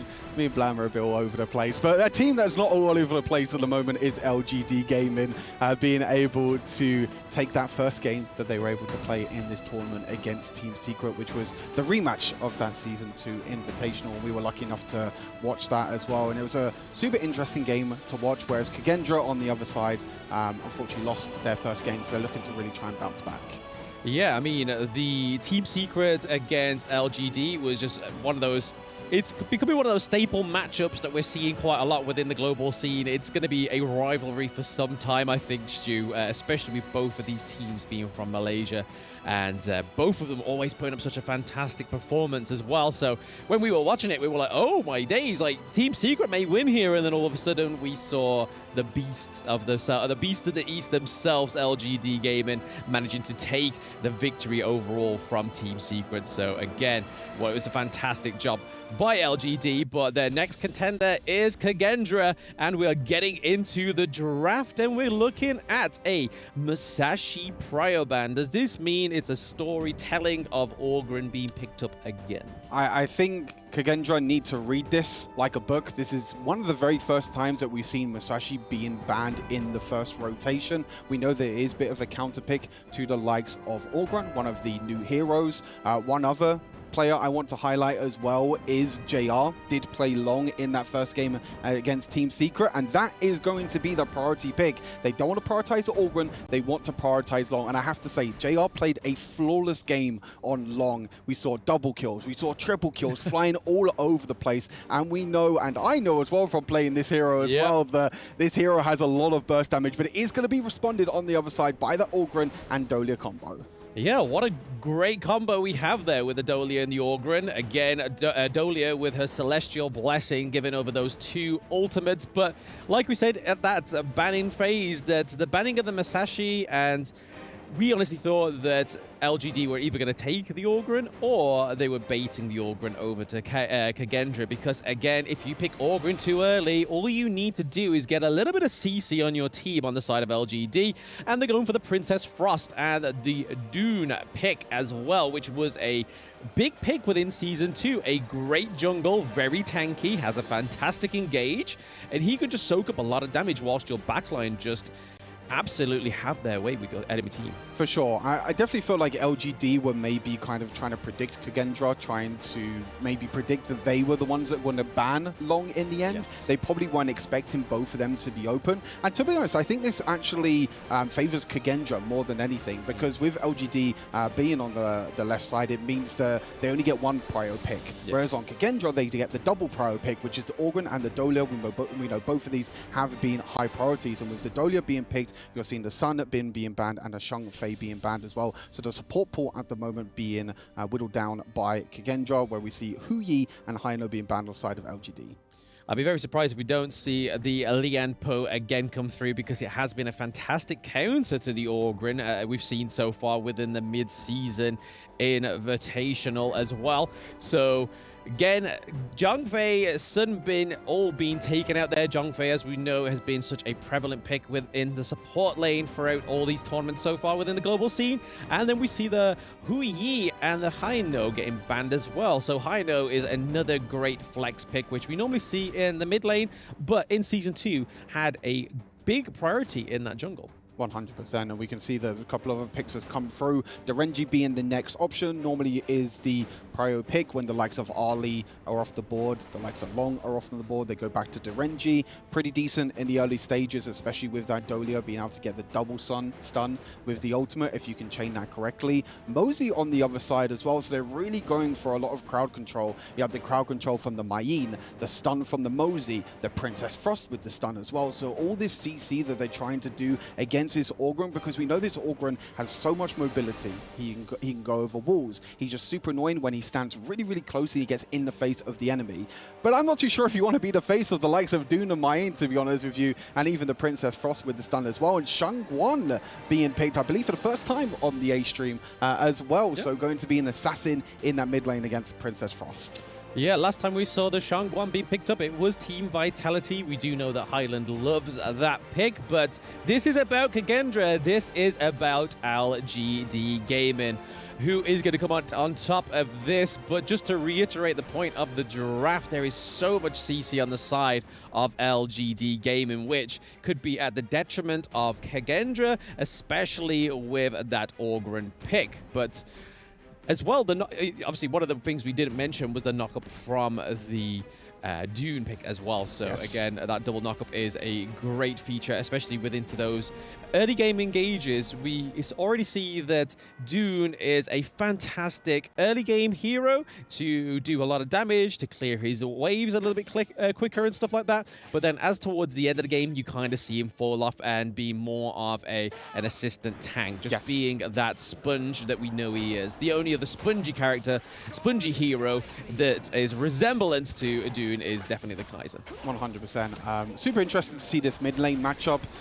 We saw that the Mai was picked a few games ago as well. This kind of assassin versus mage mid lane. The only worry that I have on the side of Kagendra in this game is their wave clear. They don't have really that great wave clear that we see. Whereas on the other side for LGD, you have that Princess Frost that can use the ultimate, use all them AoE spells, and can really defend against the likes of Kagendra when they're trying to clear the waves, when they're trying to push down towers. So it's really, in my opinion, about trying to get this Shangguan ahead, get Senku ahead, try and get him a first few kills. Interesting enough, they are putting Shangguan in the mid lane. We normally see the assassins go down to the bottom side, so they get a little bit more free time, because we know how much priority is in that wave clear and trying to get that mid lane pressure.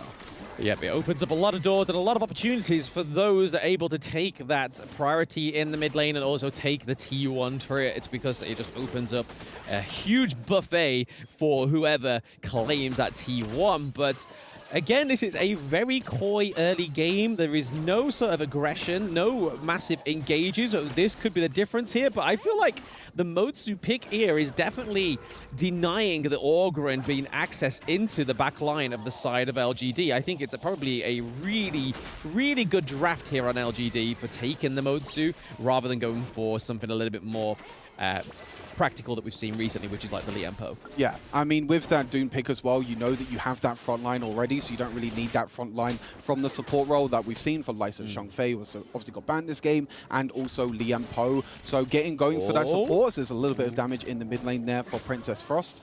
with that tank going into the jungle, it allows you to pick supports like the Mosey and set up plays just like this. Oh, Dolia is almost going to get takeout. Can Mufas escape? No, we're seeing the Shangguan. He's trying to put a pressure on that front line to LGD, but we're able to get out with the Unruly Blade. Death on Sunset comes through. It is Kagendra getting the first blood onto LGD Gaming, but are they done yet, Stu? I do not think so. Motsu is only just managing to escape thanks to his abilities. Bit of overextension in the air. The heal coming through from the Dolia, allowing to keep her alive. And you're seeing how strong this Orgrim pick is as well. Just standing in the front line, tanking up so much damage. But the Mosey stun, again, setting up the play. It works this time. It didn't work the first time, but it was able to work this time around. But a trade kill in the end, a 1-for-1 in the end. So Kagendra still up in kills at the moment in this early game, which is exactly what they need with this composition. Yes, I don't think we can call out LGD Hold up. anytime soon, but we saw that Shangguan was able to do quite a bit of damage onto Princess Frost, not quite being able to re-engage. A double knockoff. Can they get the minion hit? Oh, Musang King with the assist of the MVP minion in the mid lane, getting the kill onto Shangguan. Really, really nice play from Musang King. The finals MVP, remember, from that Season 2 Invitational. A player that loves to play these aggressive sort of junglers. You know, at the start of the Season 2 Invitational, he was playing the likes of Pei, the likes of Jing, but he's really adapted his playstyle to help his team more. Picking the likes of the Dune jungle, the Kaiser jungle, picking that tank so he can allow the rest of his team, especially someone like JR, to kind of pop off in these fights. But, I mean, speaking of JR, not really a lot of action has happened in this bot side at the moment. It's been just a lot of farming, which is what we expect from both of these down in the bottom side of the map. But I definitely favor Long in the late game for the scaling. Yeah, try and just get some priority in the farm lane, it seems, so they can get that Tyrant. They do secure the first Tyrant of the game. So going over to LGD is Tyrant number 1. So now giving over that increased damage and obviously the lightning effect, which really helps get to that backline, as we can already see that Derenji is trying to get in there. Dolia comes through with the heals. We have the dragon in the sky. Kill gets taken from Kagendra, which is going to be Mayin, and they're not quite done yet. They're trying to take the T1, trying to get that double kill, and they secure it. Mufas goes down. Beautiful play there from LGD, but they did lose their mid laner though in the mid lane, but it seems that Musang King is trying to trade back, not going to be able to in the end. But JR, perfect engage there. He was actually the one that took the tower aggro at the start, then he used his ultimate to juggle the tower aggro. He made sure he didn't take any more damage, and it allowed the likes of Zhe and also the Xiang, sorry, to be able, on the Mayin, to be able to tower dive underneath for 0-0, taking down that Derenji in the end. So perfect tower dive, well executed there from LGD. Yeah, even though they got a victim of the first blood, we are able to see a cross-the-map trade in terms of those T1 turrets. One up into the Clash lane, one down into the farm lane. So Kagendra really put in LGD's early game through their paces. They are not taking this lying down, but they are going down again. Orgrim going in.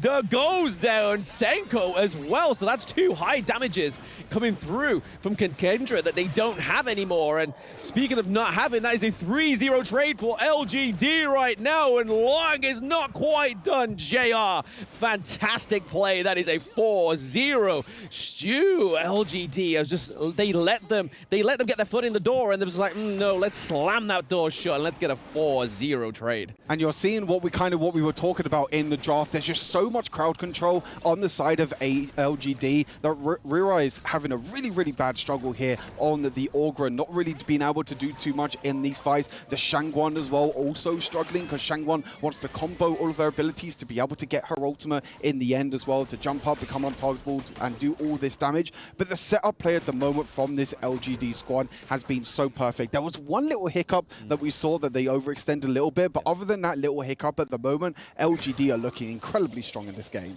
Yeah, and here's a few of the stats and itemizations coming through. So Axe Tournament coming onto the Mayin, but a little bit less less about that. We're seeing a bit more of a aggressive engage here from Kagendra. They are not quite done. They want to bring the fun to LGD. They don't want to be waiting to be the victim or be the one that's going to be cut out. But there we go. Hans takes down Princess Frost. And Mutsu in the back is getting assassinated by Hans as well. That is a double kill for the Clash lane on the side of Kagendra. JR goes down.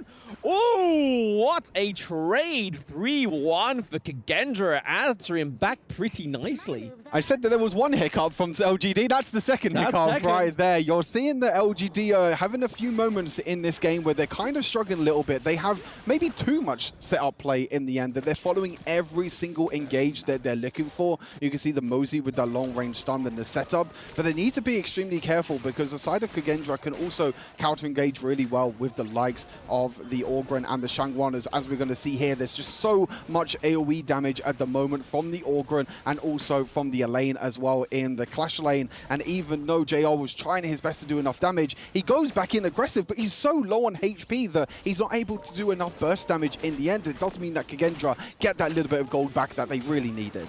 Yes, they definitely needed that in the stride. They are still behind, and this is classical LGD. Even though they may seem like at the face of it, they're struggling sometimes within these team fights, they're always ahead with these small minor details like the gold lead, like the minion priorities in the side lanes as well. But I just want to go back to what that replay was showing there. Princess Frost winter is coming. It's as if they knew they were in Saudi. It was like, there's no winter here, baby. It's not going to stop the side of Kagendra for getting that 3-1 trade. So it was really well played there by Kagendra. Again, like you said, second hiccup, Stu, but that could be another hiccup here. The first of potentially many here for Kagendra. That T2 going down in the farm lane, and we're already seeing a massive aggression. Even though there's a Vanguard on the side of Kagendra, we could see the T3, the higher ground turret, going down 9 minutes in. And you can see that this is exactly what I was mentioning with this Kagendra lineup. There is no wave clear at all on the side of Kagendra. There is nothing that they can do to try and defend these towers. You can see the Shangwon was trying her best to walk up, try and clear these waves, try and get enough damage towards the minions. But there was not enough damage there at all to be able to clear the wave. And that meant that LGD can get that high ground tower in the bottom side of the match, which is going to allow them to get that pressure, which is going to be huge for when the 10-minute mark comes up, because they can take that Shadow Overlord and they can use that Shadow Vanguard to try and take even more high ground towers in the end. Yeah, the only thing we can really hope for on the side of Kagendra here is seeing that Direnji being activated, because, again, we know that this is such a great late-game hero. Once he's got all his little pieces of equipment coming through and all those itemizations being finalized, he can do a lot of damage, and obviously he has the splash effect with his passive as well. And if you do give him a Tyrant, he's got the lightning rods and whatnot going on for him, so a lot could be had still here for Kagendra, but it looks like LGD want to take that second Tyrant of the game, and it is the Shadow Tyrant, so it is going to be enhanced now. So we are getting into that 10-minute mark, Stu.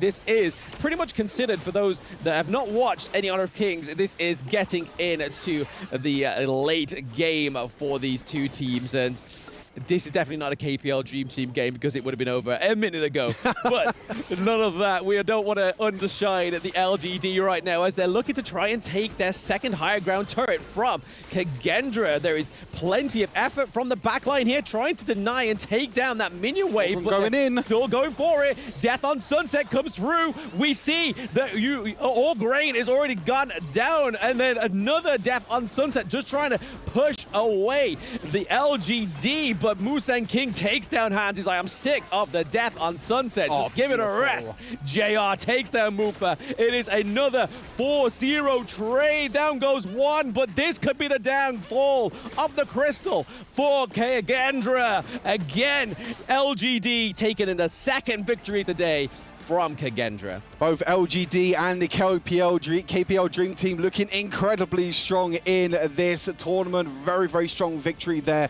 from LGD. The setup play in the end. You saw in that last team fight that the AUGEN was trying his best to engage, trying to jump onto the backline, but there was just too much crowd control. The AUGEN couldn't escape, couldn't do anything, and when your jungler is down that early on in a team fight, it's a 4 versus 5, and even with that Dolia lane combo, as you mentioned, it's just extremely difficult for them as well. Really, really difficult in the end to be able to do that, but incredible performance again from LGD. 2-0 at the moment in this tournament so far in the group stage, and one of the first 2 games we've had. We still got 2 more left to go today. We still got some bangers left. Still 2 more. I mean, the KPL fans at Rehad will be happy that it's going to be AG Global going next against KPL. But back over to the studio now. Congratulations to LGD Gaming on that second victory of the day, demonstrating that there's no doubt that they are the top dogs in their group. Yeah, definitely. I never doubted about the result, but to be honest, in-game performance, I'm kind of a bit worried about this team. Because you can see like how hasty that LGD Gaming was in-game. Because speaking to their draw, speaking to their composition, it's quite late game style. So they don't really need to rush into the opponent's jungle and try to grab everything that they want, right? And that actually just light up a cage, and then they just did really good counter-attack to us by using that all-in. No, I agree with you in terms of that, because it comes down to a moment where you feel like LGD Gaming is always at the lead, but it never looks like Team Kagendra is actually disappeared or not in the race. So what do they need to do in order to just kind of like close the deal early on and not allow other teams to come back? I feel like Kagendra just want to take their time. I mean, early game is going to be the aggressor. LGD went inside the jungle. I mean, they were so hasty and they're going in without noticing. Kagendra was always there. I feel like every time they like try to go into the jungles, Kagendra always punish LGD back. Getting into that hasty moment is not going to be the way to go for LGD. So I feel like, yeah, Kagendra taking their times, they're definitely going to do a lot better in the next match. No, I agree with you in terms of that. Like, I remember over there in Clash Lane, like there was a moment where it came from an initiation for LGD Gaming, it came down to a 0-3 trade for Kagendra. Yes. It's not the right way for them to be able to play in terms of that. Or maybe we're just being picky. Maybe we're just being picky because we're expecting a lot from that, right? Like high expectations we're having right over here. Let's check out the highlights, because it was LGD taking control of the game since the start of it. Yes, and here is something that I want to highlight. After they are trying to take down the milling tower of the other side of Kagendra, and then they're just being a little bit more hasty.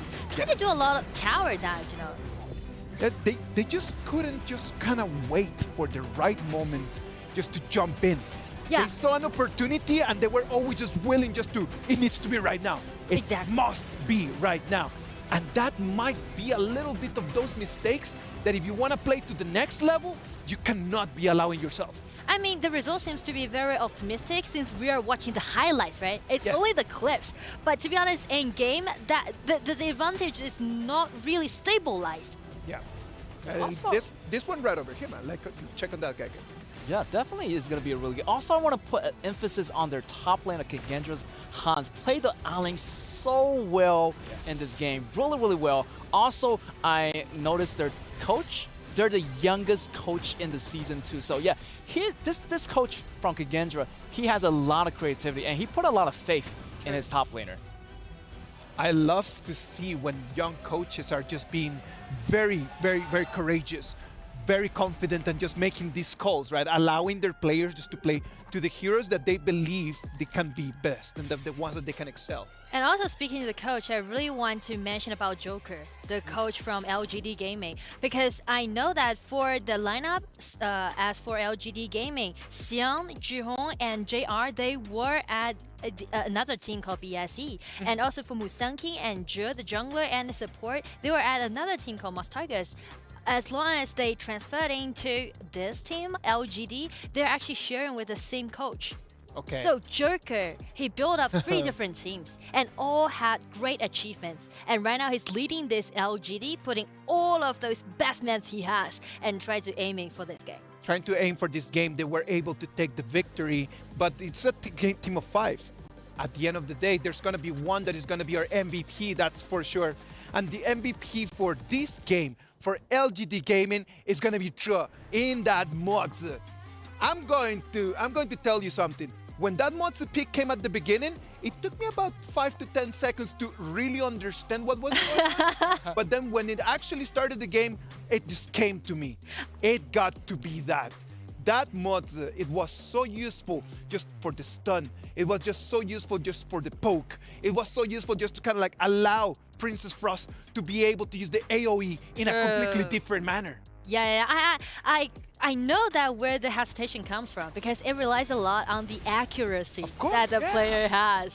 And then you have Direndra that actually thing. could use his second ability Yeah. to actually purify that and then just move on, right? True. But the poke ability that Tro had on that Motsu actually gave him that MVP. Yeah, that Motsu also did a really good job stopping Shangguan, also stopping AUGEN as well. Using that ultimate, locking both of them down at that final crucial moment. Definitely this Motsu did a really good job, kind of comparable to the Limport he played last time. Oh, and Joe has already got 2 consecutive MVPs so far in game. Exactly. Brother's going for everything. Whoa. He's won everything, and we hope that he's going to get it.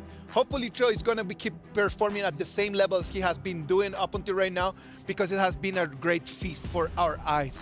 Team Kagendra, hopefully in the next game, they're going to be able just to turn things around and really just show us. I believe that in terms of the BP, they did not have reach. They did not have that clean wave ability that they actually need if they want to be able to take control of the game. For example, they really prefer to take that Dolia pick, right? Yeah. And they can pair it up with Alien one time and also with Kaiser one time. But this hero really needs to, you know, try to put it together, move as a group to do those engagement instead of just jumping in one by one. Because we can see for the last engagement that they did, AUGEN just went in alone solo and just make Alien into a really dangerous position. A very dangerous position indeed for Team Kagendra. Hopefully they're going to look at this and then just kind of turn things around. Now, we're going to have a short break and then we're going to keep going back with you to the Honor of Kings Invitational Midseason.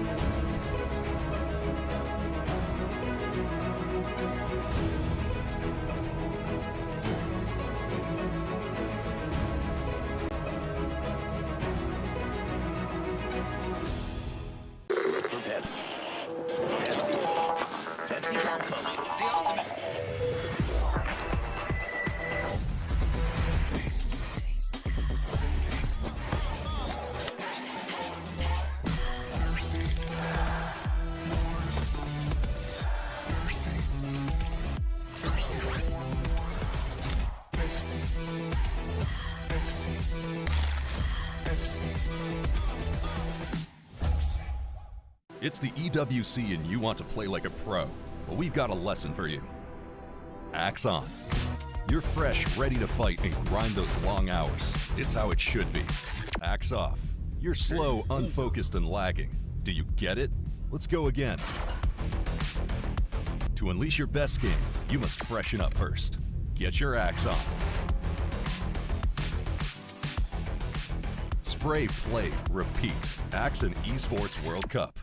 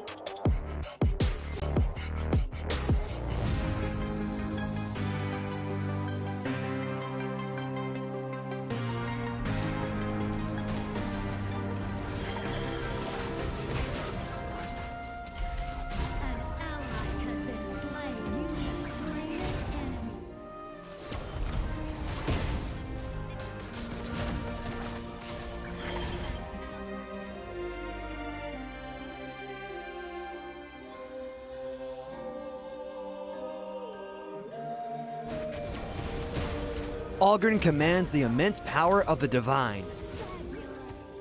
His passive links his basic attacks to the souls of his enemies, dealing damage over time. If they cannot shake off the chain fast enough, the chain deals damage more frequently and deals additional magical damage when it ends. Skill 1 ignores terrain. This skill has 2 phases. He creates a path during the first phase and deals magical damage to targets hit by the path. When it hits a wall or the life-death border created by Skill 2, it speeds up and creates a bridge of passing where it hits the wall. When AUGEN is on the path, he can travel through walls and gain a movement speed bonus. When he's on the bridge, he gains a burst of movement speed bonus and slows nearby enemies. Using the skill again will put him in the Seer state, enabling him to kill enemies at low health instantly. Skill 2 is his main damage output skill, dealing damage and slowing enemies ahead.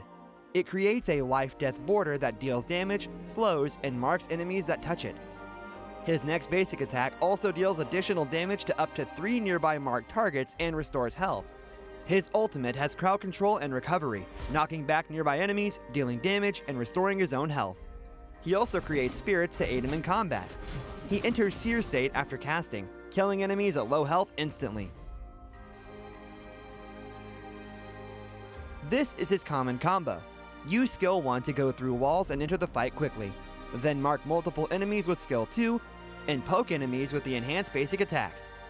Use Skill 1's Phase 2 to trigger Seer, or use Ultimate to trigger Seer at low health, restoring some health. Enemies are controlled with spirits and then killed at low health. When at a disadvantage, use Skill 2 to mark enemies, then use Skill 1 and walls to deal damage, and kill enemies at low health with Skill 1's Phase 2.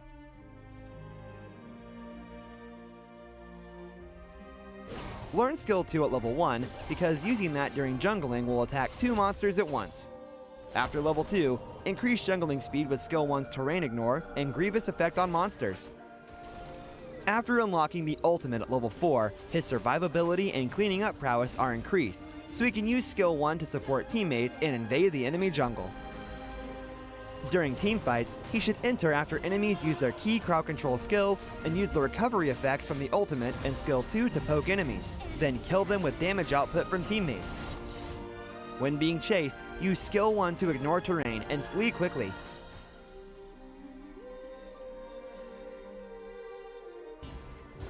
He should focus on farming during early game and support teammates occasionally by going through walls. During mid to late game, his survivability increases with the right equipment, but he still needs to follow the group to deal damage alongside the carry and help cleaning up.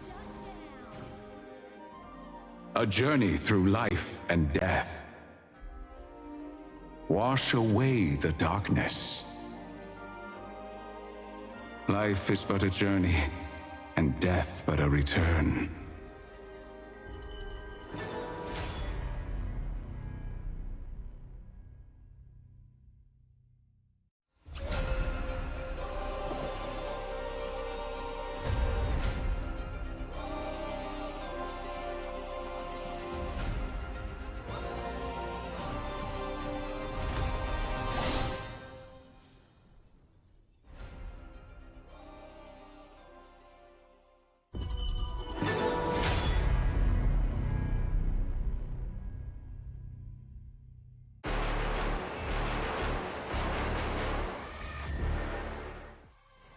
Welcome back, welcome back. It has been an amazing day up until right now. We've had 6 impressive games, and right now we're gonna move to the 7th one. We're gonna have the KPL Dream Team against AG Global.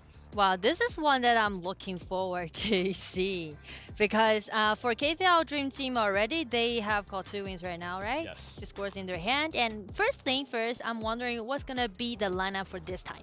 Yeah, are they gonna keep just rotating and just giving more opportunities to other people, or they're just gonna just fill in with whoever that they're gonna be as their top 5? Yes, and speaking to those fixed rotations or fixed lineup, then we definitely need to name Fly, the top laners of KPL Dream Team, because he's the icon in KPL League. I can put it in that way because this man has won championship for 8 times and he got 7 FMVPs in his hand. So instead of speaking FMVP, he's the FFFFFF MVP.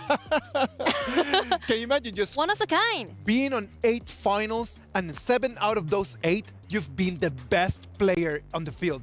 How crazy is that, Get? That's so crazy. I mean, he has like what, 3 FMVP skins in the game itself. Customized, yeah. Definitely. And also being the only top laner right now, the fixed position, that's going to be putting a lot of pressure on him at the same time, but he's using all the heroes so remarkably. I mean, that Alien, that pick, using everything he can, also calculating every single damage before the tower dive. This man is a legend. We have talked to the coach from the KPL Dream Team, and he had some very interesting ideas to share with us. Let's check that. Hello, welcome back to another interview, and I have the absolute pleasure of having the legend with me, the coach for Team KPL Gemini. But maybe you're going to introduce yourself to the audience. 先跟大家打个招呼吧。Hello， 大家好，我是来自 KPL 王者梦之队的教练 Gemini。 Thank you so much. Now, my first question to you is going to be, how did your team prepare for Esports World Cup? 那我第一个问题想问到的是，我们这一次为了 EWC 做了一个什么样的准备呢？看了就是来自全世界各地的一些队伍的一些 VOD 一些录像，然后去做一个学习吧。I watched the video from all over the world, the team playing before to study, maybe some strategies. Some strategies prepared. We love it here. But tell me, please, with all this prep, are there any teams that concern you going through the bracket? 那我想知道的是，哪个队伍可能会让你投入了最多的关注呢？每个队伍都很强，我都投入了一定的时间。但是印象深刻的，比如有 TS， 有老干爹，还有来自巴西的 VKS。I think all the team are strong, but I think the most impressive team is three. There are 3: TS, LGD, and VKS from Brazil. They are strong indeed, but you seem to be looking really strong so far, guys. You've had the fastest games. Tell me, please, are you going to beat your own record of the fastest game in Esports World Cup so far? 他刚刚想说到的是，其实能感觉到我们这次打的还是非常不错的，很有信心的嘛，而且也创造了这个最快的单局时长的记录。你觉得我们会成为这个记录的保持者吗？每个队伍都很强，都有机会打破这个记录吧。但对于我们自己而言的话，我们只要能够最终拿下比赛的胜利就已经很不错了。As for me, I think win is the most important part for our team, not the record. Each team can break the record. Each team can, but you definitely have a lot of chances right now. Thank you so much for this interview, and we are going to toss it back into the action. You gotta love Gemini, man. Yeah. Like, he's such a rock star. I remember him from a lot of years ago when his time with QG Happy. Like, he's always like a very humble and very, very strong coach. He's like the OG coach in KPL region, and he rose up with Fly back into 2017, and they grabbed like 3 or 4 championships in their hand. It is going to be an interesting match right now. Our STC predictions. Get. Who do you think? Definitely KPL Dream Team for me. They already got 2 wins, so why not going in with the third one? Nora, what do you think? I would say KPL Dream Team. KPL Dream Team? Yeah. Well, I really like the interview that they just gave to us right now, so I'm just going to go KPL Dream Team as well. I do not think that is going to be an easy one. I believe that AG Global has actually done a lot of prep to come in and do their very best to try to take that point from them. Let's wait and see what is going to happen, as right now we're going to move to the Amazon Arena, and let's wait and see what's going to be in this game.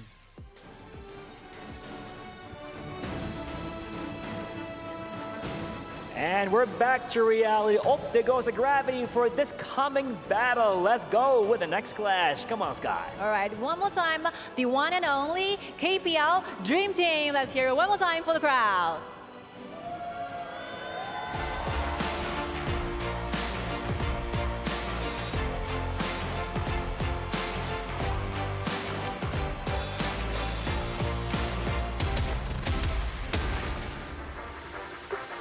This is the third match for KPL Dream Team, but I believe this will be equally amazing because they are here to defend their glory of KPL. I'm sure about that, but a lot of teams want to get a taste of that on a global stage. Coming right now is AG Global.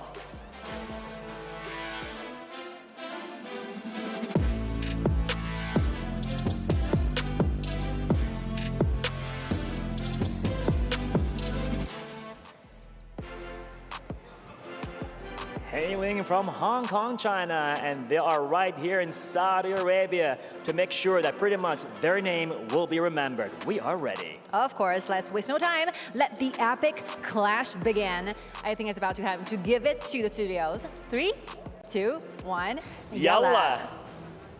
How's it going, everybody? Welcome back to the Honor of Kings Mid-Season Invitational with your boy Blam and Stuart here, going in for our third game, and it's another treat from the KPL Dream Team, Stu. Yeah, another treat. Being able to watch this team back to back to back 3 times today is definitely a treat, but we're going to be seeing AG Global for the first time on Stream A, the first time we get to see them as well. And us two definitely have a lot of, I guess, history with this team. We casted them over in the EVA team where there was a wild card. We also casted them during the Season 2 Invitational. And I feel like there's been a big difference with AG Global. I think they're coming into this with maybe a bit of downfall, with maybe a little bit disappointed with their Season 2 Invitational performance. But now we're going to be heading straight into the draft. It's going to be interesting to see what AG Global have cooking against KPL. Absolutely. So we already seen those priority bans come through. It's the Dolia, it's the Mai. These two are not shy of these bans and definitely being priority bans for all the teams so far within the mid-season invitational. And then we have the Dachau and the Haino ban as well. Priority pick goes over to KPL. They are changing it up. They're not going for the Lady's Son. They are impressing us with the Ali. And then over to the side of AG Global, we are seeing Mayin and Loon coming through. Yeah, for sure. Really interesting to see the priority of Ali over the Long. We know that in the KPL in general, with all of these players, that Long is a very high priority pick over there. So picking the Ali instead of the Long is definitely super interesting. We see Yuhuan again potentially being played in the mid lane with that Orgrim being picked as well. But then we see the counter pick straight away there for AG Global. Musashi going in the hands of Myosotis, a player that we know has very, very high caliber. This is a player that is a super big carry for AG Global over when he was playing EMEA and also Season 2 Invitational. Yeah, the Musashi pick's really good for me. I've been waiting for this one to come through, especially when Orgren gets picked up. But like you said there, Stu, we have the Yuhuan coming through again, and it's looking potentially to be in the mid lane once more. It's definitely not the jungle. It could be support, but the way that KPL played it in their last game, I am going to go and say it's safe to assume that Yuhuan is going to be in that mid lane. But we know what's going to happen with that Orgrim pick. We know that there is a potential level 1 invade coming through, Stu.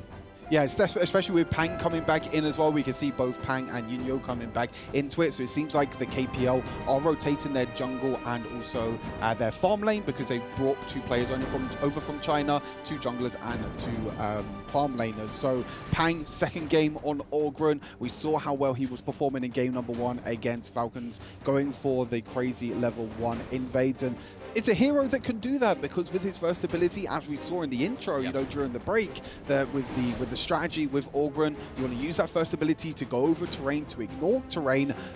But now we have a Menki as well. Now that confuses me slightly. For the French people in the audience, qu'est-ce que c'est? We have the Yuhuan. We have Orgren that should have been in the jungle, but Menki is there now. I mean, this is really stumped me here, Stu. Is that Monkey going to be up into the... Is he going to be in the jungle? Is Orgren going to be in the clash lane? Or are we going to see Monkey... so many possibilities, right? Literally, the flex on this, it's like...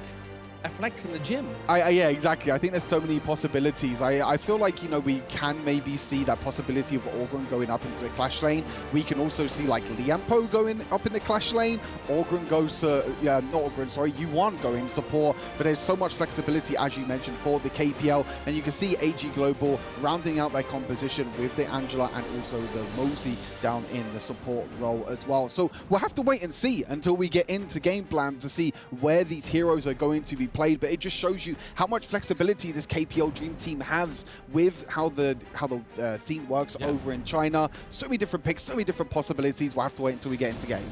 I'm pretty sure you're going to be seeing all the global teams just sat there, either on the stage or in the player lounge within Rehab with their notebooks, just dropping it and be like, mind blown. Where is this AUGEN going now that we have Monkey on the field? But I'm pretty sure we are now finding out, and it's in the Clash lane. So we were a little bit right there. We was pretending as if we knew where that was going, Stu. But now we definitely know where we know it's going, and we can completely pass that one off as like, yep, we knew that it was going into the Clash lane. Yeah, this is one of the first times I've seen it. I've done my research as well over in the KPL, and I don't remember ever seeing Fly ever play AUGEN up in that Clash lane, and I don't think we've ever seen it at all in the KPL. So this is something that maybe they've been cooking up, something that is completely new. I mean, AUGEN is a hero that can definitely push the waves super quickly thanks to his second ability, and you can see already that Mayin is going to be pretty much under tower the whole game. That kind of range versus melee matchup in that Clash lane is going to be a big struggle, I feel like, for Mayin overall. But we know that Snow is a very strong player, another strong player for the side of AG Global, who we haven't had an update just yet, but they did actually lose their first game of the group stage off stream against Weibo Gaming, so they're looking to try and come back in this series. Yeah, I mean, I have to note that it wasn't just a stomp from Weibo. It was actually a very close game. When we tuned into the stream, it looked like AG Global were going to win, but then there was just a little bit of an upset around the Tyrant, I believe it was.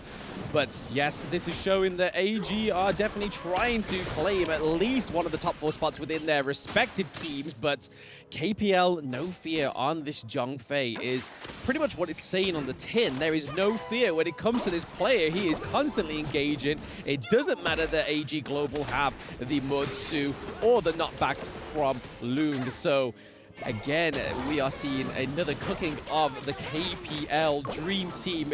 Pang was just taking that Angela ultimate just face on. He was just not even he just didn't care the amount of damage that he was actually being bear witness to there, Stu.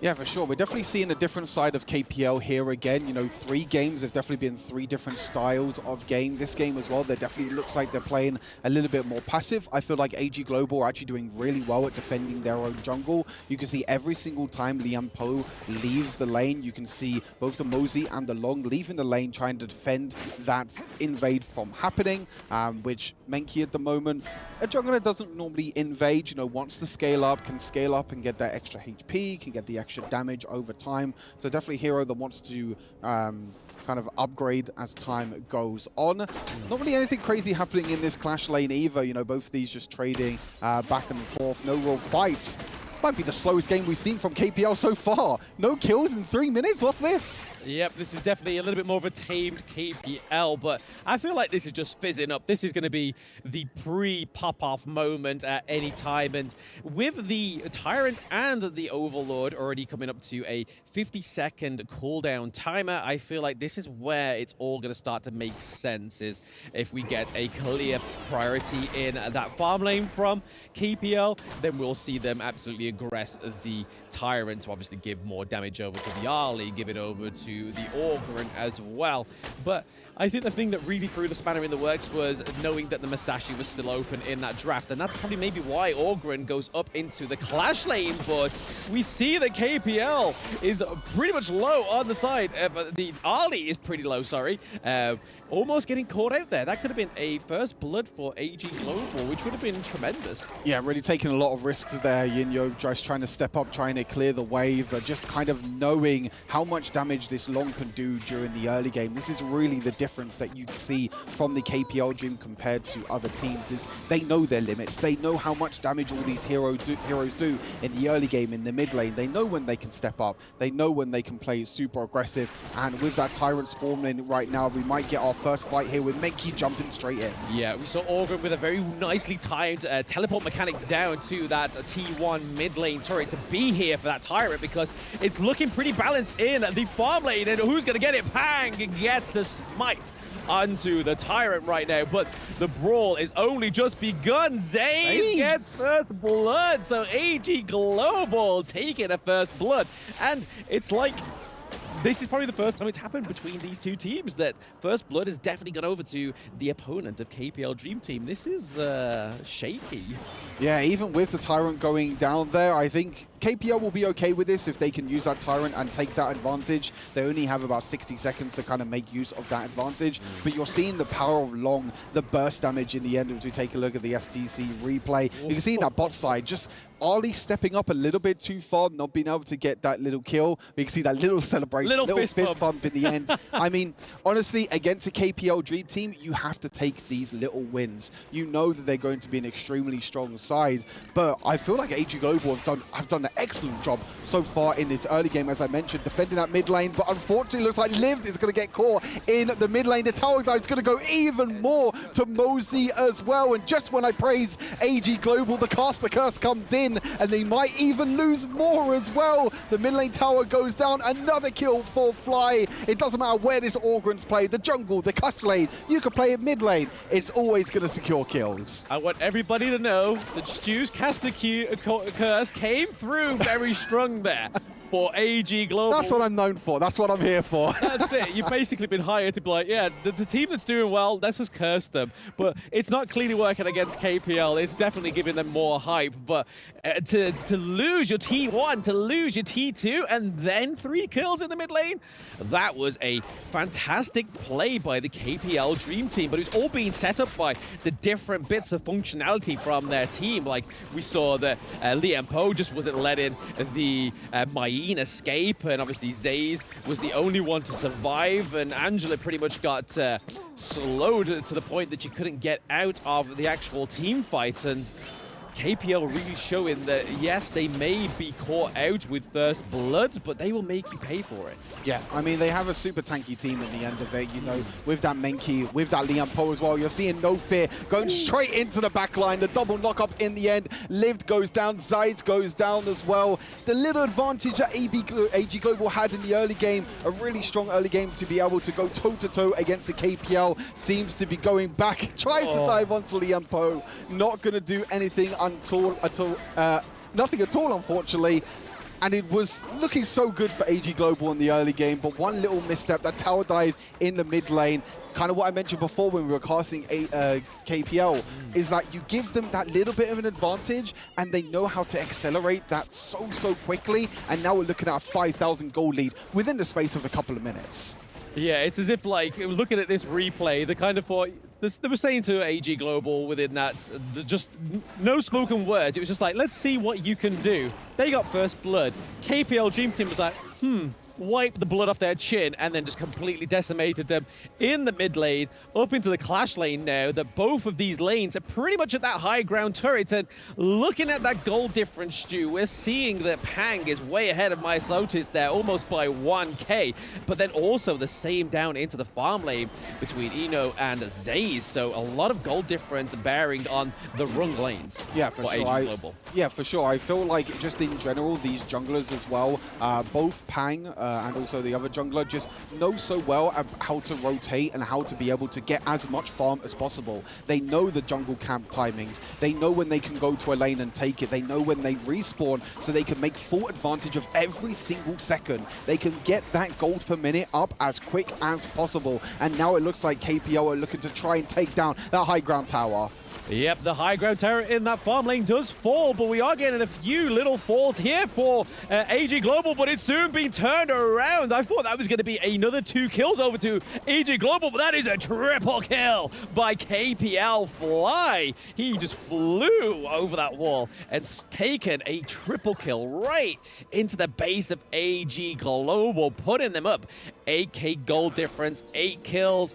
They are pretty much owning this map. No side lanes have been taken from this team, and AG Snow getting caught out there. He was trying to give some vision to his team, like, boys, hurry up, get off that time, death time spawner, because we need to get that Tyrant, and just absolutely falls a victim once more to the KPL Dream Team.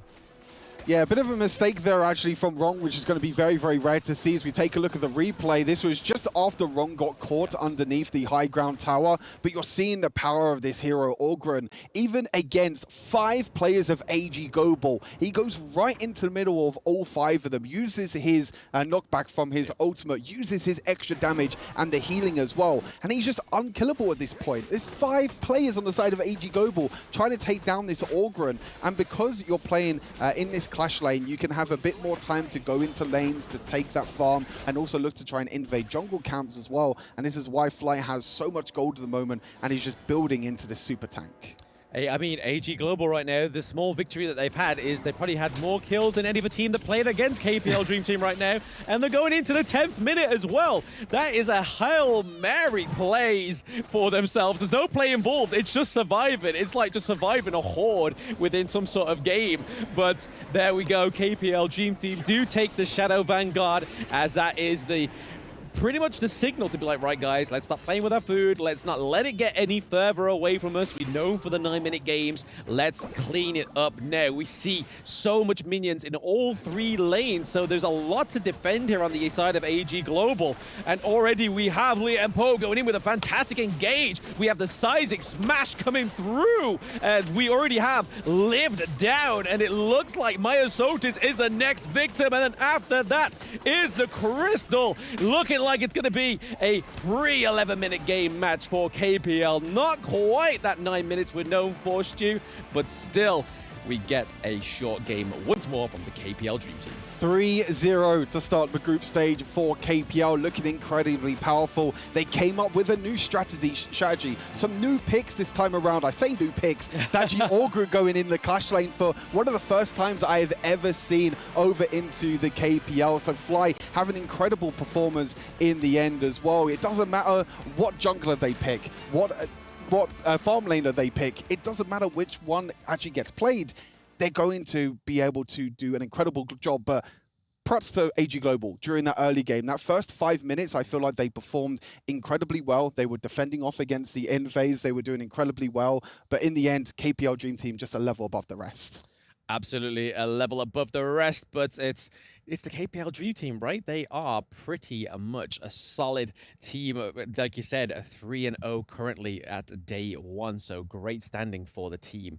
And AG Global managed to get 2 kills and survive in the 9 minutes. Yeah, for sure. We're going to go back to the studio now and see what the analysts think about that incredible performance from the KPL Dream Team. What do we think about that KPL Dream Team victory?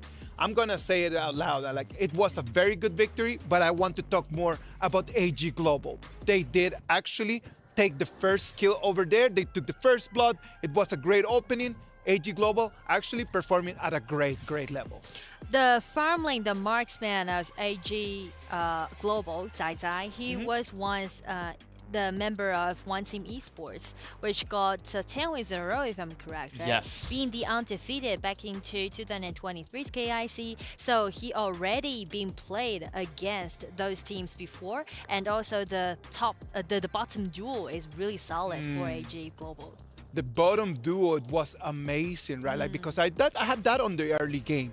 On the early game, when we saw Zai Zai and Xinlin just playing on the bottom lane, just doing that 2v2, they kept it completely balanced. True. And we know that Ino on that early, it's a force to be reckoned. Definitely. And Ino this round is using his signature hero early against Lone. And Jaja did a really good job killing the first blood, getting it early, allowed them to take the lead. I mean, they were doing really, really well in the beginning. I mean, the 2-1-2, the laning was really, really on point. Both sides did a fantastic job, but eventually KPL took over as the games move on to the later games. But I feel like, you know, it's clear that we do have the consensus that KPL Dream Team is the strongest right now so far, right? Yeah. So everyone, the rest of the team are trying their best, putting all their efforts, trying to do some research on KPL Dream Team. So let's just, you know, get it really quick.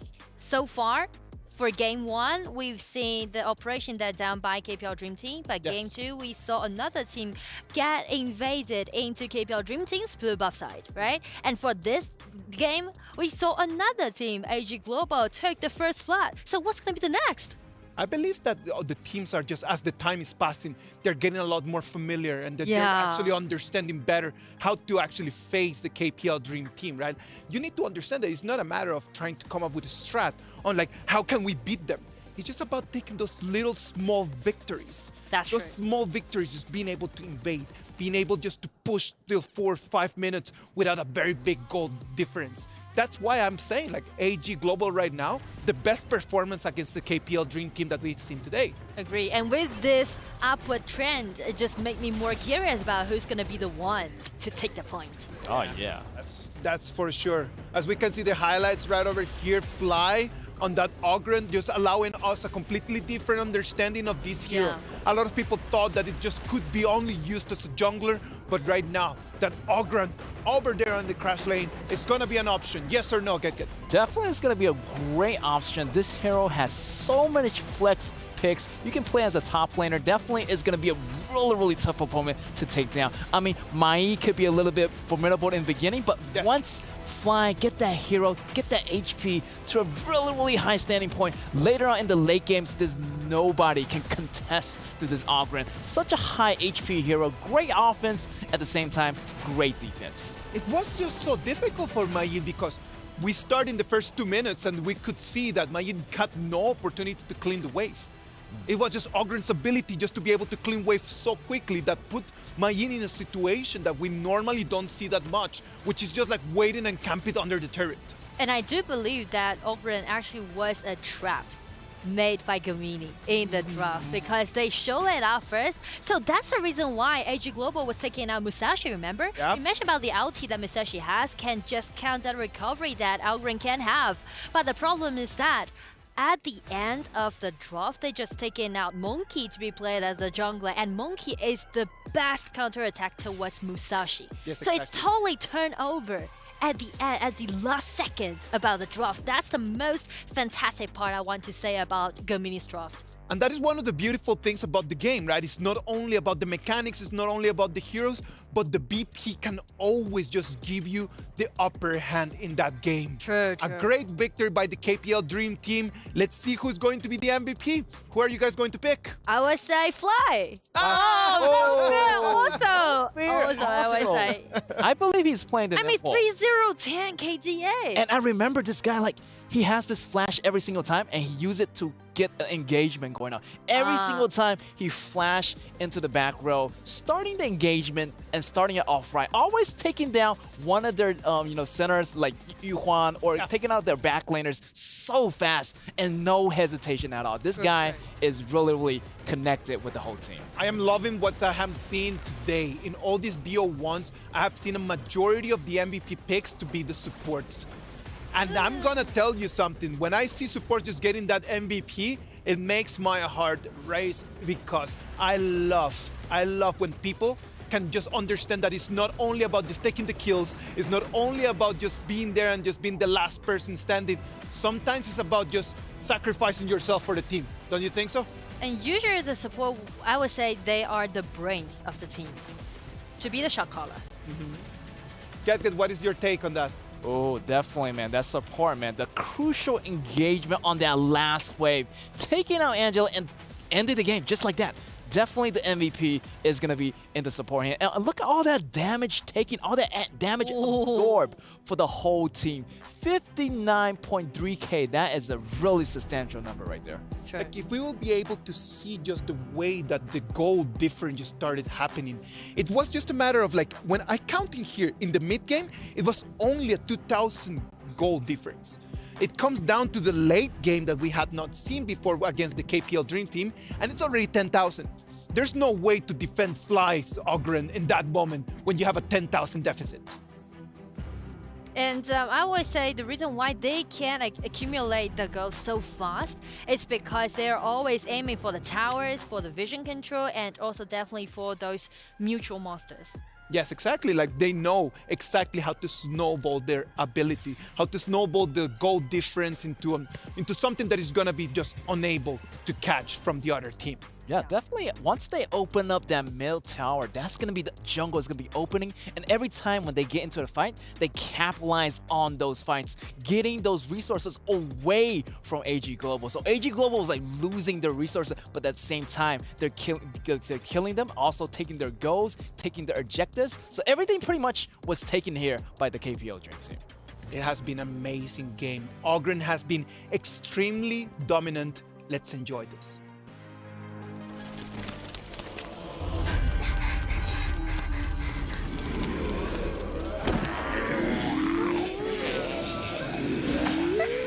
Forsaken star, you brought the affliction. If a forsaken star is born, affliction shall befall the land. It's your fault. It's your fault. Wake up. Wake up. Hey. Are you alright?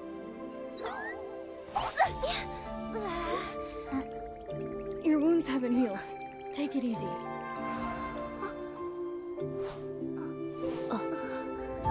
You must be hungry. This forest is dangerous. I'll take you somewhere safe. Grandma! I'm home! Have you Where are you eaten? from? Are you What's your hungry? name? How did you get so Why badly won't hurt? you answer? Can't you talk? How did you meet Chi? Yeah, that's right. How did you meet? How did you meet? No, that's enough. Her name is Dayadia. She'll be part of our family from now on. Dadia? Pretty strange name for a kid. Don't make fun of her. Grandma said that it's fate that brought us together. Food's ready! Yeah, time to eat. Huh?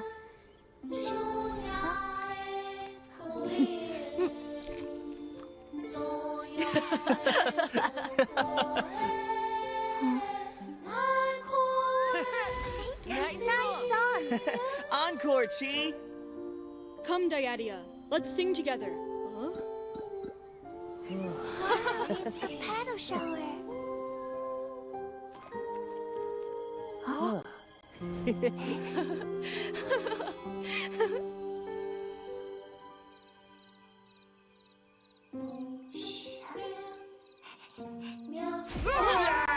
Save me!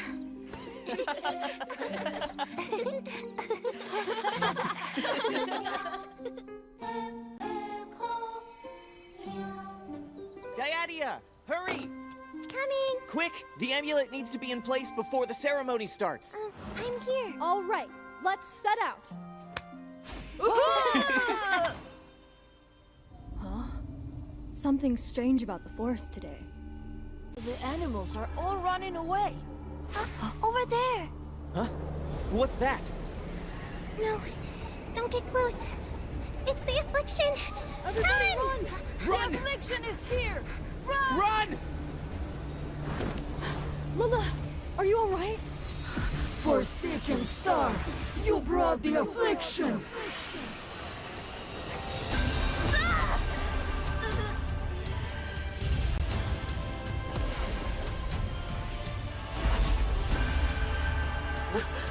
Chi! Lila!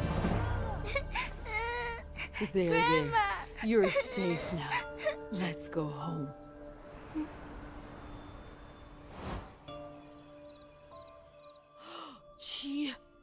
are so brave. Thank you, Chi. I won't cause you trouble anymore. It was nothing. Dyadia was brave too. If not for her, we wouldn't have outrun the affliction. All of you were very brave. Protecting one another is what a family does. Grandma, who were the people who saved us? They are the Order of the Seers, protectors of this forest. It is thanks to them that we can live here without worry. I'm going to be a seer when I grow up. Me too! Me too! Huh?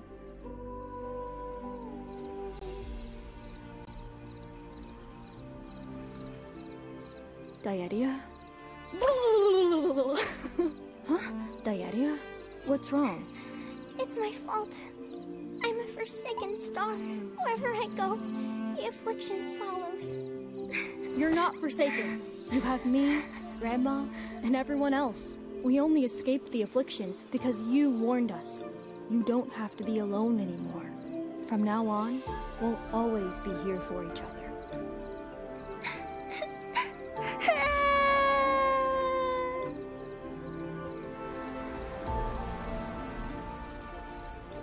When I grow up, I'm going to become a seer.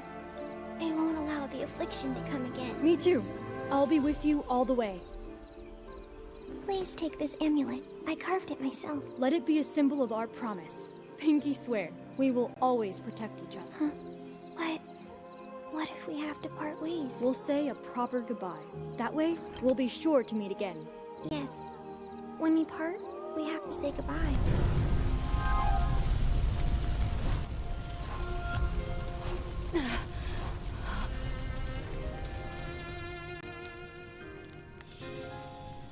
But we didn't say goodbye.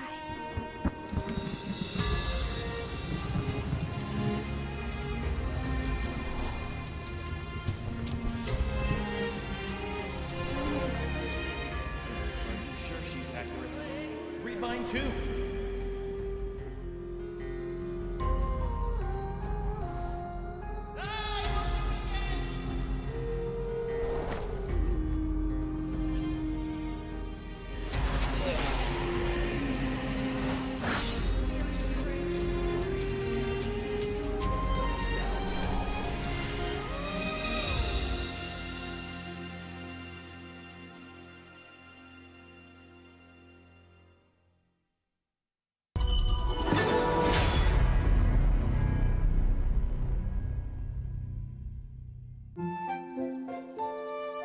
Dyadia, you're going to be late. Why didn't you wake me earlier? Lady Dyadia, remember your persona.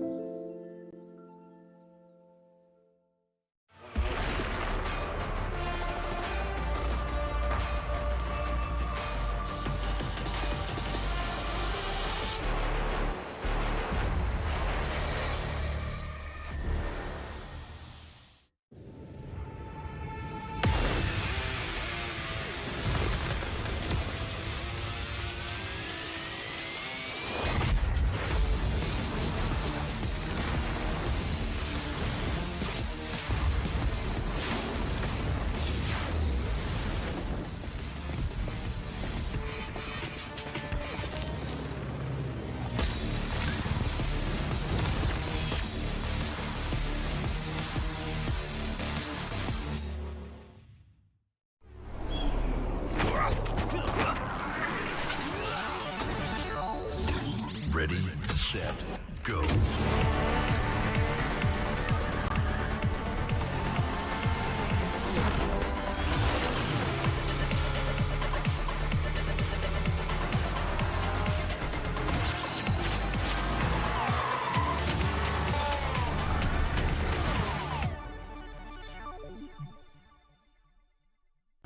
لحظات البداية عاشت معنا. كنا نحسبها وقت للتسلية بس. نحسبها بس ذكريات. عبود أعطي أختك اليد يا ولد. ابتكرنا فيها ابتكارات، وإذا بغينا قلبناها خرافات. كنا نحسبها بس لمة وصحبة وسهرات، انتبه نوب ترى نوب. لكن كنا نشوف عالم ما حد يشوفه. ليت يشغل وقته بشيء يفيده. الله عليك على الصوت. عالم كبر وعاش فينا، عالم الحماس فيه يوصلك كل مرة لحلم أصعب، بس ما يصعب عليك. بارت معك وين ما تروح.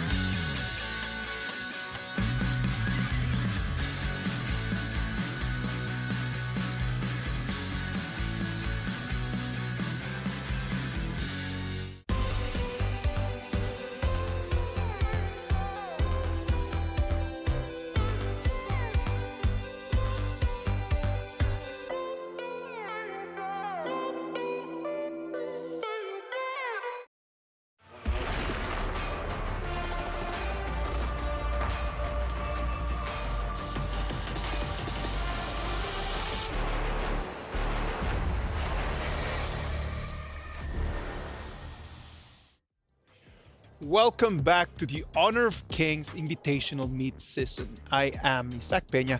With me, Get and Nora. We've been watching so many beautiful games, 7 of them already gone, and we have only our last one for today. We're gonna have Boom Esports and Weibo Gaming. Yes, and for Boom, I feel like they have the momentum going, but they got stopped in the track by Loop. So definitely, I feel like they have a chance to come back here versus in Weibo. I don't know about Weibo, but Boom, I feel like they are ready for this. They just have to be a little bit more patient on the last game. A little bit hasty, but this time I feel like they already got warmed up in the first battle, so they're going to be able to do a lot better in the second round against Weibo. I am certain that Boom is going to do a lot better, man, because they got like really difficult games first, right? And right now they're going to be playing against this Weibo game, and without any disrespect to them, like it seems a little bit more accessible, right? What do you think, Nora? For Weibo Gaming, they actually got their spot by the showdown, and they got 4 wins in a row, which made all of them as a 2-0.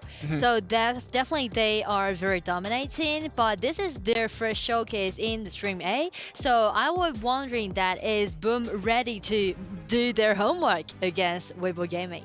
No, for sure. Like Weibo Gaming, then their way to get into the EWC, they had to go and really work really hard, and they made that flawless. They completely just obliterated anyone who stopped in front of them. Let's talk and let's see what exactly Nono has to share with us in this interview that we had with him. Hey guys, it's Chicha here. Alongside with me, we have Weibo Gaming, Nono, the Roman for the team. And I just won also another match in Group B, but congratulations on that. But next one, you still have another match to go. But this is your first time in Riyadh, right? Yeah. So how do you liking things so far? I would like to say the people here is very friendly and very helpful. When I found difficulties, the person here keep on help me. Oh wow, this is the first time I listen to it. I like it. And do you like the food at least? Yeah. Definitely, I like it. Do you still want to go back, or you want to stay? Maybe stay here. Maybe, who knows? But okay, for the next match, you are going against Boom, right? Yeah. So what's your preparation against Boom? We have stream with many teams, so our aim must be win the game, and we try to get a good result. And our aim may be top 4, something. Maybe you can do it. Who knows? You be the underdog, or you say Dark Knight for the group for yourself. But speaking of which, I know you, the elder brother for your team. The rest of them are still like kids. How do you mingle along? How's the team going for you as the bigger brother for the others? I'm also playful with them, and I don't think I'm the biggest brother there. I'm going good with them.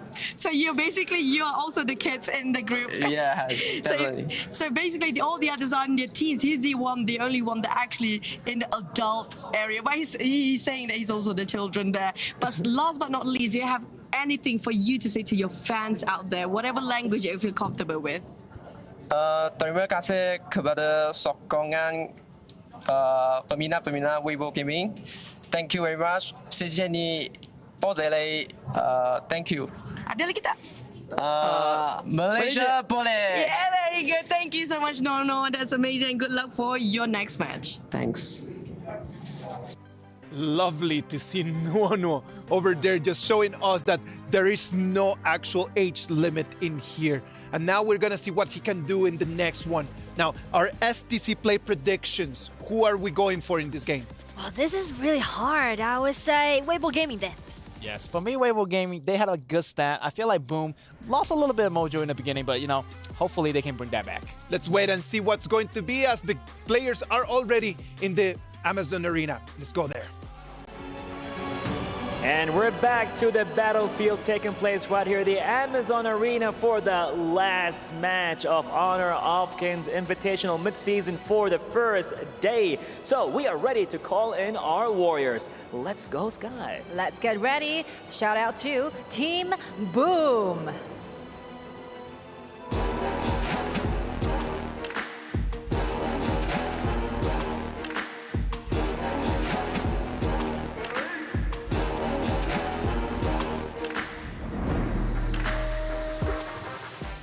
Come out their ways from the Philippines, and I believe they have everything it takes to hit up the entire gorge. Let's see about that as they're gonna go against their competition. Let's hear it for Weibo Gaming.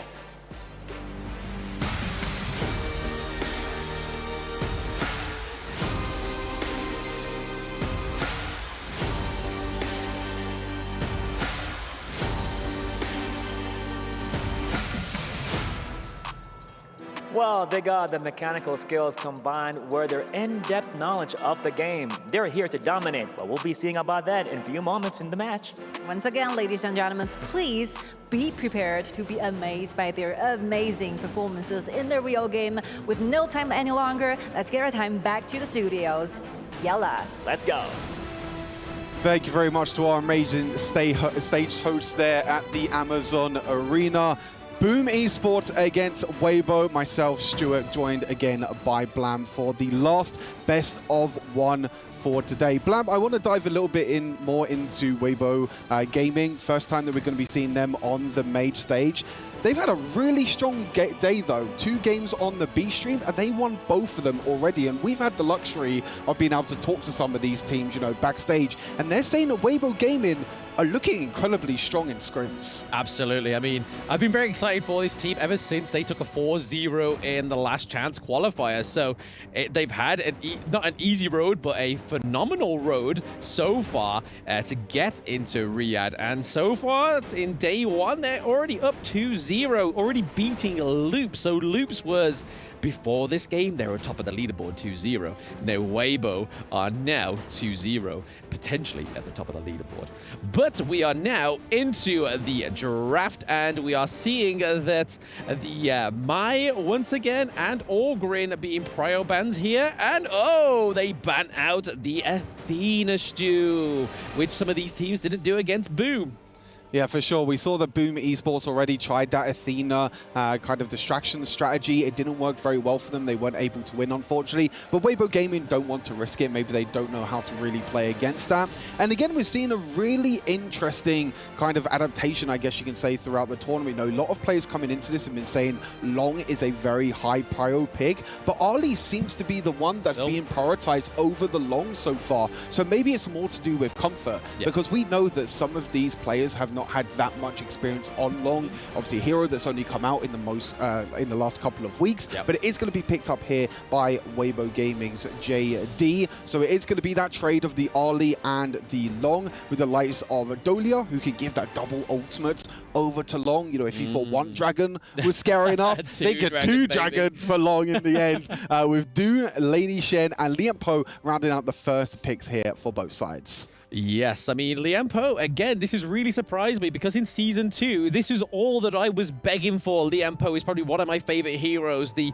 engage potential of this hero is just phenomenal, and we've even seen it already in Day 1. So I'm really happy that the teams have now taken Liempo on board, and it's a great counter for obviously the likes of the new hero AUGEN, but the Musashi gets banned out as well, so trying to get rid of that aggressive jungle pool on the side of Boom Esports, and then Boom Esports banning out the Princess Frost and the Hugh Huan. Even though they've got the done, maybe they thought they were going to flex into the mid lane like KPL Dream Team have done, but fleshing out Boom Esports roster here is Kaiser and Charlotte. We've seen a fantastic performance for Miji on Charlotte, especially in that last chance qualifier. Yeah, I mean, it's one of the picks that he was prioritizing as well. We got to kind of talk to him a little bit as well. He's saying that, you know, Charlotte was a hero that he wasn't really playing too much in the S2 and even in the qualifiers before that for the Philippines. It's a new hero that he's picked up, as you mentioned, in the SEA showdown match against RRQ. Had an incredible performance over on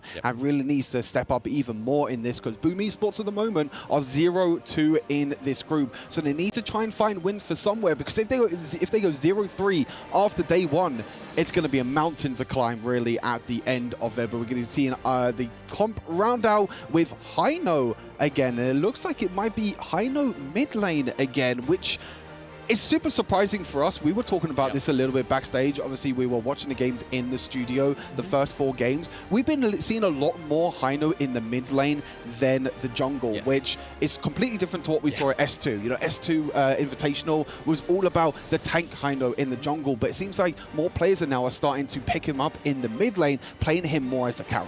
Yeah, people have probably realized that going sort of like Princess Frost or even necessarily the Mai Shiranui against something like the Lady Shen doesn't always go the way that they want it to. We saw quite a lot of failures, quite a lot of hurdles for people picking up the Mai Shiranui in Season 2, and it seems to be a prio ban in this one.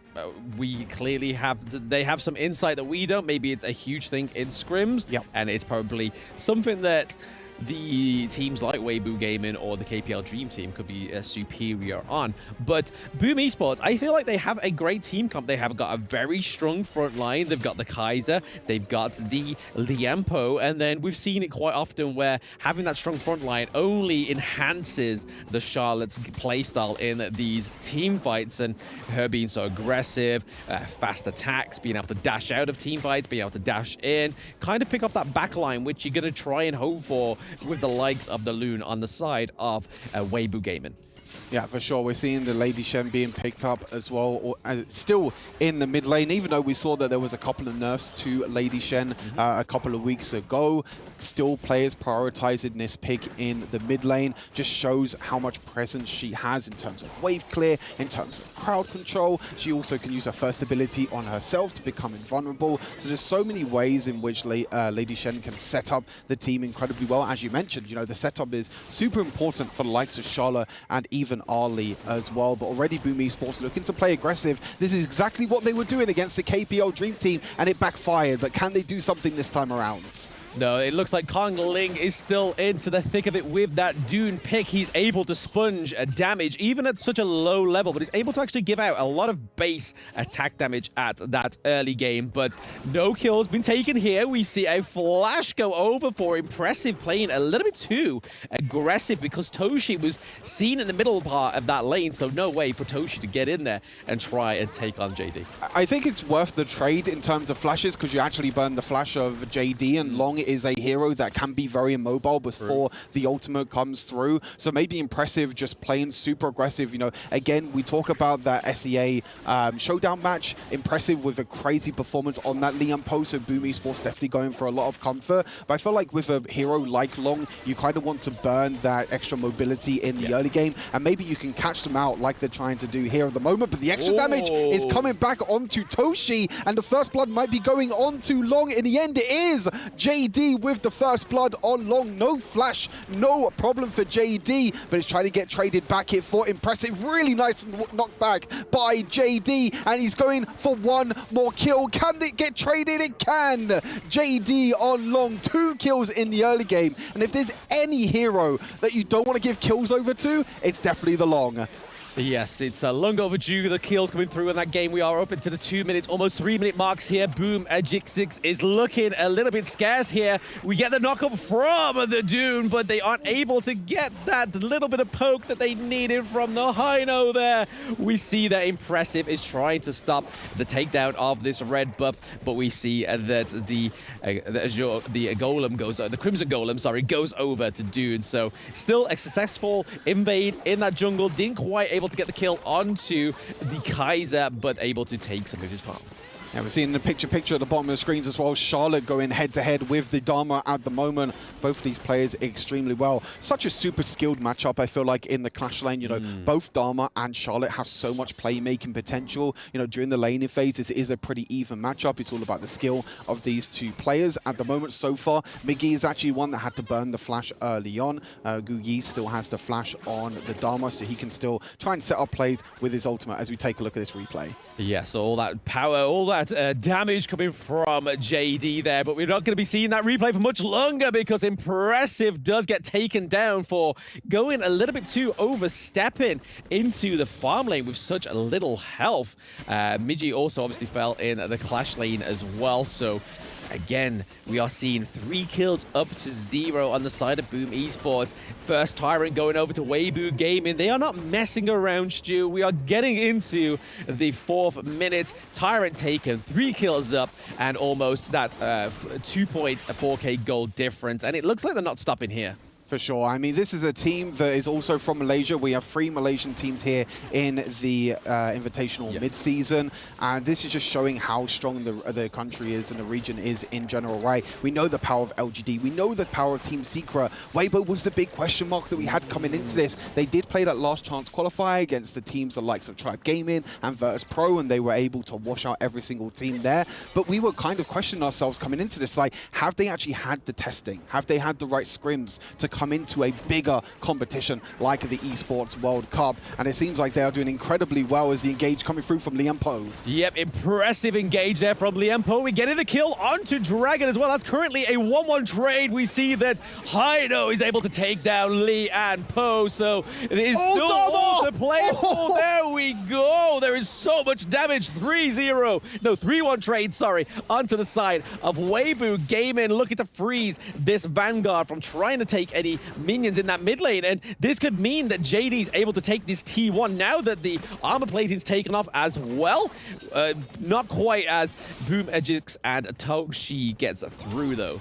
I mean, watching someone play Dharma as well as Guyi's playing it at the moment, like, incredible. You can see the flashy plays that Dharma can create. You can see the setup that Dharma has as well with the ultimate, being able to knock players into the wall. When you see a good Dharma, when I see a good Dharma, I'm just like, wow, this is like the perfect way to play Honor of Kings. The invade might have been going a little bit too far here for Dune.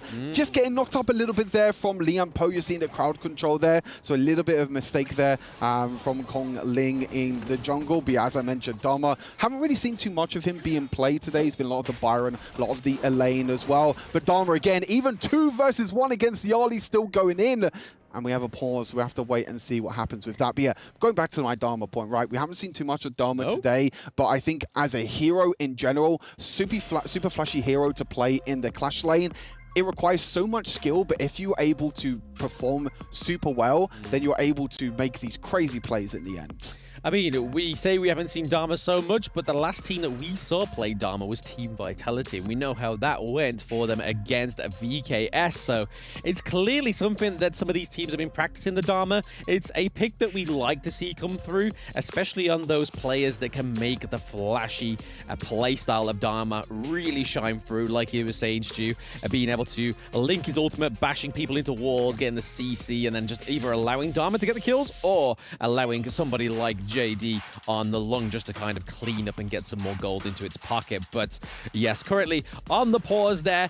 Right now, it's looking like Weibo are playing very aggressive in this game. Yeah, for sure. I mean, they're definitely bringing out the aggression. They definitely feel like they've had the practice. You know, if we go back to the draft as well, in terms of the bans, in terms of the picks as well, you know, realizing that they're playing against Boom Esports, they don't want to give the likes of Athena away, and going into the game as well, Weibo Gaming at the moment playing incredibly well. Long again, we know how strong this hero is. You know, me and you were watching the games from the KPL, and you know, likes of KPL players playing Long because it's been out in China for such a long time, and we thought to ourselves, you know, how are these players going to adapt to these new heroes that they maybe haven't played for so long? But you're seeing the even with the little practice time that they have on these heroes, they can still perform incredibly well. You know, you can see the KDAs on the screen as well. You know, 203 at the moment for JD on Long. And as I said, you know, you don't want to give Long early kills, you know, especially against an Ali, and we know how much burst damage this hero can do as well. Oh yeah, I mean, sometimes you think you escape, but thanks to his passive, just having that second hit within the range as well, you think you get out of there, but then that just comes around and just slaps you.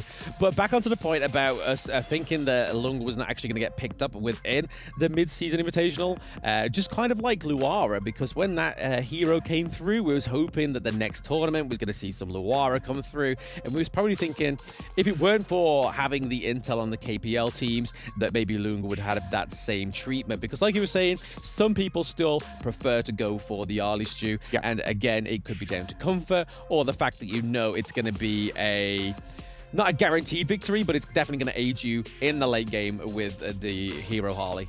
Yeah, 100%. I mean, you can see that also the Long being paired up with the Dolia. I think we're going to be seeing it a little bit later on in this game once the pause comes on through. But giving the ultimate over, you know, Dolia giving the double ultimates over. To be fair, there are so many to give over here. Likes of the Dharma, we just mentioned, being able to push people into the wall.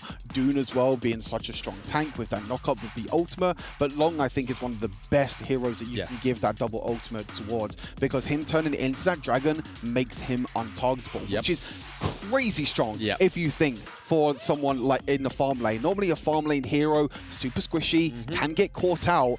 Hey, if Long get caught out, you press one button on your phone and you're like, see you later. I'm off to space. I'm off to ride my dragon, and then can just jump back down. But the crazy thing is, he jumps back down. He gets some enhanced auto attacks as well, which makes him even stronger. So we've been seeing the kind of aggressive style used in Ultimate, but we've also seen the defensive style as well to be able to escape from this crazy crowd control that can come out. Yeah, because I mean, some players that may have, because with this game being such fast-paced, Honor of Kings, you can make mistakes in an instant. So if you go and lock on, say for example, if you dive in, you're a Kaiser or a Charlotte onto the Lung, and then you've like, totally forgot about his ultimate, and then he goes up in the air, and then that's basically burnt out that huge engage that would have been potentially on the likes of something like a DRNG or even an Arlie that's maybe a little bit more slippery but able to still climb around. But there's no way that Dune or Kaiser or Charlotte can fly up into the sky, so the Loon pick is definitely a better playstyle for within the farm lane.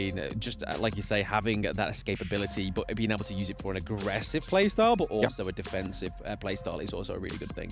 No, 100%. I think it's super interesting to see. Hopefully we'll get back into the game very shortly. Thanks everyone for the patience. Yeah, hopefully we can get things sorted very quickly here. But yeah, Weibo Gaming, just to kind of recap with Weibo Gaming, 2-0 at the moment in this group. The first time we're seeing them on stream at the moment. Won 2 games off stream against AG Global and also Loops, whereas Bloom haven't had the best of start to this group so far. You know, they're 0-2 at the moment. If they lose this game as well, they're going to be 0-3 going into tomorrow. So Boom need to find a way to come back into this game because they're a little bit down at the moment, but hopefully we'll get things sorted soon. Absolutely. We are going to be going into a break whilst we just figure out this technical difficulty, guys. So thanks again for bearing with us. We'll see you very soon.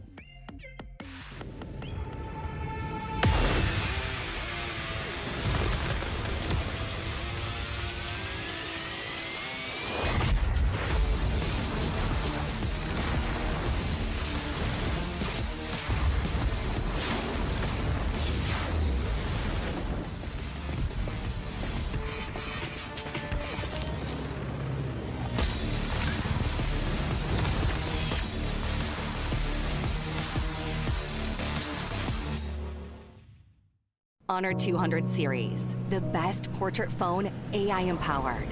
Studio level, AI portrait camera, 3 hardcore portrait modes. Color, vibrant and classic to capture portraits that truly stand out. AI empowered magic portal. Snapdragon 8S Gen 3 AI chipset. 5,200 milliampere per hours silicon carbon battery, 100 watt, Honor Supercharge. This is Honor 200 series. You ever wondered how a Hollywood movie is shot? On a Sony. You review it on a Sony. And how do you make that sound epic? You record it on a Sony. Lunch break on a Sony. So why wouldn't you watch it on a Bravia by Sony? Have you got what it takes to get to the top? It doesn't matter how high you climb. To reach the top, even the biggest champ needs a break. So you can recharge, dive back in, and dominate.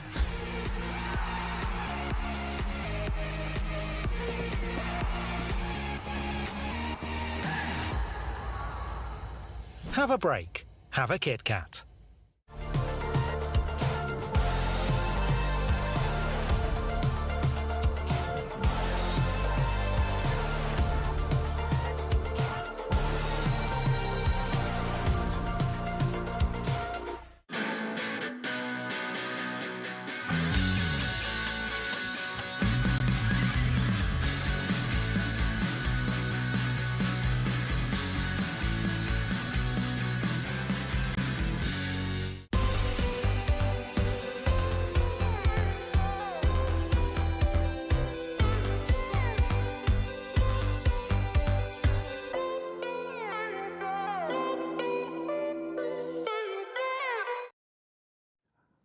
Welcome back, everyone, to the Honor of Kings Invitational Mid-Season here in Saudi Arabia, Riyadh. We are unfortunately still in the pause at the moment between the Weibo Gaming and Boom Esports. My name is Stuart. Joining me again for the cast is Mr. Blam. Nice, beautiful Blam over there.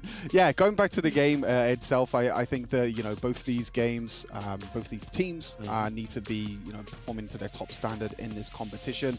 Obviously being in the same group as the KPL Dream Team as well. But we're going to be going into a quick video while we wait for the break, where we're going to learn from the pros himself on how to play Honor of Kings. You want to be strong? Learn from the pro now.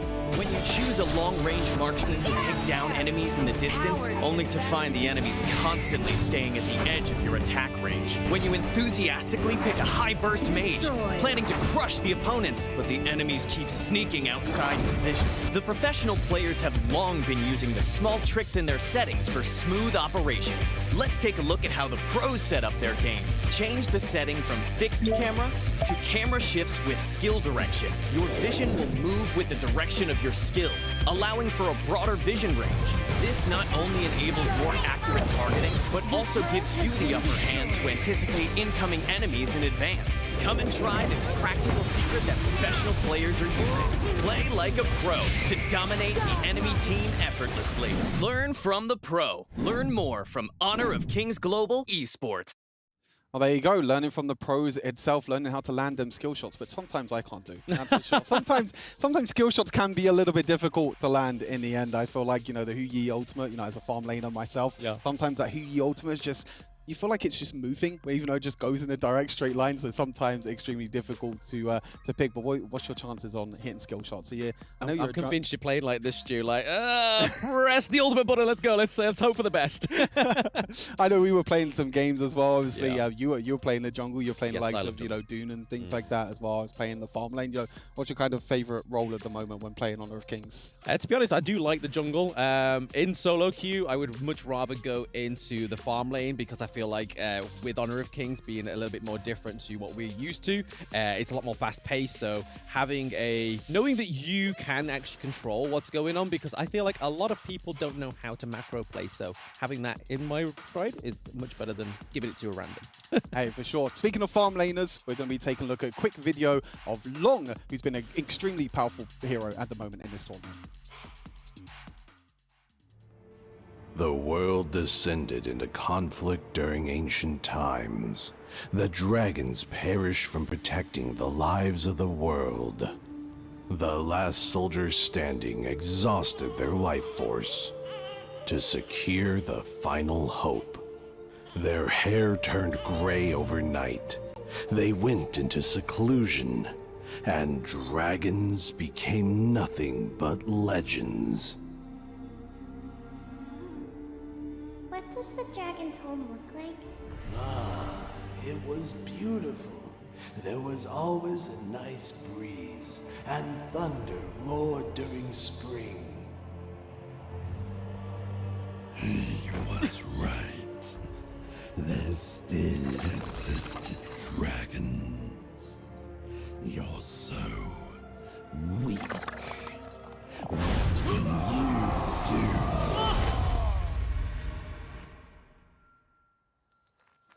Grandpa, what's this? A horn. When you grow up, you'll know what it means. We don't like horned monsters. You are a monster. You're not welcome here.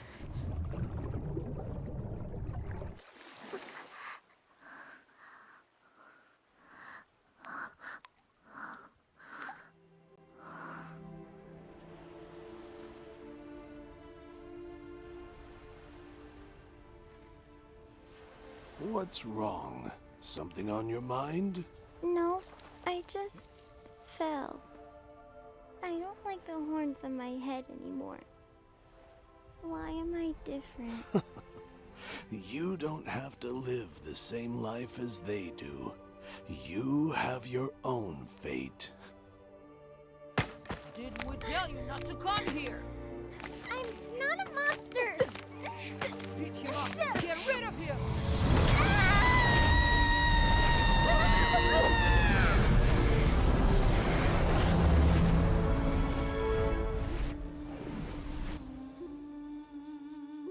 Why do you always play this song? This is a tune from our homeland. When we hear it, it reminds us of where we come from and who we are, so we don't become lost.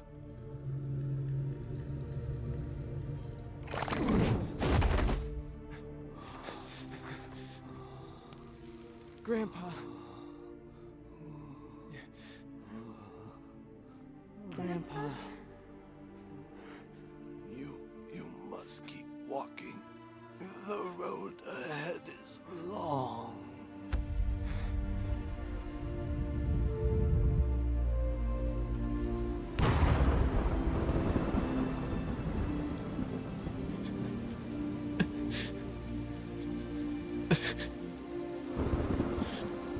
You hear that? Your ancestors are crying for you.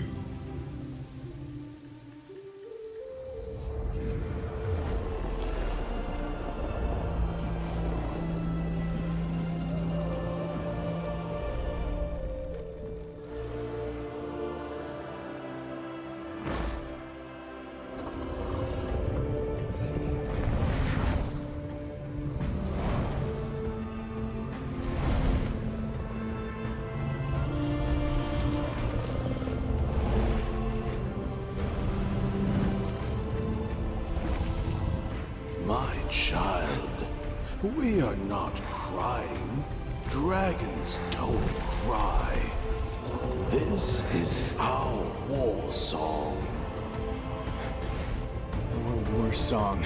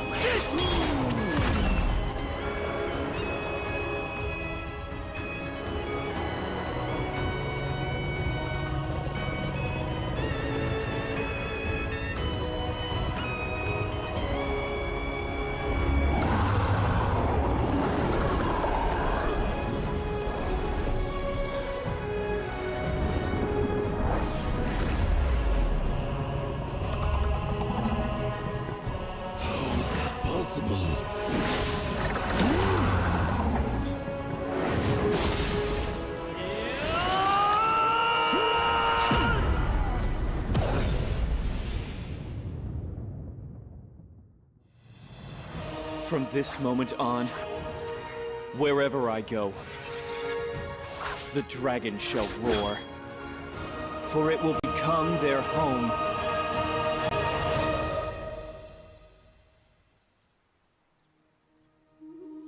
Grandpa, I will keep walking.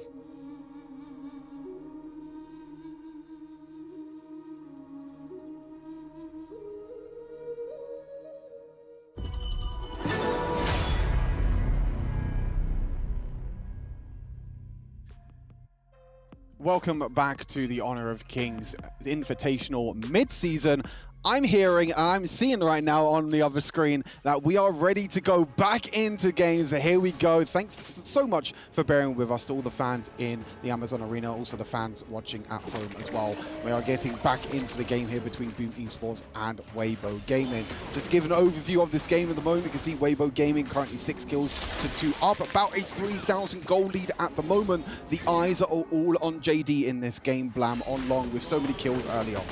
Absolutely. I mean, this is a marksman with so much in his kit, and another kill in his stride as he just builds another item as well. So again, just going to be a bit more attack damage coming through for Lung in this game. Impressive. Was trying to get a little bit of an engage here in the mid lane, trying to pause and freeze the enemy's minions, but it looks like they're able to come through here.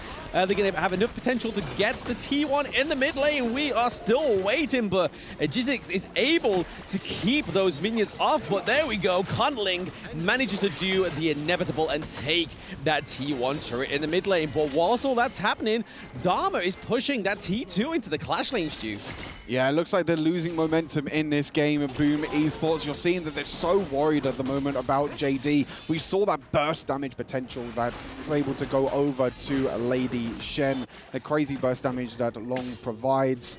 Being able to build the extra crit items as well. There are kind of different builds that you can go with Long. You can kind of go for the burst build where you build items like Axe of Torment. You can try and go for a bit more attack speed like the Shadow Ripper. And also going for like a lot more crit. But either builds that you're able to go, just being able to combo your abilities together, combo the elements together is so important for this hero. And we saw that exact moment in the mid lane. Yeah, we saw just before that Lung was able to get that Eternity Blade built up, and to me, that's probably like mid-itemization build for Lung. So going forward, he's just going to be sort of getting stronger, a lot more attack damage, a bit more crit. But there we go, Dharma taking a 2v1 in the bot lane there. So farm lane just being held off and defended by Dharma. So great plays by Guy Yu there. Kong Ling overstepped him, but if you're going to get anyone overstepping on the side of Weibo, it's going to be that Doom pick because he's able to soak so much damage. But there we are. Lung is up in the sky. He's going to use it as a defensive use this time around just to get back into that teammate safe territory. But their high ground turret in the clash lane, Stu, is looking mighty low. Yeah, it only needs a few more auto attacks for that clash lane tower to go down. Mid lane tier 2 getting taken down as well. I have to say, incredible work there from Dharma down in the bot side of the map, being able to defend 1 versus 2, which allowed the rest of Weibo Gaming to group up together 4 versus 3, try and take down their tower. And looks like they're trying to get even more kills as well. Doom being able to use that axe to be able to get away to safety in the end. We've got a few more minutes, a few more seconds, I should say, until we get the Tyrants and the Overlords upgraded to their powerful versions, as we see the old Tyrant disappearing and the Shadow Tyrant appearing in about 20 seconds time. I feel like for Weibo Gaming, they can try and take the Shadow Overlord, use our Shadow Vanguard to try and take down that Clash Lane tower that only needs 1 more auto attack left. Yes, sirree, is going into that 10-second cooldown for the Shadow Tyrant. Already up with 1 turret for themselves, and I believe that it was Boom Esports taking the Overlord. So already that 50-50 split within the jungle of those neutral objectives, but because they have such a pushed wave in that bot lane, they're able to take this free Tyrant. But it's looking like Boom Esports is wanting to prioritize the Overlord so they can try and reclaim some of that lost territory in those lanes, Stu, and they're able to get it, but now they have the Shadow Overlord. Lung is going to be packing so much more heat now going into this fantastic engage. Whoa, dude takes down the Ollie. Very slippery hero has been taken down, and so is Kaiser. So again, one of their huge frontline picks is gone down to in that great engage from Weibo Gaming. Super interesting there for Weibo Gaming. I was mentioning about the Shadow Overlord trying to push down the lane, but in the end, actually deciding going for the Shadow Tyrant. We see Dharma maybe getting caught out here, as so knock up so much to cow control. 1 taken down though from Miggy, gonna try and go for another, but not going to in the end. But as I was saying, instead of going for the Shadow Overlord, they wanted to try and force a team fight. They went for the Shadow Tyrant that gets the extra damage. They wanted to force a team fight. They knew that if they win 1 more team fight, they could finish this game. So really interesting strategy there from Weibo Gaming. It worked out for them. They were able to get a few kills, but at the moment, they still haven't taken any high ground towers. So Boom Esports still have a slim chance in this game to try and come back. Yeah, I think once one of those high ground turrets do go down, unfortunately for Boom, they just got baited there by the High Nose ultimate, recalling back to a save point. So again, yes, it does take enough cooldown, but the cooldown's not that much on High Nose ultimate. But I feel like what Weibo did there in the Boom Esports jungle was a little bit of an overstep. I think it might have been just a little bit of a misplay there, because they had looked very clean when they had that team fight up into the clash lane.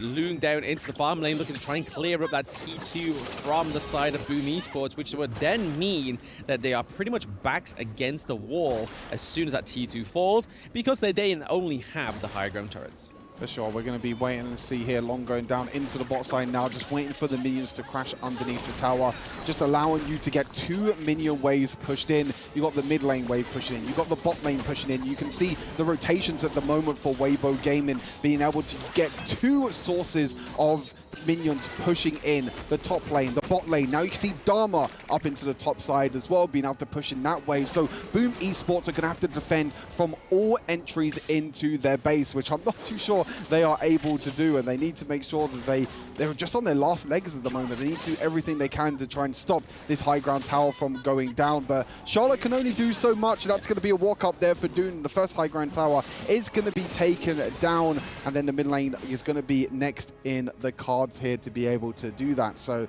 we'll have to wait and see there. But first high ground tower going down there for Weibo Gaming, really, really huge. That's exactly what they wanted to try and take down. You have them super minions now pushing into that lane to be able to get that advantage. Yeah, we saw Dune actually just walk up to the high ground turret in the Clash Chainers. Basic attack. One auto attack, that's all needed. Bat, done. And it was gone. And yes, that means that their crystal is wide open. But once again, we just have a small technical break here between Weibo Gaming and Boom Esports right now. But so far, it's been a fantastic game for Weibo, but I feel like there has been some overstepping. Yeah, for sure. I mean, I think they have a lot of confidence, Weibo Gaming. I think with them being able to win the first 2 games, we were talking about this group, how it's all about, likes of Weibo Gaming, Loops, could be 2 of the teams that can maybe go into that top 4, but with Weibo Gaming already beating Loops already earlier today, again, if they're able to close out this game, I think they've played incredibly well so far, been able to win the 2 games in our B stream, but also have looked pretty dominant in this game. Like I said, maybe a few oversteps here and there, but this is a team that we don't really know too much about, as we mentioned. This is the first time we've really seen them, except for the last chance qualifier. So it's super exciting to see. But why we have this technical pause as well.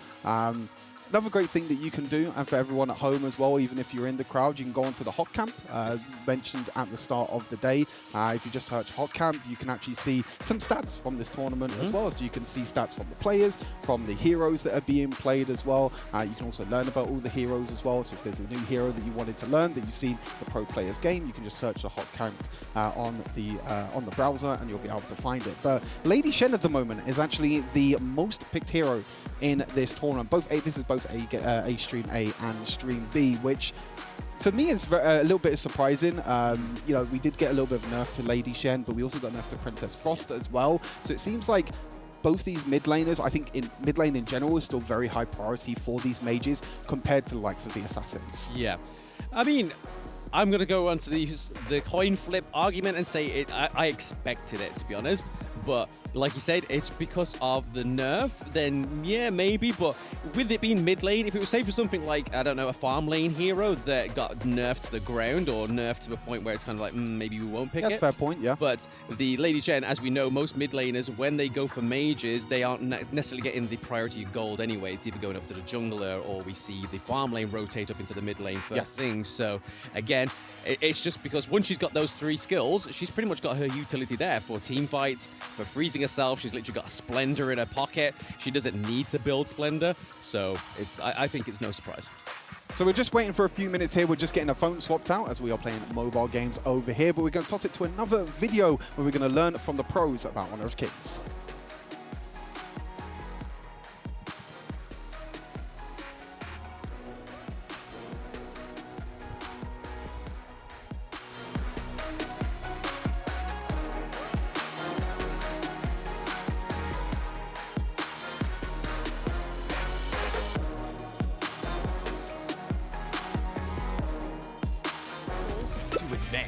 This activates extra basic attack buttons for minions and towers. Turn on Show Enemy Avatars to accurately select the enemy's avatar for the kill, and better assess vision exposure. Give it a try and play as smoothly as a pro, easily crushing the enemy faction. Learn from the pro. Learn more from Honor of Kings Global Esports.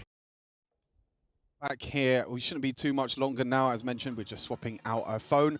That tower and minion button, it's pretty important, I would say. I feel like everyone should definitely be turning on that feature, being able to swap your auto attacks instead of just using the normal attack button in Honor of Kings. You can swap that to just attacking minions, just attacking the towers, which means you can kind of prioritize who you're auto attacking, which I think is super important in a MOBA and a game like Honor of Kings. It's a huge skill to learn as well, because if you are just using that basic attack button and you end up going into a team fight, and yes, sometimes it does prioritize the heroes that are closest to you, but you could just end up whiffing and going for a minion, and it could have been a nice skill shot. The minion could be in a different direction. You auto-click your ability, it goes in that direction rather towards the hero. So like you say, having those 2 things, it also means that you just change and know when to attack. If you're in tower and you want to focus a tower, you keep clicking the tower button so you don't try and get the aggro from the turret by attacking the enemy hero by accident. So yes, everyone should definitely do that. And if my ranked teammates aren't doing that, do it. Because I feel like some of them don't do it.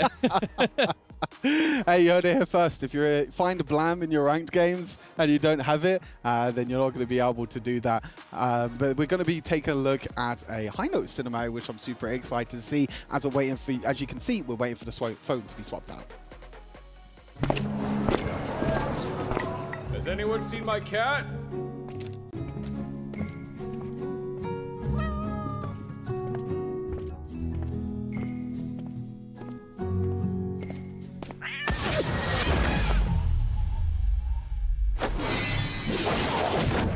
Long time no see, hey no!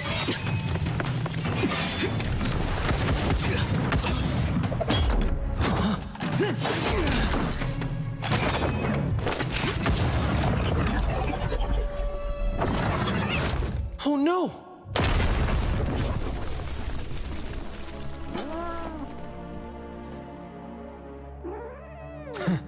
I don't like harming the innocent.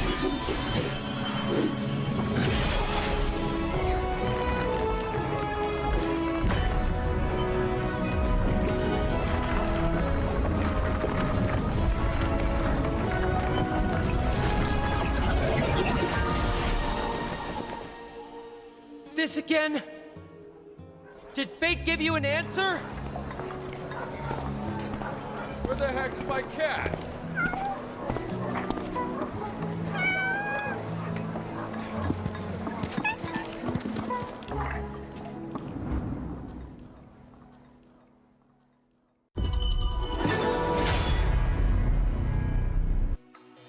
Welcome back here to the Honor of Kings Invitational Midseason. Stuart's still joined by Blam as we yap a little bit more whilst we're waiting for the technical pause to get sorted. But yeah, just swapping out phone, making sure that everything is all good. Of course, we want to make sure that these players have the devices that they require and have the everything that they have required. You don't want any sort of problems, any sort of lags or anything like that, because I've been in situations where in ranked games you get a sudden drop or something in any game, you know, then it can be a little bit difficult. So making sure that is the highest priority here for our players in this tournament. I mean, they're making it looking very, very legit that it's a phone issue, but I believe it's because we're British. I think we've just cursed the cast here, Stu. But whilst we do that, we're going to look a little bit at the format of the tournament. So those that didn't quite catch it at the beginning of the stream, it is the group stages right now being played in a best of one round robin. A top 4 per group stages, so A and B go to the knockout stage, which is where we start to see them playing those best of 3s, up until the grand finals where we see them play those best of 5s. So again, best of 3s, best of 5s, completely different to those best of 1s. Yeah, for sure. And you can see the pricing as well, you know, $3 million on the line here for all of these teams. The champions taking $1 million, all the way down as well to the 12th place, even so taking $100,000. So a lot on the line here. I think it's a super interesting format. It's a super interesting tournament in general. You know, being able to be able to play in 2 different groups, best of 1s as well, which we haven't talked a little bit about. So that's why we're seeing some of these crazy strategies as well. But it seems like the phone has been swapped out. It seems like we're ready and raring to go back into the action here. Boom Esports against Weibo Gaming. We just saw Weibo Gaming taking down the high ground tower in the clash lane, and it doesn't look like the aggression is going to stop loud. No, it's definitely not going to stop there. I mean, even though the technical difficulties may have stopped the actual flow of the motion of the show, but the motion of this game has definitely not been affected, because we see such great lane priority right now on the side of Weibo Gaming, and it's definitely a much better paced match. We've seen that Boom have struggled so far in day 1. They haven't quite yet taken a victory. So back onto your point previously before this game where we were on about that if Boom doesn't quite manage to win this one, it's going to be like the Mount Olympus of day 2 in the group stages for them. Yeah, exactly. It's going to be really, really hard for them as well. You know, they've already played the game yesterday. They were able to win the game a few days ago, against RRQs. You know, just being in this tournament in general and just winning that series against RRQ was super important for them, but they need to try and make that next step. You know, you can't just win the SEA showdown match and being able to get that victory there and go into the tournament. You need to try and perform even better. And you can see at the moment that it looks like Boom Esports were trying to steal away the Overlord there, but they were like, oh wait, we have to be careful. Our base is in shambles at the moment. You can see the flash away from Impressive as well. He's on solo health. Dune finished off the kill in the end. Hino going for ultimate back in the base. series with a Dharma into the back line, the ultimate into the wall in the end, and this just might be it in the end. Weibo Gaming ending day number 1 here of the group stage. 3-0, taking Boom down in this incredible matchup in the end. Yep, Dharma was at their door. They was like, oh, we need Overlord. And Dharma was just like, no, I'm the bailiff. I need your crystal right now. And completely overthrew the motion that they were going for. They really wanted that Overlord, but Weibo was like, we're finishing the game here. We've had 2 technical difficulties. We're hungry. We want to finish. And that puts Weibo Gaming at 3-0 in day 1, Stu. Yeah, incredible performance from Weibo Gaming, a team that, as we mentioned multiple times, a team that we didn't really know what to expect about. You know, we know coming into this tournament that the Malaysian teams were looking very strong. You know, the first seed and the second seed, LGD and Team Secret. But this is kind of like the third seed coming in from Malaysia. So we were like, are Malaysia just in general just the strongest like country and like most of the world at the moment? And they're coming in, you know, incredibly strong, doing really, really well against the likes of you know, Brazil, AG Global, for example, who are from Hong Kong, China, and now taking down Boom Esports from Philippines as well. Boom Esports, they're going to end the day 0-3. Unfortunately, it's going to be really difficult for them to try and come back. Yes, like we were saying just before that technical difficulty came out of play, that it is going to be a really hard day for them tomorrow because they do have some solid matchups as well. It's not like it's just going to be an easy day. They may be able to take one from Falcon, they may be able to take one from AG, but we're not too sure. Yeah, for sure. We're going to be heading to the Amazon Arena now to have an interview with one of the winning players from Weibo Gaming after an incredible 3-0 day.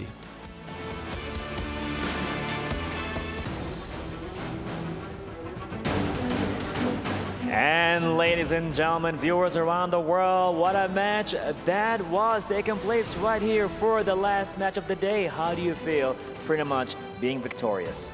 来，恭喜这 D 选手呢获得这局比赛的胜利哦。今天拿下比赛之后，现在是什么心情、什么感觉呢？非常开心。Very happy, very excited. I can tell, pretty much very content as well. What about some technical questions taking place Of here? course, we've seen you have Lone versus Arlie on the bottom lane. So how does it feel? Because you're supposed to have some pressure a bit, and what will be the solution to this?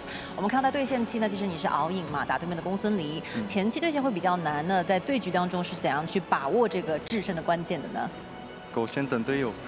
Okay, I will just hide under turrets, being protective, and wait for my teammates trying to give me supports. Okay, well, this could be a personal question now. What is your favorite hero line in the game? 有一个非常有趣的问题想问到你啊，因为我们王者荣耀里面呢有非常多有趣的英雄和有趣的台词，你有没有自己最喜欢的呢？马可波罗。的哪一句？世界那么大，我想去看看。 My favorite line from our heroes will be Marco Polo's. This is a very big world. I want to take a look. Okay, what about your favorite line? Actually, stay the same. It's the same. Love the spirit of freedom. For me, pretty much, I think I need more time in the game just to find my line. But you know what? What about the other talents in different studios pretty much being part of this match? What is your favorite hero line? Let's hear it. Congratulations to Weibo Gaming on that victory in a very long match, right? Like, it was a very long one for everyone. But at the end of the day, Weibo Gaming just taking the dub and right now finishing this day with 3 victories. Yeah, I mean, everyone now know about Weibo Gaming right now because they definitely will pay more attention on these top laners to play the Dharma.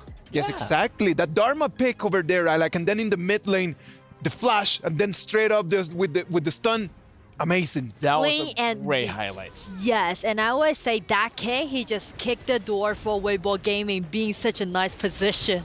Yes, exactly. Like, Boom Esports at the beginning of the game was pretty stable, but then after that, just Weibo Gaming decided to just take control completely of the game, and you can see, look at this one. Go. This is the one, man. I love it. Boom.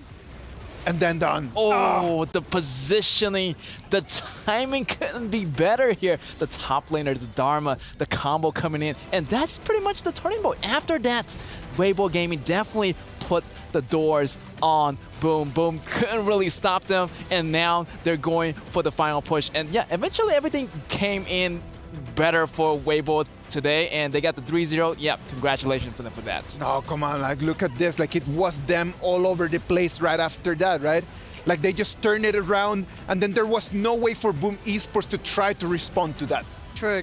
I would say I do like the drafts as it did because they pick out Dun as well as this Haino. So just provide them enough vision control for Long or Dama to farm up more.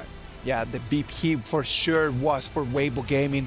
The same as Boom Esports. Hopefully today, as they go back to the hotel, they can start thinking about like how to change things around, how to turn things around. Like, what do you think that Boom Esports needs to do tomorrow if they still want to hold dear to that last hope to make it through to the next round? Definitely, they got to do their homework right now. They got to go back to today's match and see what happens, see what they can do a little bit better. I mean, they're a little bit hasty in the beginning, but eventually I feel like after today, they're going to go back, they're going to talk it over with their coaches, they're going to talk it over with their teams and make sure to come back a little bit stronger tomorrow. Like the numbers today for them were not the best, that's for sure, but mathematically, they still have a chance.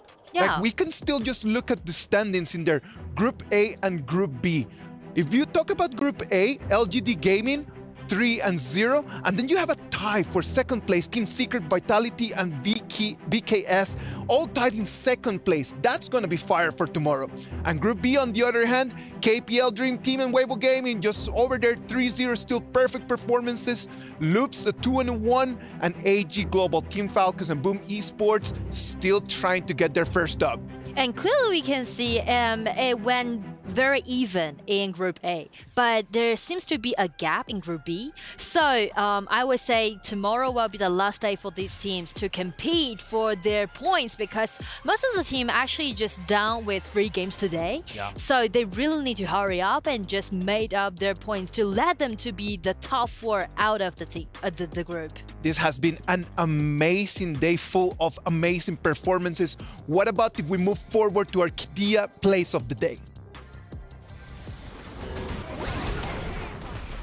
Look at this one right over here. It's from Team Secret against LGD. Oh, I love this one because we mentioned about the mechanics that Joe is using by this Limpo and also the triple kill that JR got in game. There's just like everything that is happening at the same time. Yeah. Triple kill coming in. It's just not only that. Like the triple kill is just like the cherry on top of everything. Because you know the build-up for all that, it was insane. Look at this one right over here from the LGD against Kagendra as well. Oh, LGD did really well this. And there's nobody can get to JR right there. He's like waiting in the back. Also, he has the ultimate to save himself. Definitely, they have 2 huge walls that's going to be defending him. It's going to be the Xiaoho. There's going to be Moses protecting him as well. So JR is going to be super safe here and ending the game very beautifully with the ace and getting that game win right there. Wow, that was beautiful play. You can see how they just moved all the way from the crash lane all the way to take that crystal. An amazing, amazing Kidia play of the day brought to us by LGD Gaming. And I mean, for this one, definitely KPL Dream Team is under the spotlight. Each game went so clean, went so fast, and also check out the egg run that Fly is playing for this game. He could actually take the quadra kill right over there, but it was just like that last ability did not actually click in there. If it would have, it would be actually not a triple, but a quadra kill. True. I need to say that these 2 teams, LGD and KPL Dream Team, they didn't let us down at all. With a 3-0. I mean, like for LGD, right, for Xiang, what can be better than grab a 3-0 score back home for his birthday? Yep. Talking about that, like 3-0 from LGD, 3-0 from KPL Dream Team. Well, Weibo Gaming, 3-0 as well. Good. Definitely, man. I feel like they're going to be another contender to go up against the KPL Dream Team. Definitely, KPL Dream Team might even have a competition with Weibo Gaming. So I'm really excited to see that game as well. Can't wait. Yes, exactly. Let's look at what we have for tomorrow. Tomorrow, we're going to have exactly the same 15 electrifying games that we're going to be bringing to you in both our Stream A and Stream B. It's going to be the last opportunity for us to see who's going to make it to the top 8 and move forward in our tournament. And I definitely is going to highlight the fourth game, which will be KPL Dream Team play against Weibo Gaming, since they are being the undefeated so far in the journey of EWC. The battle of the unbeatable. Yeah. That's going to be Love an it. amazing game. I cannot wait for tomorrow. That is going to be an amazing game.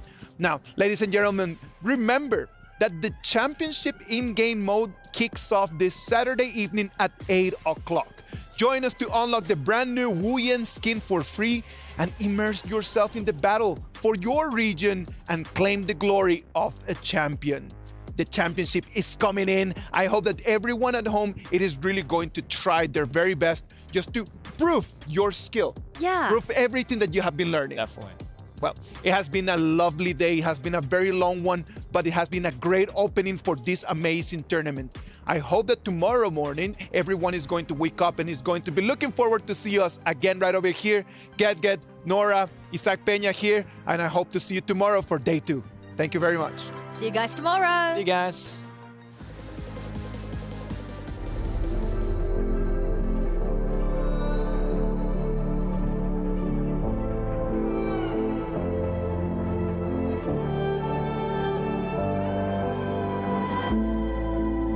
Stranger to the fallout, it's what got us here. Ever changing, some chameleon, blood, sweat, and tears. We'll never make it if we fall to everything that brings us down. With a comeback is now. Blood, sweat, and tears. Fight for what we want. Doesn't matter the cost.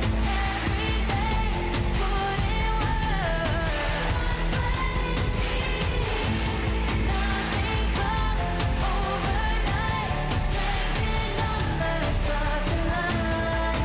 We don't bow to fear. Blood, sweat, and tears.